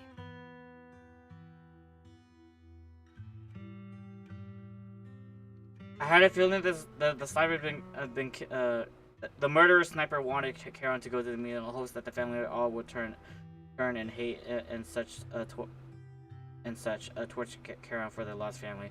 Turns out the plan didn't go as well. After my husband passed away, Zeta and I received survivor benefits. And with all the odd jobs I've been doing, we've managed to get to where we are today. Styx always wanted our daughter to study art, and Zeta's interested in it too. Now, that dream has become a reality. She just got accepted into the art school in Janus Quarter. Mom and I have our tough days, but I often think of Dad's cheerful laughter, and that memory gives me the strength to keep pushing through. One day, it'll all pay off, just like it has now. Thank you for always being by my husband's side, even at the very end. Well, I suppose you must have heard about my condition from my son. Ethel, Kakaitis used to tell me about you. Okay. He often took leave or skipped work to earn extra money by part-timing, or to care for you when you were sick in bed. Yes, that's true, but I bet he never told you my illness became so bad that I needed major surgery, and he worked his tail off to raise the money. Who would have thought he would pass before me? I used the benefits from his death for the surgery, and that's the only reason I'm here today. In a way, his passing allowed my life to continue. Every time I think about it, I feel like I need to keep my body healthy and live a few more years. The sights I see, I believe he can sense them from somewhere far away. When I was too weak to take care of him, it was you and your comrades who stayed by his side. Thank you for everything that you've done for him. As for me, well, I'm currently working as a fashion designer. A fashion designer? Is that because of Acheron? It is. I'm sure you remember how much she loved beautiful things. She was always into fashion, so I decided to become part of that world. That way, she can always be with me. You know, I thought you meant like literal blueberry pancakes, madam. Because, you know, that does sound good. I admit I had no idea how fun fashion design could be until I actually gave it a shot. I wish I'd figured that out sooner. We would have had so much more to talk about. Like, how do I say? Literally, there is a pancake batter in the kitchen, and there's like dried blueberries in a bag. Definitely making a blueberry pancake is possible for me right now. Anyway, I'm planning to start my own fashion brand next year. She used to say that after retiring from the army, she wanted to pursue fashion design. I really want to carry on her dream. It feels like my life's purpose. You know, she used to talk about you when she came home for the holidays. How your rivalry pushed her to keep improving. So, thank you. I'm proud of my sister. And I'm proud of you, too. As you can see, all of us have made it to this day, carrying the will of those we loved. So please don't say they left nothing behind. They've always been a part of every pain and joy we've experienced over the years. Please remember, everything and everyone in New Eridu is only here today because you all risked your lives in battle. Alright. I want to say this just to break the ice. This is, without a doubt, definitely a hella slow story. But I'm gonna see this through for the sake of the upcoming main story. This feels slow, which, you know, honestly, I'm feeling very fidgety right now. Thank you. Thank you, everyone. It's been wonderful to hear about how you're all doing and to listen to these words. I'm so glad I decided to come here on Remembrance Day. Yes, I did, madam. Speaking of which, I wasn't expecting to see any of you. What brings you here today? I could ask you the same thing, Ethel. Last time I asked, you said you weren't coming. I only came because I suddenly got a DM from Nathan. He said he really wanted me to be here. And you know, not gonna lie, having 3 hours of sleep and having a slow story like this, it is making me sleepy. I'm here because of Nathan's message, too. He was pretty insistent, so I thought he'd be here. But I've been looking around for a while now. I still haven't seen him. So, it's the same for all of us. I responded to his message, but he never wrote back. Isn't that strange? Sorry, but who's this Nathan you're talking about? Oh, this is the guy. This is Reaper. Nathan is Lethe's younger brother. Or not. Frankly, out of all of us, he's probably the one who wants to see you the most. He used to be part of the defense force himself, and... The day the old capital fell, his squad was responsible for supporting This has to be the guy, that had or already not. entered the Hollow, which included all of you. He's told us that story so many times. When they saw how bad things were in that Hollow, some of the reinforcements called off their plans and pulled back. He tried to stop them, but there was nothing he could do. He always blamed himself and wanted to find you to apologize. But the truth is, the reinforcements retreating was inevitable. Shortly after their retreat, I guess it's not him? headquarters issued the official order. We all lost someone in that disaster. And for a while, we resented the reinforcements for their decision. But over time, we came to understand it, and we eventually let it go. There was no avoiding casualties in that battle. In hindsight, it wasn't wrong for headquarters to prioritize saving their strength. May I ask what the name of Nathan's squad was when he was in the defense force? The Impera squad of the Obsidian Division. Is something wrong? Nothing. It's just... I think I might have stumbled upon the answer I was looking for. And also, don't worry. I have something to fidget with already. It's not an actual fidget toy, but it's definitely a water gun that I could mess around with. If you guys can already hear it.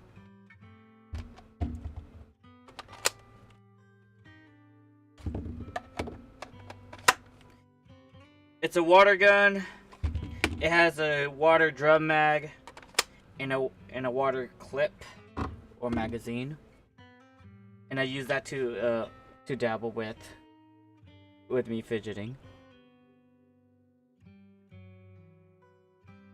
Then the speech is going on. According to the schedule of the Remembrance Day, it should be a time for a representative of retired Defense Force veterans to give a speech. It looks like the speech is about to begin.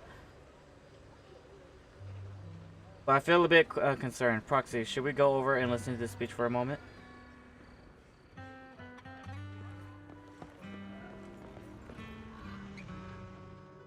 Is that Zoe on the podium?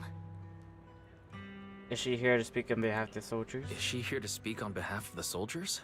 A decorated veteran. That seems fitting.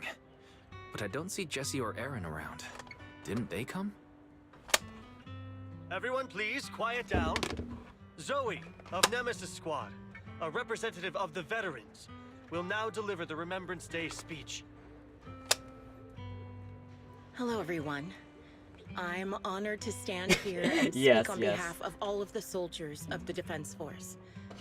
Today, we gather to commemorate Remembrance Day, a day born from the tragedy of the old Capitol's fall. Many of us lost relatives or friends in the disaster, and I am no exception. Every member of my squad perished in that battle, leaving me as the only survivor. Losing the friends you cherish to the Hollow is a pain that never fades. It's a sorrow that will stay with us, now and forever. However, to the families of the fallen soldiers, hold your heads high with pride for your loved ones who gave their lives. They fought to the very last moment when the old Capitol fell. Death isn't the end, nor dishonor. It is their eternal medal. You could be They right, gave their Philip. You could be lives right. facing an unstoppable disaster, exchanging their sacrifice for the world we have today. In doing so, they fulfilled their duties as soldiers to perfection. Without the blood they spilled, Eridu would not have endured, and new Eridu would never have risen from the ashes. In honor of the wishes of the departed, look ahead, people of I'm New not Eridu. doing much, madam. Our thoughts and remembrance of those who passed will be carried in every flicker of candlelight and in every bouquet of flowers. Zoe's speech is meant in a wave of prolonged applause, yet almost amidst the clap she drops her head and her expression darkening. She stays silent, waiting for the applause to fade before lifting her gaze and scanning the crowd. Wait, I didn't read it all! Was meant to end here, but since you all seem quite engaged, please allow me to share a little more. The reason you all agree with what I've said is because it offers a way to step away from the pain. That's what the living do. They seek ways to ease the weight of others' deaths, so they can find a way to start over. Wait, hold up. It's Zoe, isn't it? This is the new Eridu of today. Or is it not? It's not A Zoe. huge It can't be Zoe. disaster consumed the old Capitol, and the people who survived it keep saying things like, treasure the moment and start fresh to numb themselves, hoping to forget the nightmare. It's starting to sound like it's Zoe. It's starting to sound like it's Zoe. No one talks about the soldiers who gave their lives in Hollow Zero. No one asks why they had to die. The brave gave Zoe? their lives battling the ethereal onslaught, while the weak survived. Zoe? This is a new Eridu, built by weaklings. Its order founded upon their way of thinking. Your applause makes me realize you all accept this logic. Each of you had loved ones who sacrificed their lives in the fall of the old Zoe. Capitol. And now, you're thankful that someone has encouraged you to move on from them. What meaning does the sacrifice of those who died have if you all choose to forget? Have you never thought about why your own loved Yeah, pretty ones much had to die, self-reported. and why no one is responsible for their deaths? Miss Zoe, there's not much time left for your, Open your eyes! I'm speaking to those who have lost loved ones! If death is the medal for the fallen, then pain is the cross the living must bear. If you fear its weight and run from the suffering, the soldiers will never find peace in their eternal rest. Joke's on you. They don't feel that peace. At least only in your head, at least. To tear the wound open once again, so you'll never forget the searing pain. That's the real meaning of Remembrance Day. I don't agree.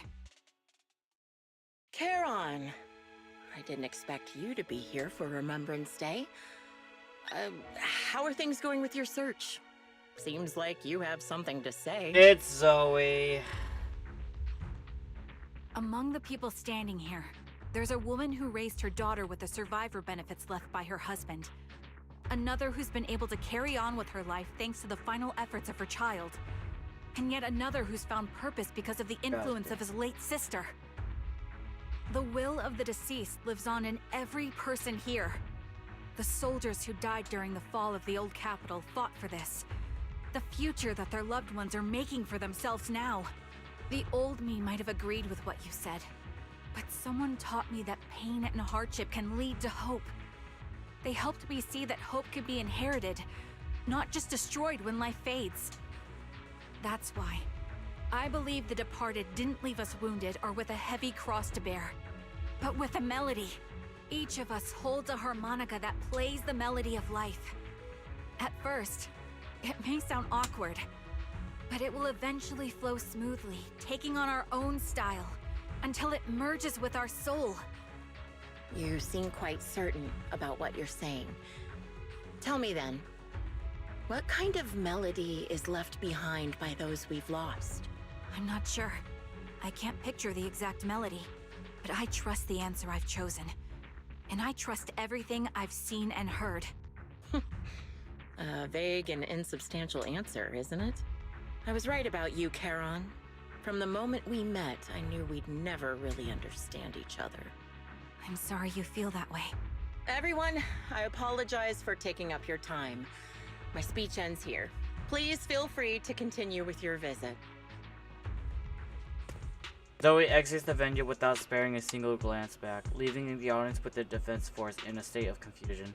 Karen looks thoughtfully in the direction she disappeared to. Yeah. What do you think, Proxy? It's Zoe!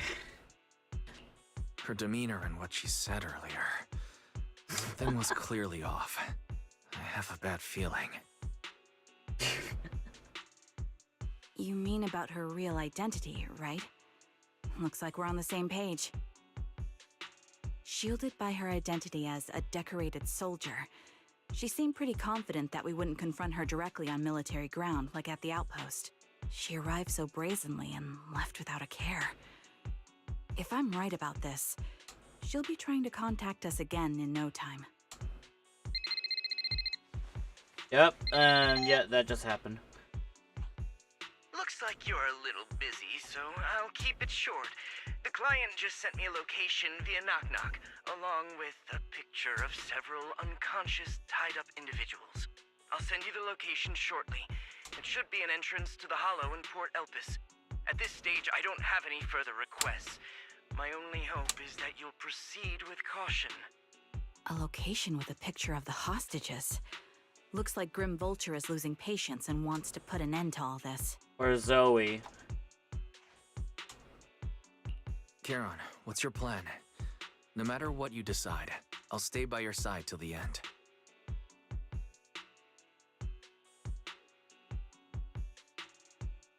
I've made up my mind.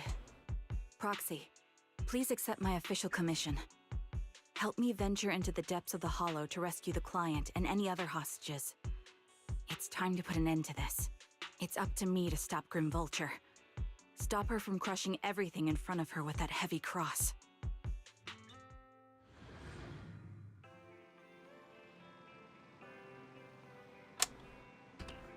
Alright. I'm done fidgeting. It's gonna be a tough fight. The opponent is a sniper that can keenly anticipate the thing of a trajectory with each of my shot, dodging in advance. Entering in a combat battlefield, be prepared by launch by forbidden alone. It is foreseeable that she will continuously occupy elevated sniper position, relentlessly targeting us. While we have the very few opportunities to land a hit on her, wouldn't that mean that we'd be easy prey? Theoretically speaking, that's right. In the sniper duel, the one who fails to secure the best vantage point or expose their position is always the loser. But I believe there is still a chance. In our previous fight, I could sense the pride and impatience of Grim Vulture as a sniper. I'm not sure where the impatience comes from, but the pride is definitely something we can turn against her. I believe she would never accept the idea of me surpassing her in sniping skills. If I can outmatch her in a critical moment, then she will lose her composure, and that'll be the only instance she will expose a weakness. Proxy, this is a strategy I've been chosen. Grim Vulture may indeed be a superior sniper, but I will surpass her and make the strategy succeed. To win this battle despite overwhelming disadvantage, please entrust your back to me. Proxy, I need you as my companion to support me. Entrust to my back as well. This I will protect you, so please provide me with your guidance. Alright, last one. The slow story is over. We're all about to be. It was kind of slow.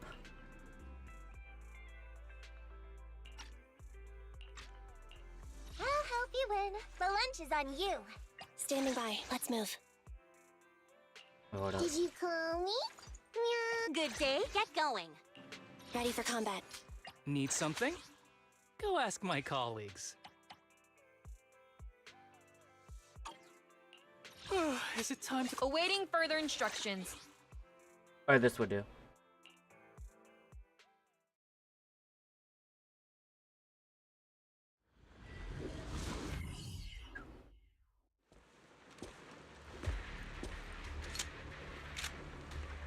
Alright, some action. Charon, look. Another communicator.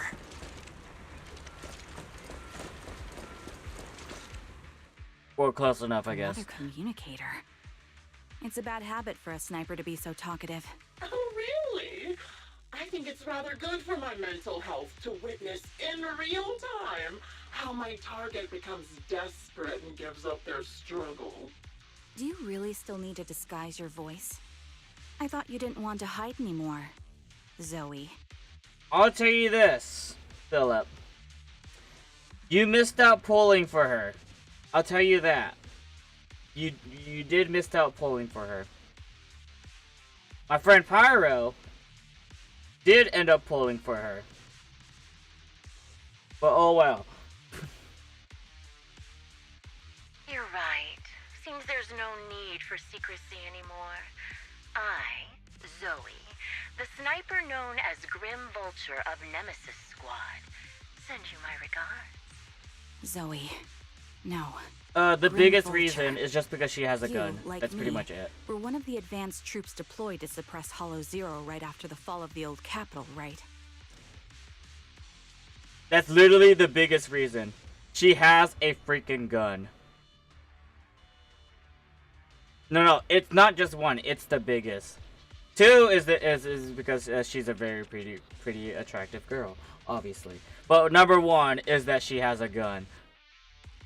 He did the same thing with like you know the character that wields a musket in Genshin Impact. He wanted to pull for her because she has a musket. Then there's like another girl in Natlan. Like she uses a big massive cannon and then her elemental affinity is wind. He pulled for her as well. Pyro likes women with guns. That's it. I guess the only two reasons. It's a girl and they have a gun. The bigger the gun, I guess the more he likes. That's all there is to it. Noct, Cartes, and Impera squad. So far, all the victims have been members of these squads. They were initially supposed to enter the Hollow to reinforce the advanced troops. Nemesis, Your squad, lacking reinforcements, lost everyone except you in the fall of the old capital. You blamed their deaths on the absence of reinforcements and sought revenge on them. That's my conclusion. Just like me. The fall of the old capital left you entirely alone.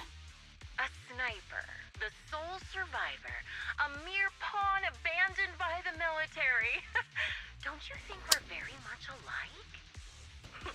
The Impera squad member, Nathan, the one you're searching for, he pleaded with me to let him go when I was about to kill him, saying he had to see you no matter what. I would say... That's how you caught my attention. Oh my gosh. For Zenless, for Genshin Impact, I would definitely be able to play with you, assuming that actually no, hold up. If your account's not in NA, then I can't really play with you. And then then if it's the same thing with Zenless Zone Zero, then we can't exactly play with each other as well. But at the same time, with Zenless Zone Zero, there's only like very limited multiplayer games or activities.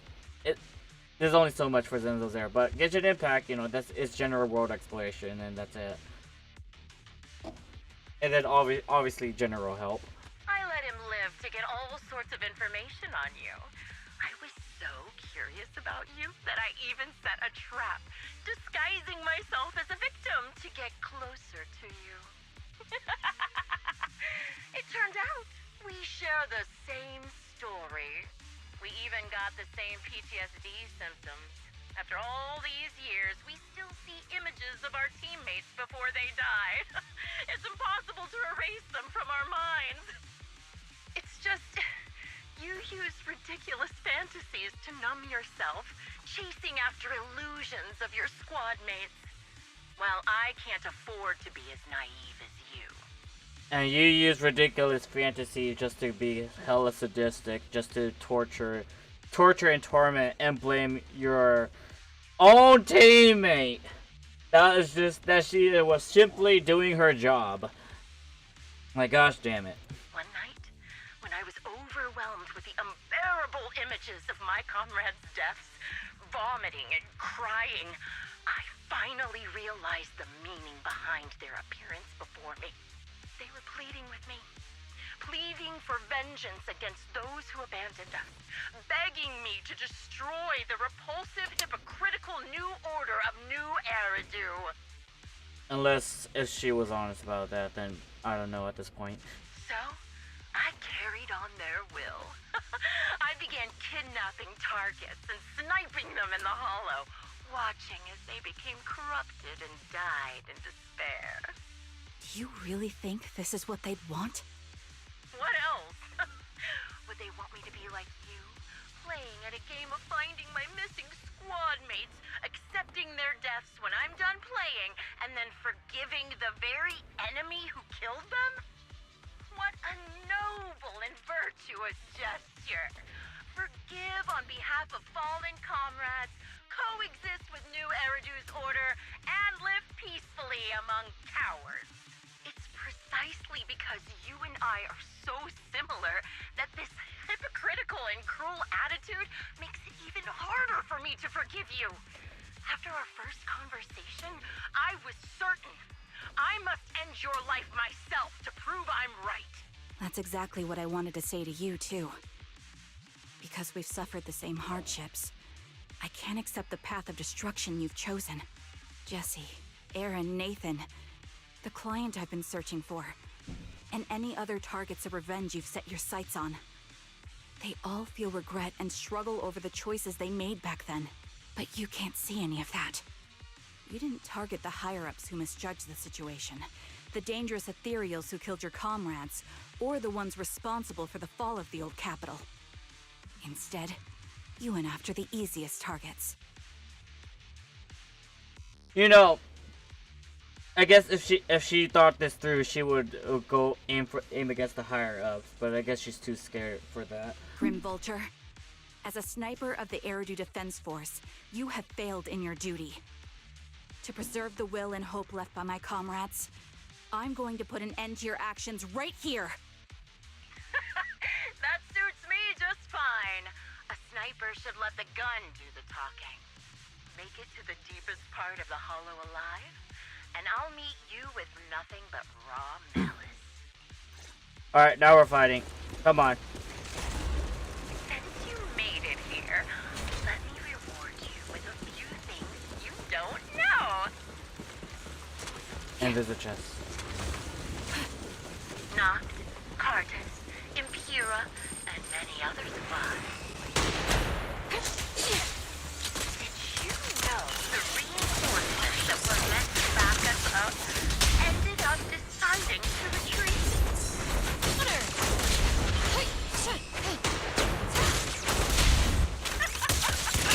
Relying on a show of hands to vote, isn't that ridiculous? Our lives were discarded. Third way, like a kindergarten election for class monitor.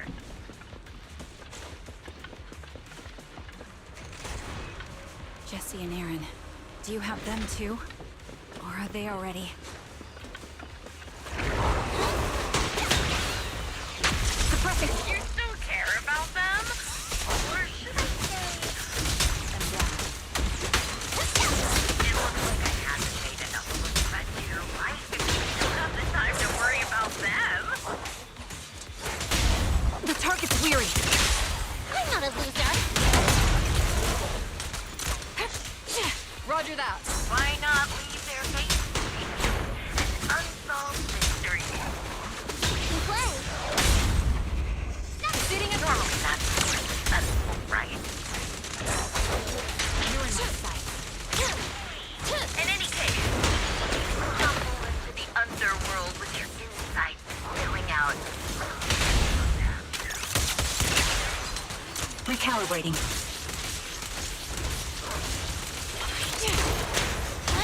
Wouldn't it be more exciting to wait until then to reveal the answer?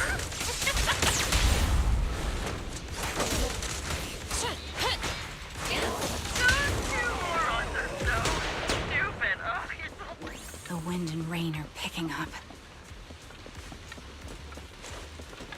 Philip, I will say, you don't have to do that. You don't have to. I promise you, you don't have to do that. Take the shot.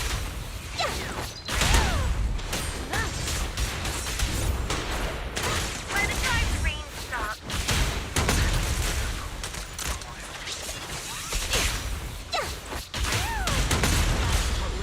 I wonder, you remember the weather on the day the old capital fell?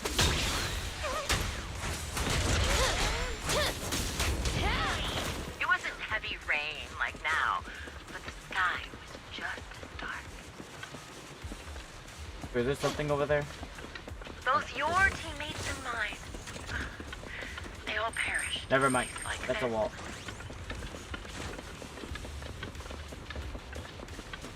Now that I made it part of the hollow. Ah, such determination deserves praise. Now, time for the final showdown to grade us. Two birds!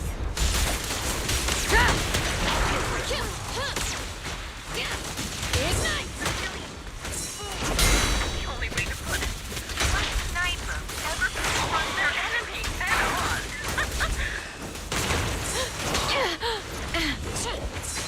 Counter! I've prepared a little gift for you.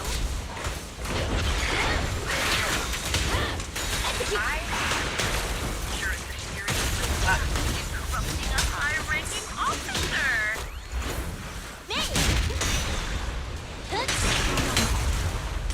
It wasn't easy luring it here. You can play with him for a while. One shot, one kill. As for me, I'll watch you some of that. Then I'll put a bullet right through your heart.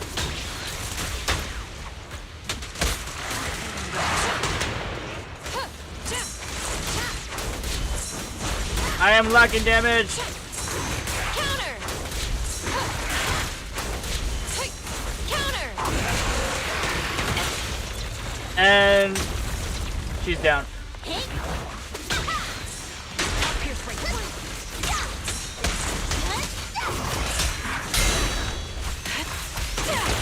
Increase firepower.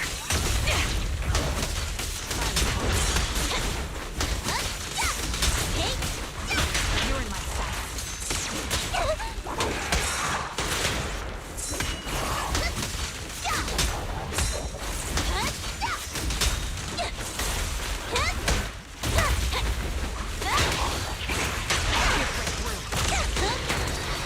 Recalibrating.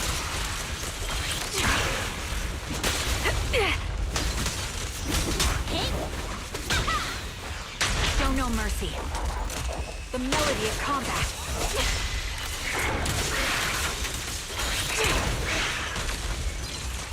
Well.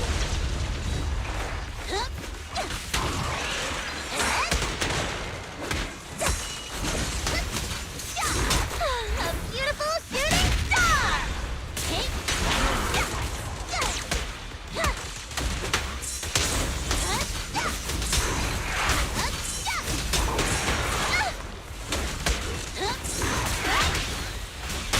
Quick shot. My bullets are one with the wind.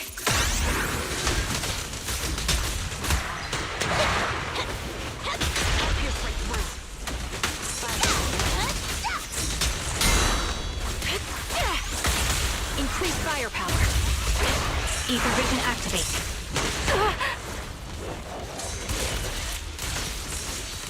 You're cornered. Can't catch me.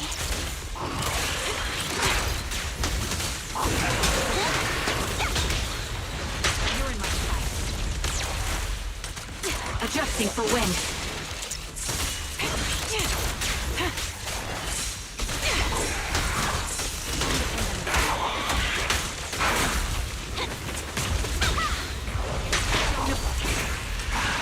Ether vision activate. Gotta move.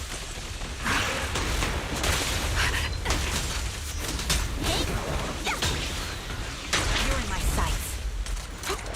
Target locked. Recalibrating. You're cornered.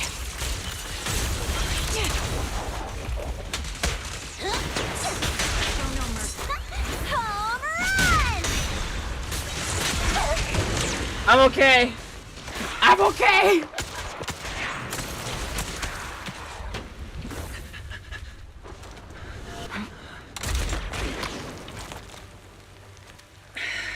The real failure as a sniper is the one who's been forced into a corner, like you!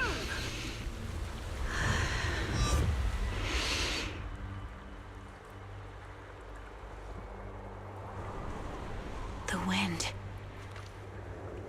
It's shifting.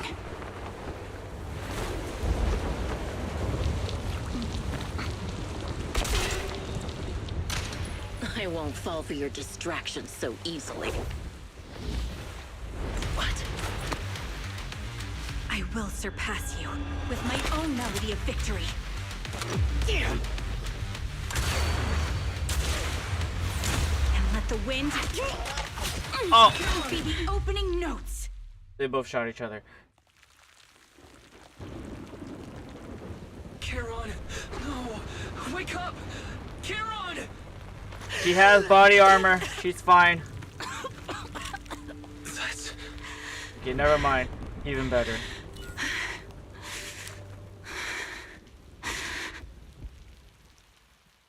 She's good. After the gunshot, the hollow falls silent once more, leaving only the countless biting raindrops, attempting over and over to wash away the scent of blood ooze from the wounds of the defeated, only to fail time and time again. The loser pays no attention to her mortal wound, only staring at the distant horizon as thought salvation might be waiting there. Sometimes later, the victor has climbed to the still and stand in front of her. They share their last words while the defeated still has the energy to converse. Just you? Where's your friend, the proxy? The proxy went to rescue the hostages. I want to speak with you alone. A sniper should always monitor the changes to their surroundings, factoring the environment into their tactics. Being blinded by the intent to kill and failing to take this into account was your downfall. Didn't expect to be lectured by a youngster. What a disgrace. When my view was blocked, I realized you'd used the visual blind spot to reposition.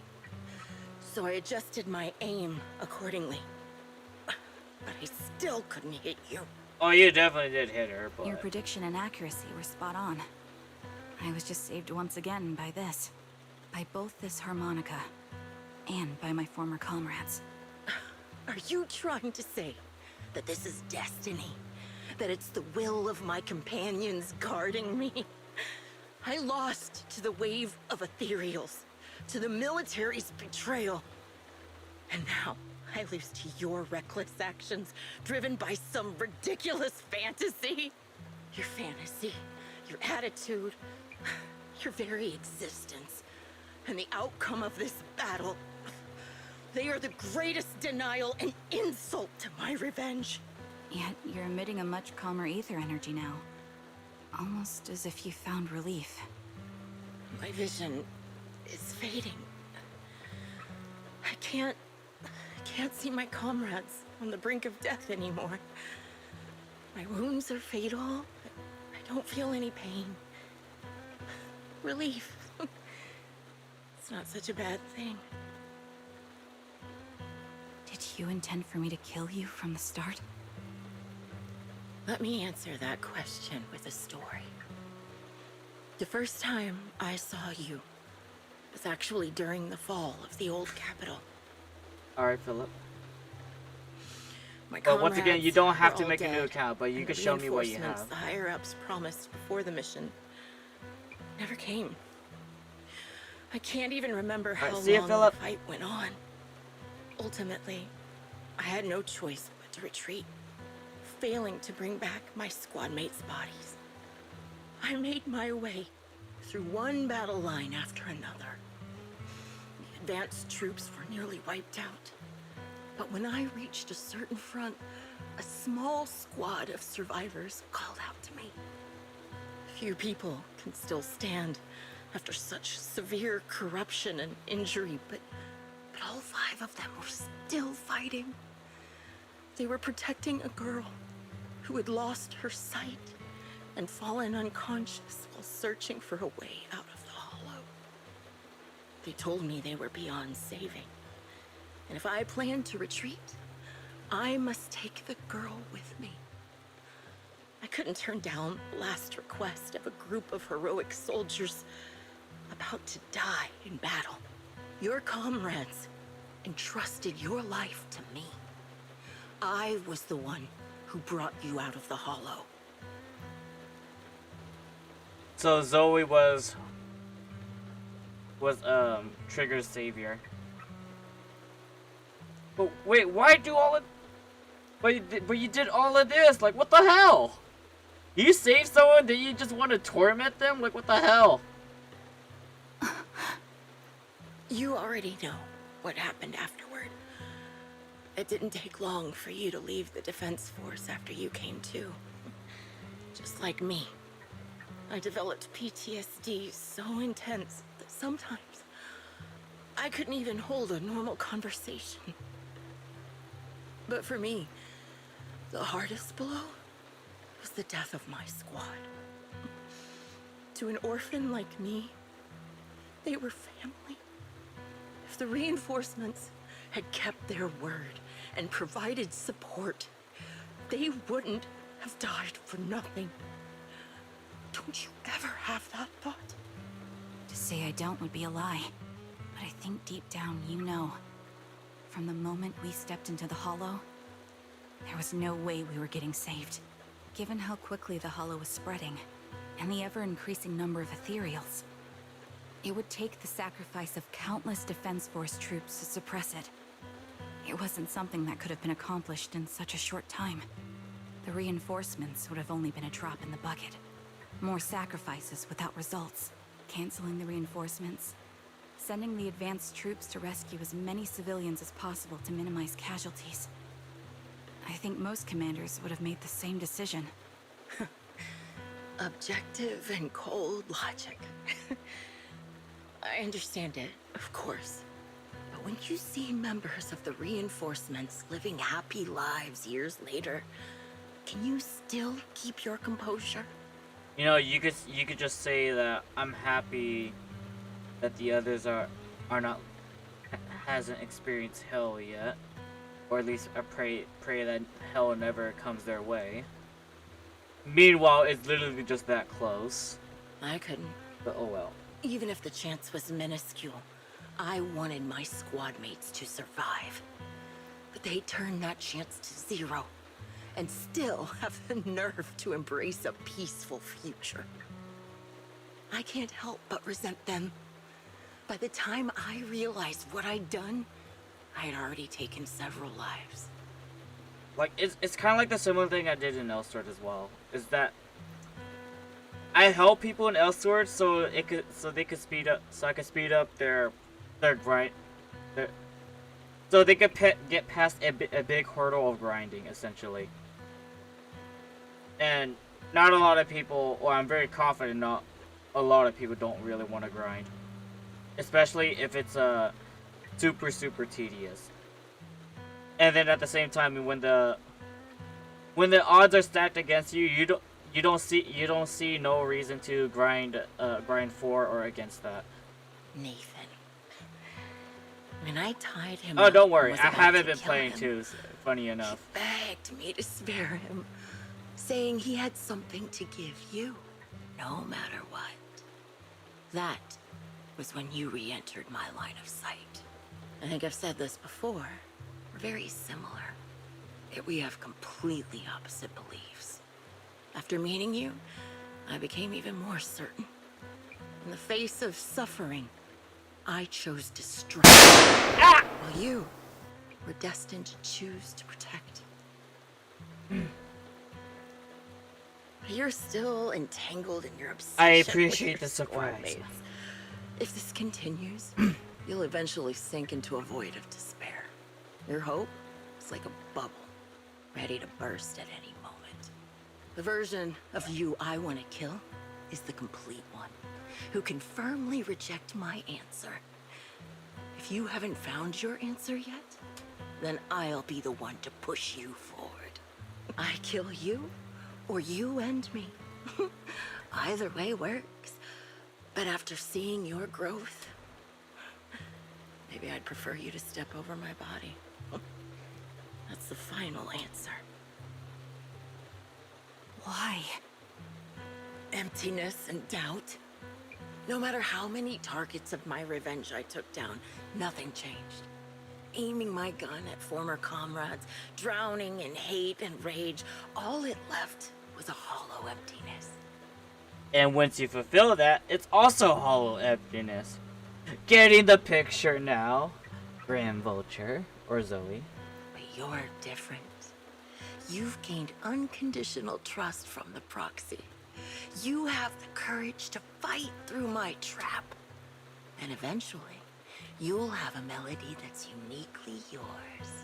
My belief has faltered. I finally remember. My squad mates were fools, just like you. So she lied about her squad mates telling her to take revenge on the people that abandoned them. She lied about that. You're right. They would never want me to become this way. I talk about carrying their cross.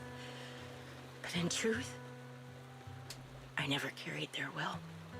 So be it. Take the hostage and go. A villain stained with the blood of others deserves nothing but a miserable end. I'm looking forward to how long you'll be able to protect those in front of your eyes. Charon doesn't leave. Instead, she kneels beside the Green Vulture, picks up the bullet-marked harmonica, and begins playing the melody. Idol's hope coming. It still works! The harmonica still works?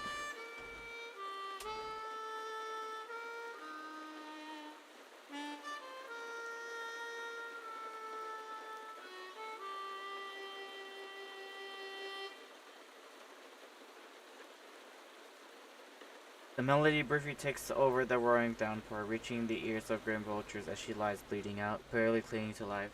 A faint glimmer appears in their empty eyes as the final moment. It can still be played after taking a bullet. Impressive. This is my final melody to you. No matter how miserable you've become, I'll still remember you. Remember we once shared the same path in life. But in the end, our paths diverged. Your hatred has long twisted into sin.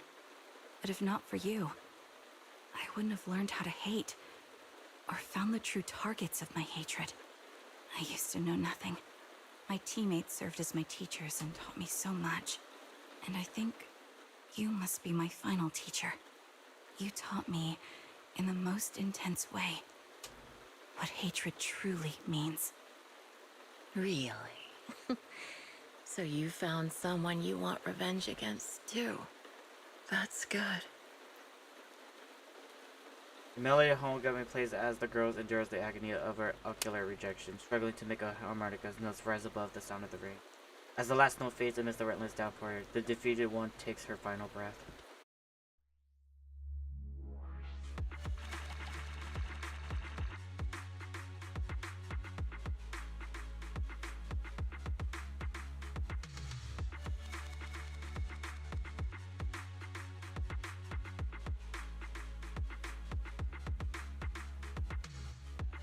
Well, yeah, it's slow, but it's nice. It's nice. It was very nice. But dang, I got a B rank. I got a B rank because just because a Soldier 11 went down. Oh well.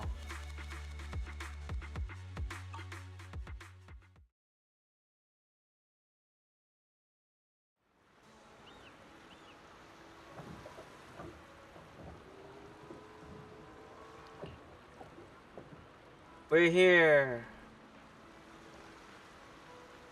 No, I'm missing out polychrome. That's why. If I got S rank, then I got more polychromes. But then I missed out some polychromes. So I screwed up on my end for sure.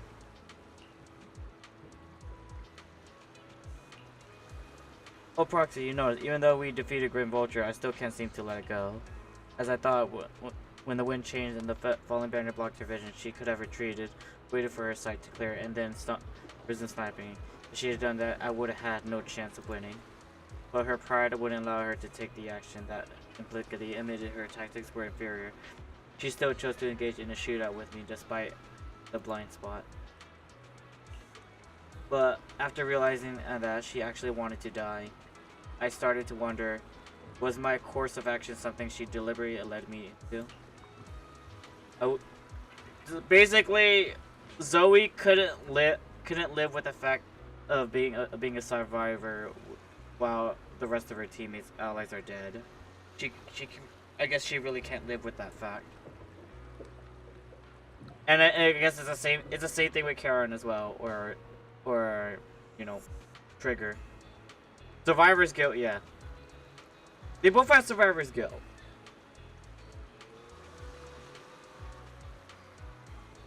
But at least, thankfully, Trigger went through it the good way. At least. Or at least, you know, I think I would imagine she had enough people to talk to her about it. Enough people. Two different ways of coping, yes. Finding comfort from others, or at least, you know, help from others, or destruction, I guess. Like it's like the saying like this: if the village doesn't give warmth to the child, then the child will burn down the village to get warmth. Like, do you remember hearing that saying?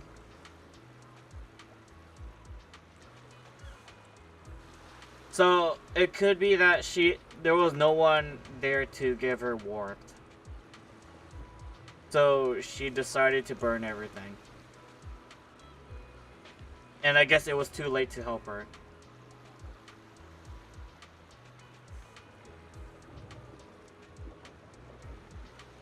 and I believe like, you know, eventually the higher ups just simply said like, here's your here's your survivor's bonus. I pray your retirement goes well, that type of thing. And then like no one talked to her after that ever since. And then, you know, they go cray with everything with talking to themselves in the head the entire time. So yeah.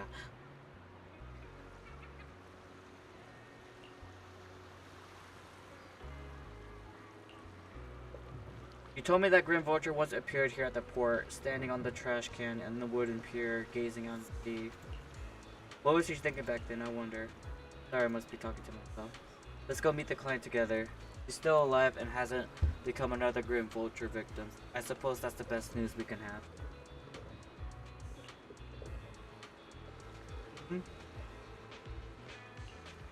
Alright, let's go.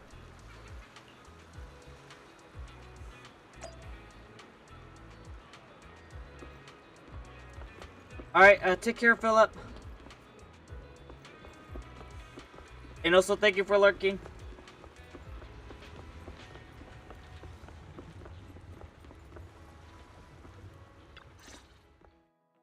So you're the sniper from Liar Squad. It's nice to finally meet you. And you must be the one who's been searching for me. Nathan, the younger brother of Lethe. It's good to see you safe and sound. You look old. Right. I'm sorry like for causing all this hair. trouble. I nearly cost you your life, becoming a target of a victim from the fall of the old capital. Maybe that's what I get, not helping my brother and the rest of the defense force back then. When the reinforcements decided to retreat, I spoke out against it. I had family among the soldiers already in the Hollow, but I didn't have the courage to take that step.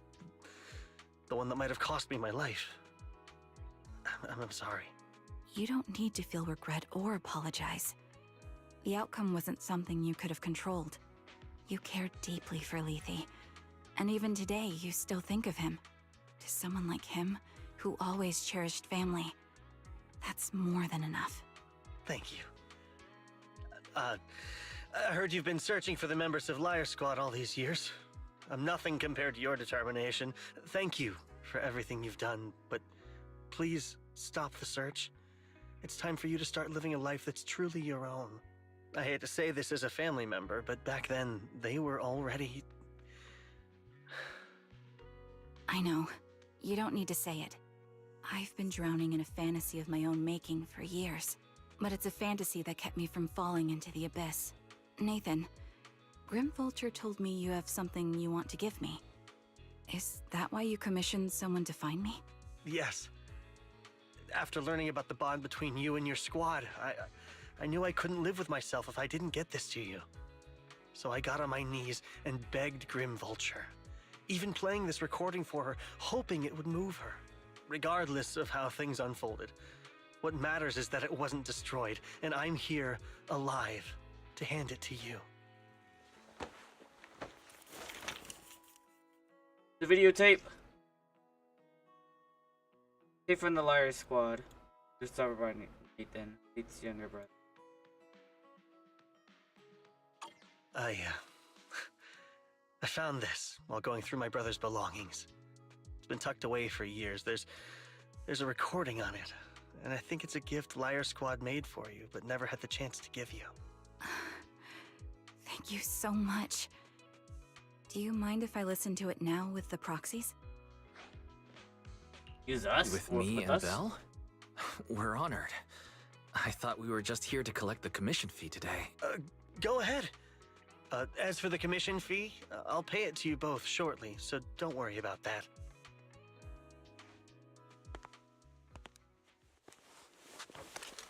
He gently holds her hand, feeling the warmth and strength in her. Presses the... Hey, hello? Alright, it's a recording. This is a message from Liar Squad for our little sniper. Everyone ready? I'll count down. 3, 2, 1. Congratulations on your 1000th day with Liar Squad! So she's been there for over 2 years. Then. You guys are totally out of sync. Captain, can we redo this? The anniversary gift has to be perfect. That's our assault specialist, Acheron. She has a strong sense of aesthetics, prioritizing beauty in both combat and her daily life. She taught me a lot about makeup and fashion. Oh, she won't care if we're a little off. Forget the re-record. Let's just get it done and order the cake. We don't want him to sell out. That's our medic, Kakaitis. He's usually lazy and a bit of a smooth talker, but he's actually very capable and kind. He taught me a lot about unconventional negotiation tactics and ways of handling things. You two, stop arguing during the recording. I've already ordered the cake. If you keep rambling, we really will have to re-record this. Cut the chatter already. And that Styx, a reliable artillery specialist. He's the oldest in the squad. He loves sharing photos of his daughter and reminiscing about how he wooed his wife. The way he won her over inspired me a lot. All right, let's all calm down. Wouldn't want to get on the captain's bad side. Captain, would you like to go first? We can edit or re-record whatever we need to. That's our scout and engineer, Lethe. He's a bit self-conscious because of how his younger brother excels, and he's somewhat introverted. But he's actually very capable. He taught me sharp observation skills, calm execution under pressure, and how to make use of the environment. Okay, thank you all for settling down before I completely lost my cool. It's fine. No need to cut anything or re-record. Let's just keep it as it is. Loud and messy, just like our liar squad. That's our captain, who took me in and taught me how to play the harmonica. And the real Charon. I'll make sure to explain properly to you later, Proxy. Wait, so Charon's is not even her real name as well. It's just a name that she decided to take upon herself after the squad.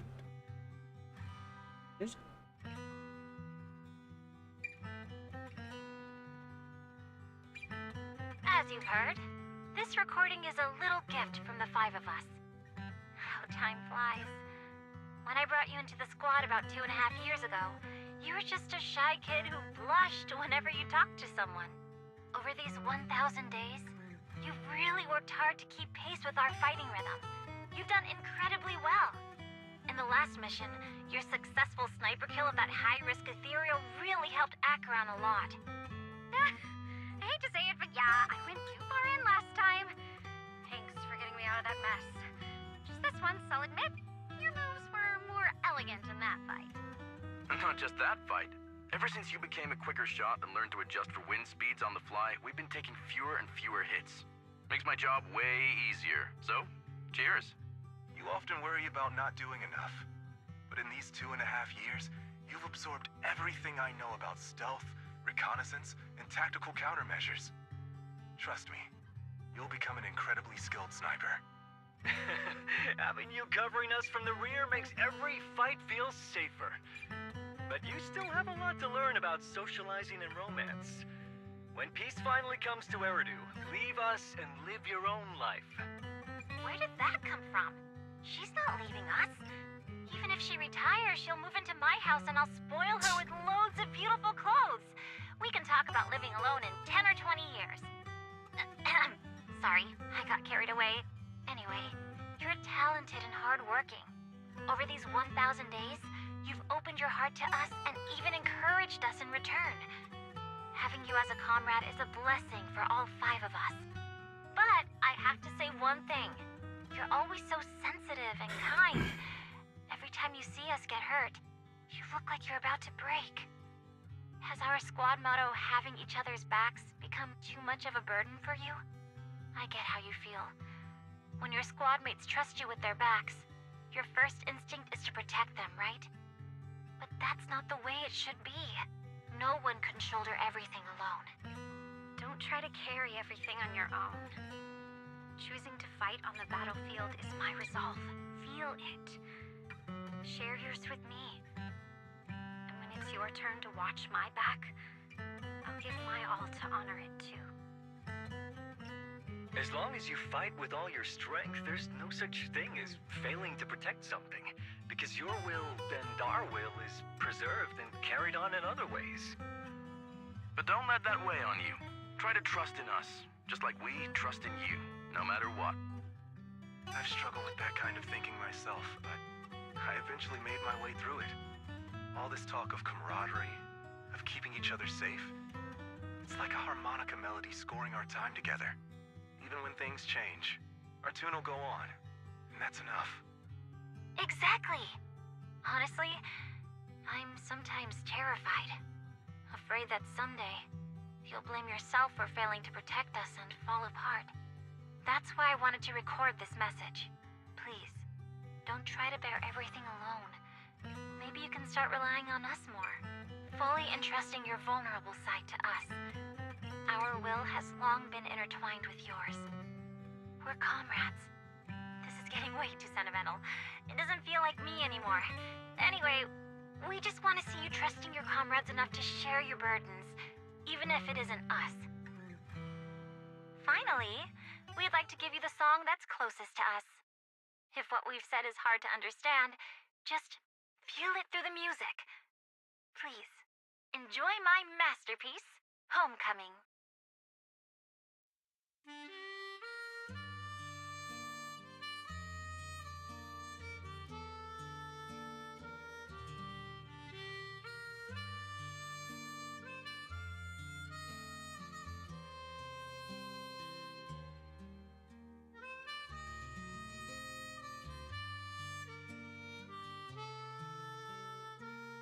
Well,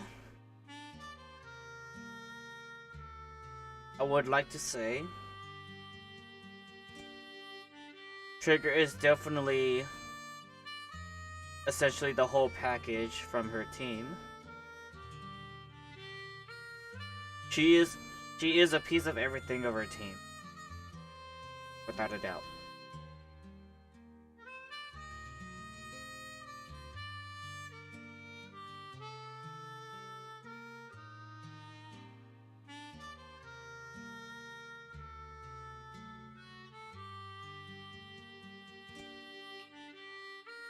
Proxy, do you remember?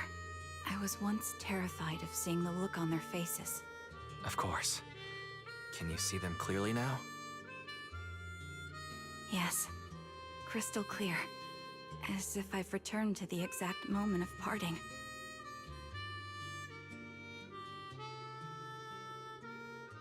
They were being corrupted.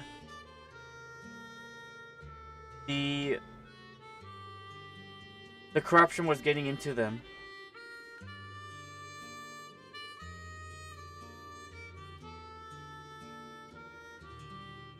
So this is our last glance. This is the answer you wanted me to find. Well, I believe she was saved before she got corrupted entirely. Thanks, guys. For everything.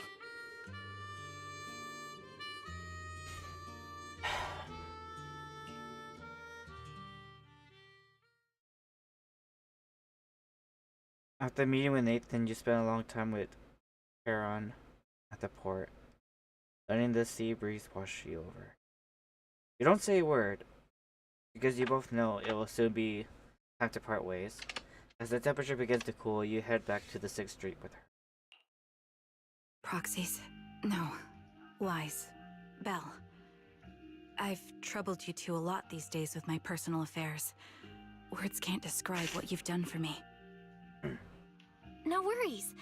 Honestly, I'm fine. my brother and I have been a bit lost recently. Meeting you, though, well, it feels like we've known each other forever. Doesn't it, Wise?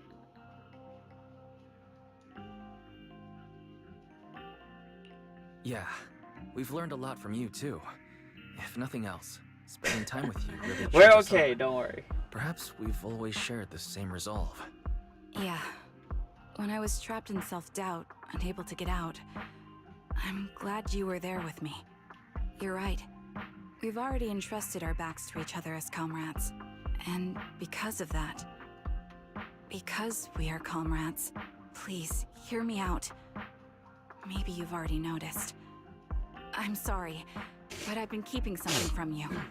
Charon, as I mentioned before, shoot. My bad. Charon was my captain's code name.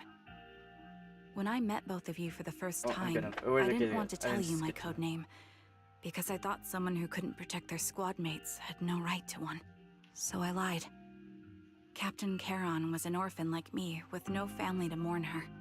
I've been using her code name because I may be the last person in the world who still remembers her.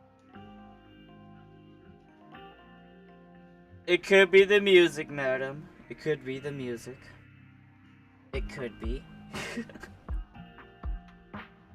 But I understand now. If I want to keep moving forward, I can't keep hiding behind a lie. My true codename is... Stop her for continue. You don't have to tell me right now. Charon, at the harbor, Nathan spoke to you privately. Was he offering you a chance to return to the Defense Force? Yes. He said he still has a friend in the Defense Force who's currently forming a new squad.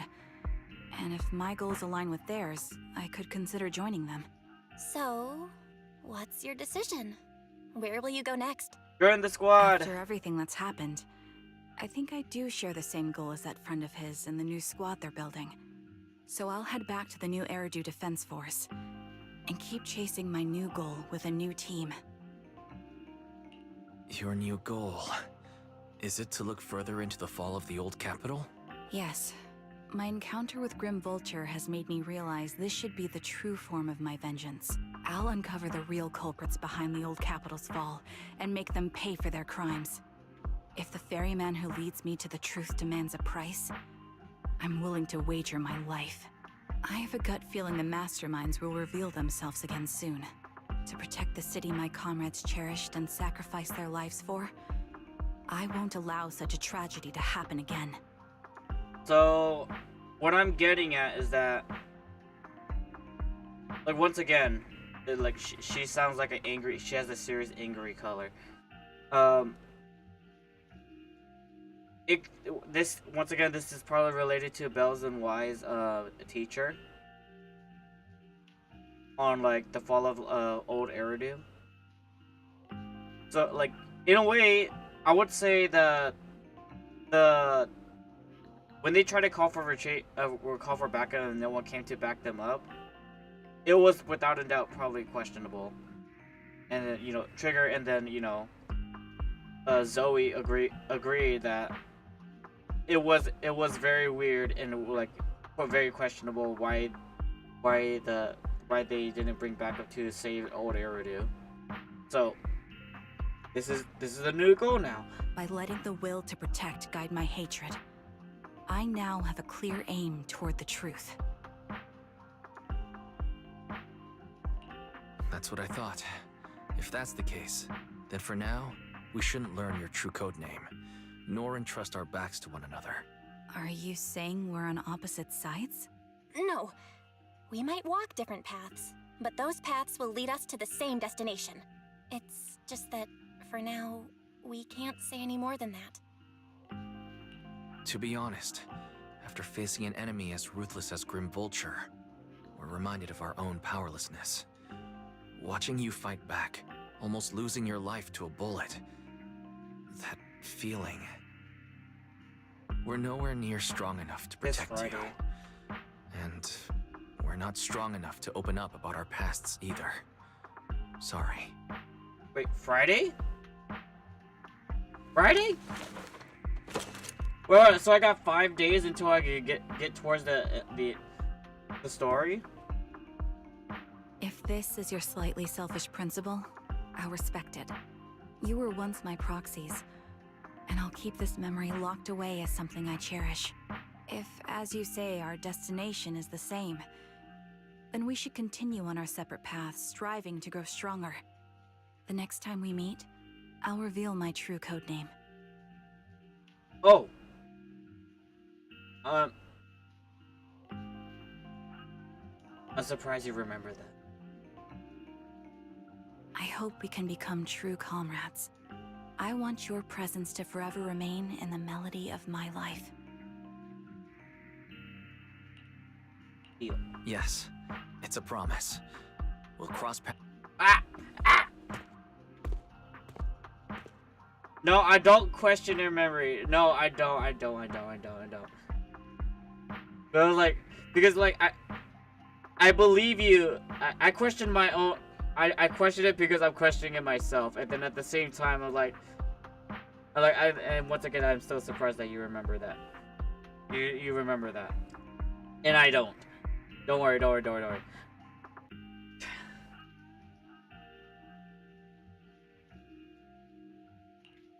And she goes, Hello. I'm the sniper from the former Liar Squad of the Chrysoberyl Division, recommended by Captain Nathan, originally of the new Eridu Defense Force's Obsidian Division, Impera Squad. Ah, I heard about you from my superior. You're the one who dealt with the serial murders targeting the Defense Force, right? Well, the new Eridu Defense Force is ready to welcome you back. Let me confirm a few details before taking you to base. Which squad are you applying to join? And did you have a code name during your previous service? I'm applying to join the Obsidian Division's Obel Squad. As for my code name... Trigger. Trigger. I was Trigger of Liar Squad. And that's how she got her name. What do you think else will have to care on again? Looking forward to it too. I really hope we can grow stronger and we'll have a greater power to face the crisis. When we reunite with her, then we have to. Hear her real code name. Great mindset, thinks alike. However, hearing Charon and Grim Reaper's stories, I can't help but to feel a bit sad. They had the same fate, but in the end they walked completely different paths and became enemies.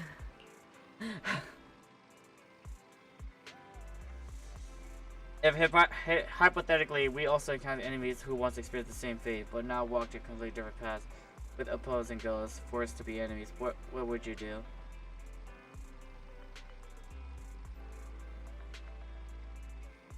I would seek mutual understanding with them. I would defeat them in both combat and ideology. Why not both? Can I pick both? I would like to see how they see it, but then I'm gonna stick to what I believe with. Like I like to see how they see it. I like hasn't like. I've been through like a handful of dramas where I witnessed both sides of the story. And you know, it's either they both sound ridiculous or they both sound reasonable. And then, you know, I guess the like two sides just never ever makes up, I guess. And it is what it is.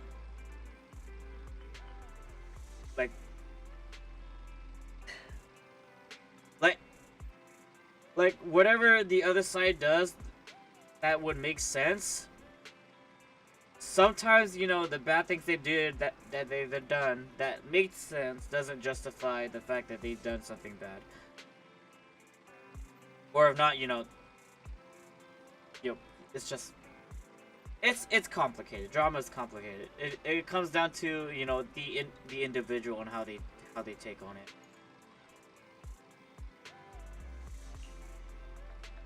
But I'll go with the mutual. I'll go with the mutual, getting mutual understanding first before I will say it's war. After everything that's happened, I feel pretty exhausted. You must feel the same way, right? How about we take a good rest? The commissions from the Shepherd won't be easy as we've been having it before, you know.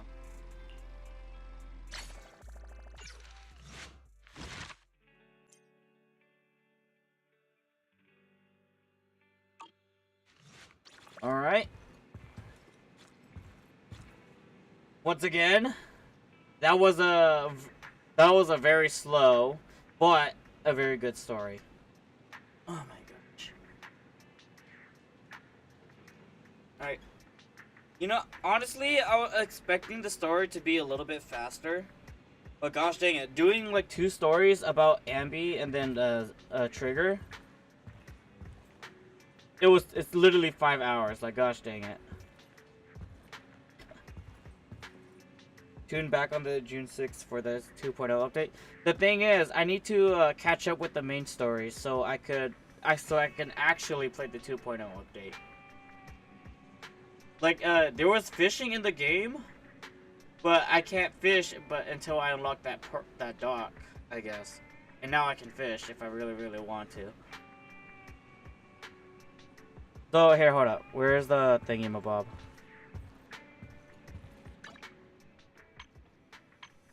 Where's the thing to show my, Hey, don't look down on me! Compodium, Internet. I want to find. Where's that thing to show the story? Or is it EQ? Nope, nope, nope.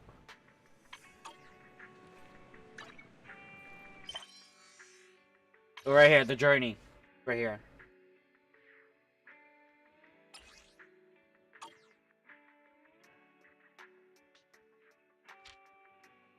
Chapter 5. Season 1 epilogue.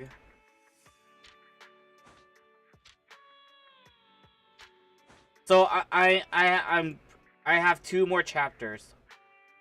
So it's safe to say I can get through this within the next day or two. In 2 days I'll be caught up with the story. For sure.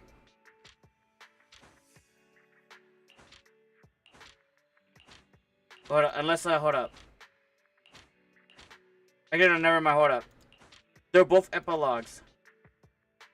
They're both epilogues. Hold up. Or basically, after the end of chapter 5. Essentially.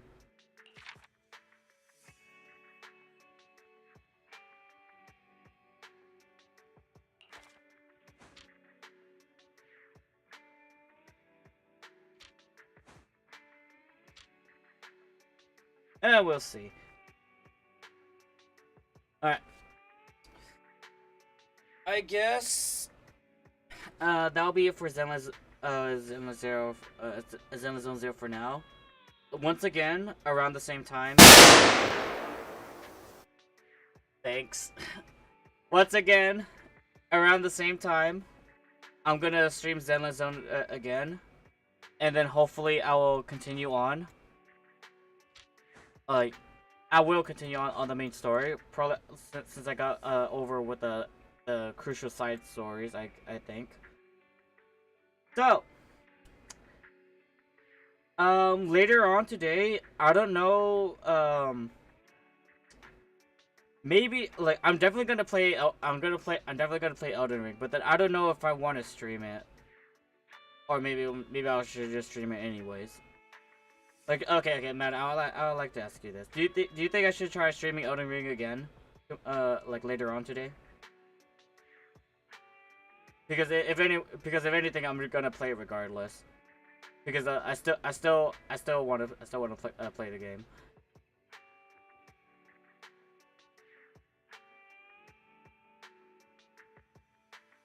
All right, then that's up to me to decide. Then don't worry. So, without further ado. Whoever is watching, or was watching, thank you for watching. I hope to see you guys next time. Have a good morning, good evening, good afternoon. Take care. Many hearts.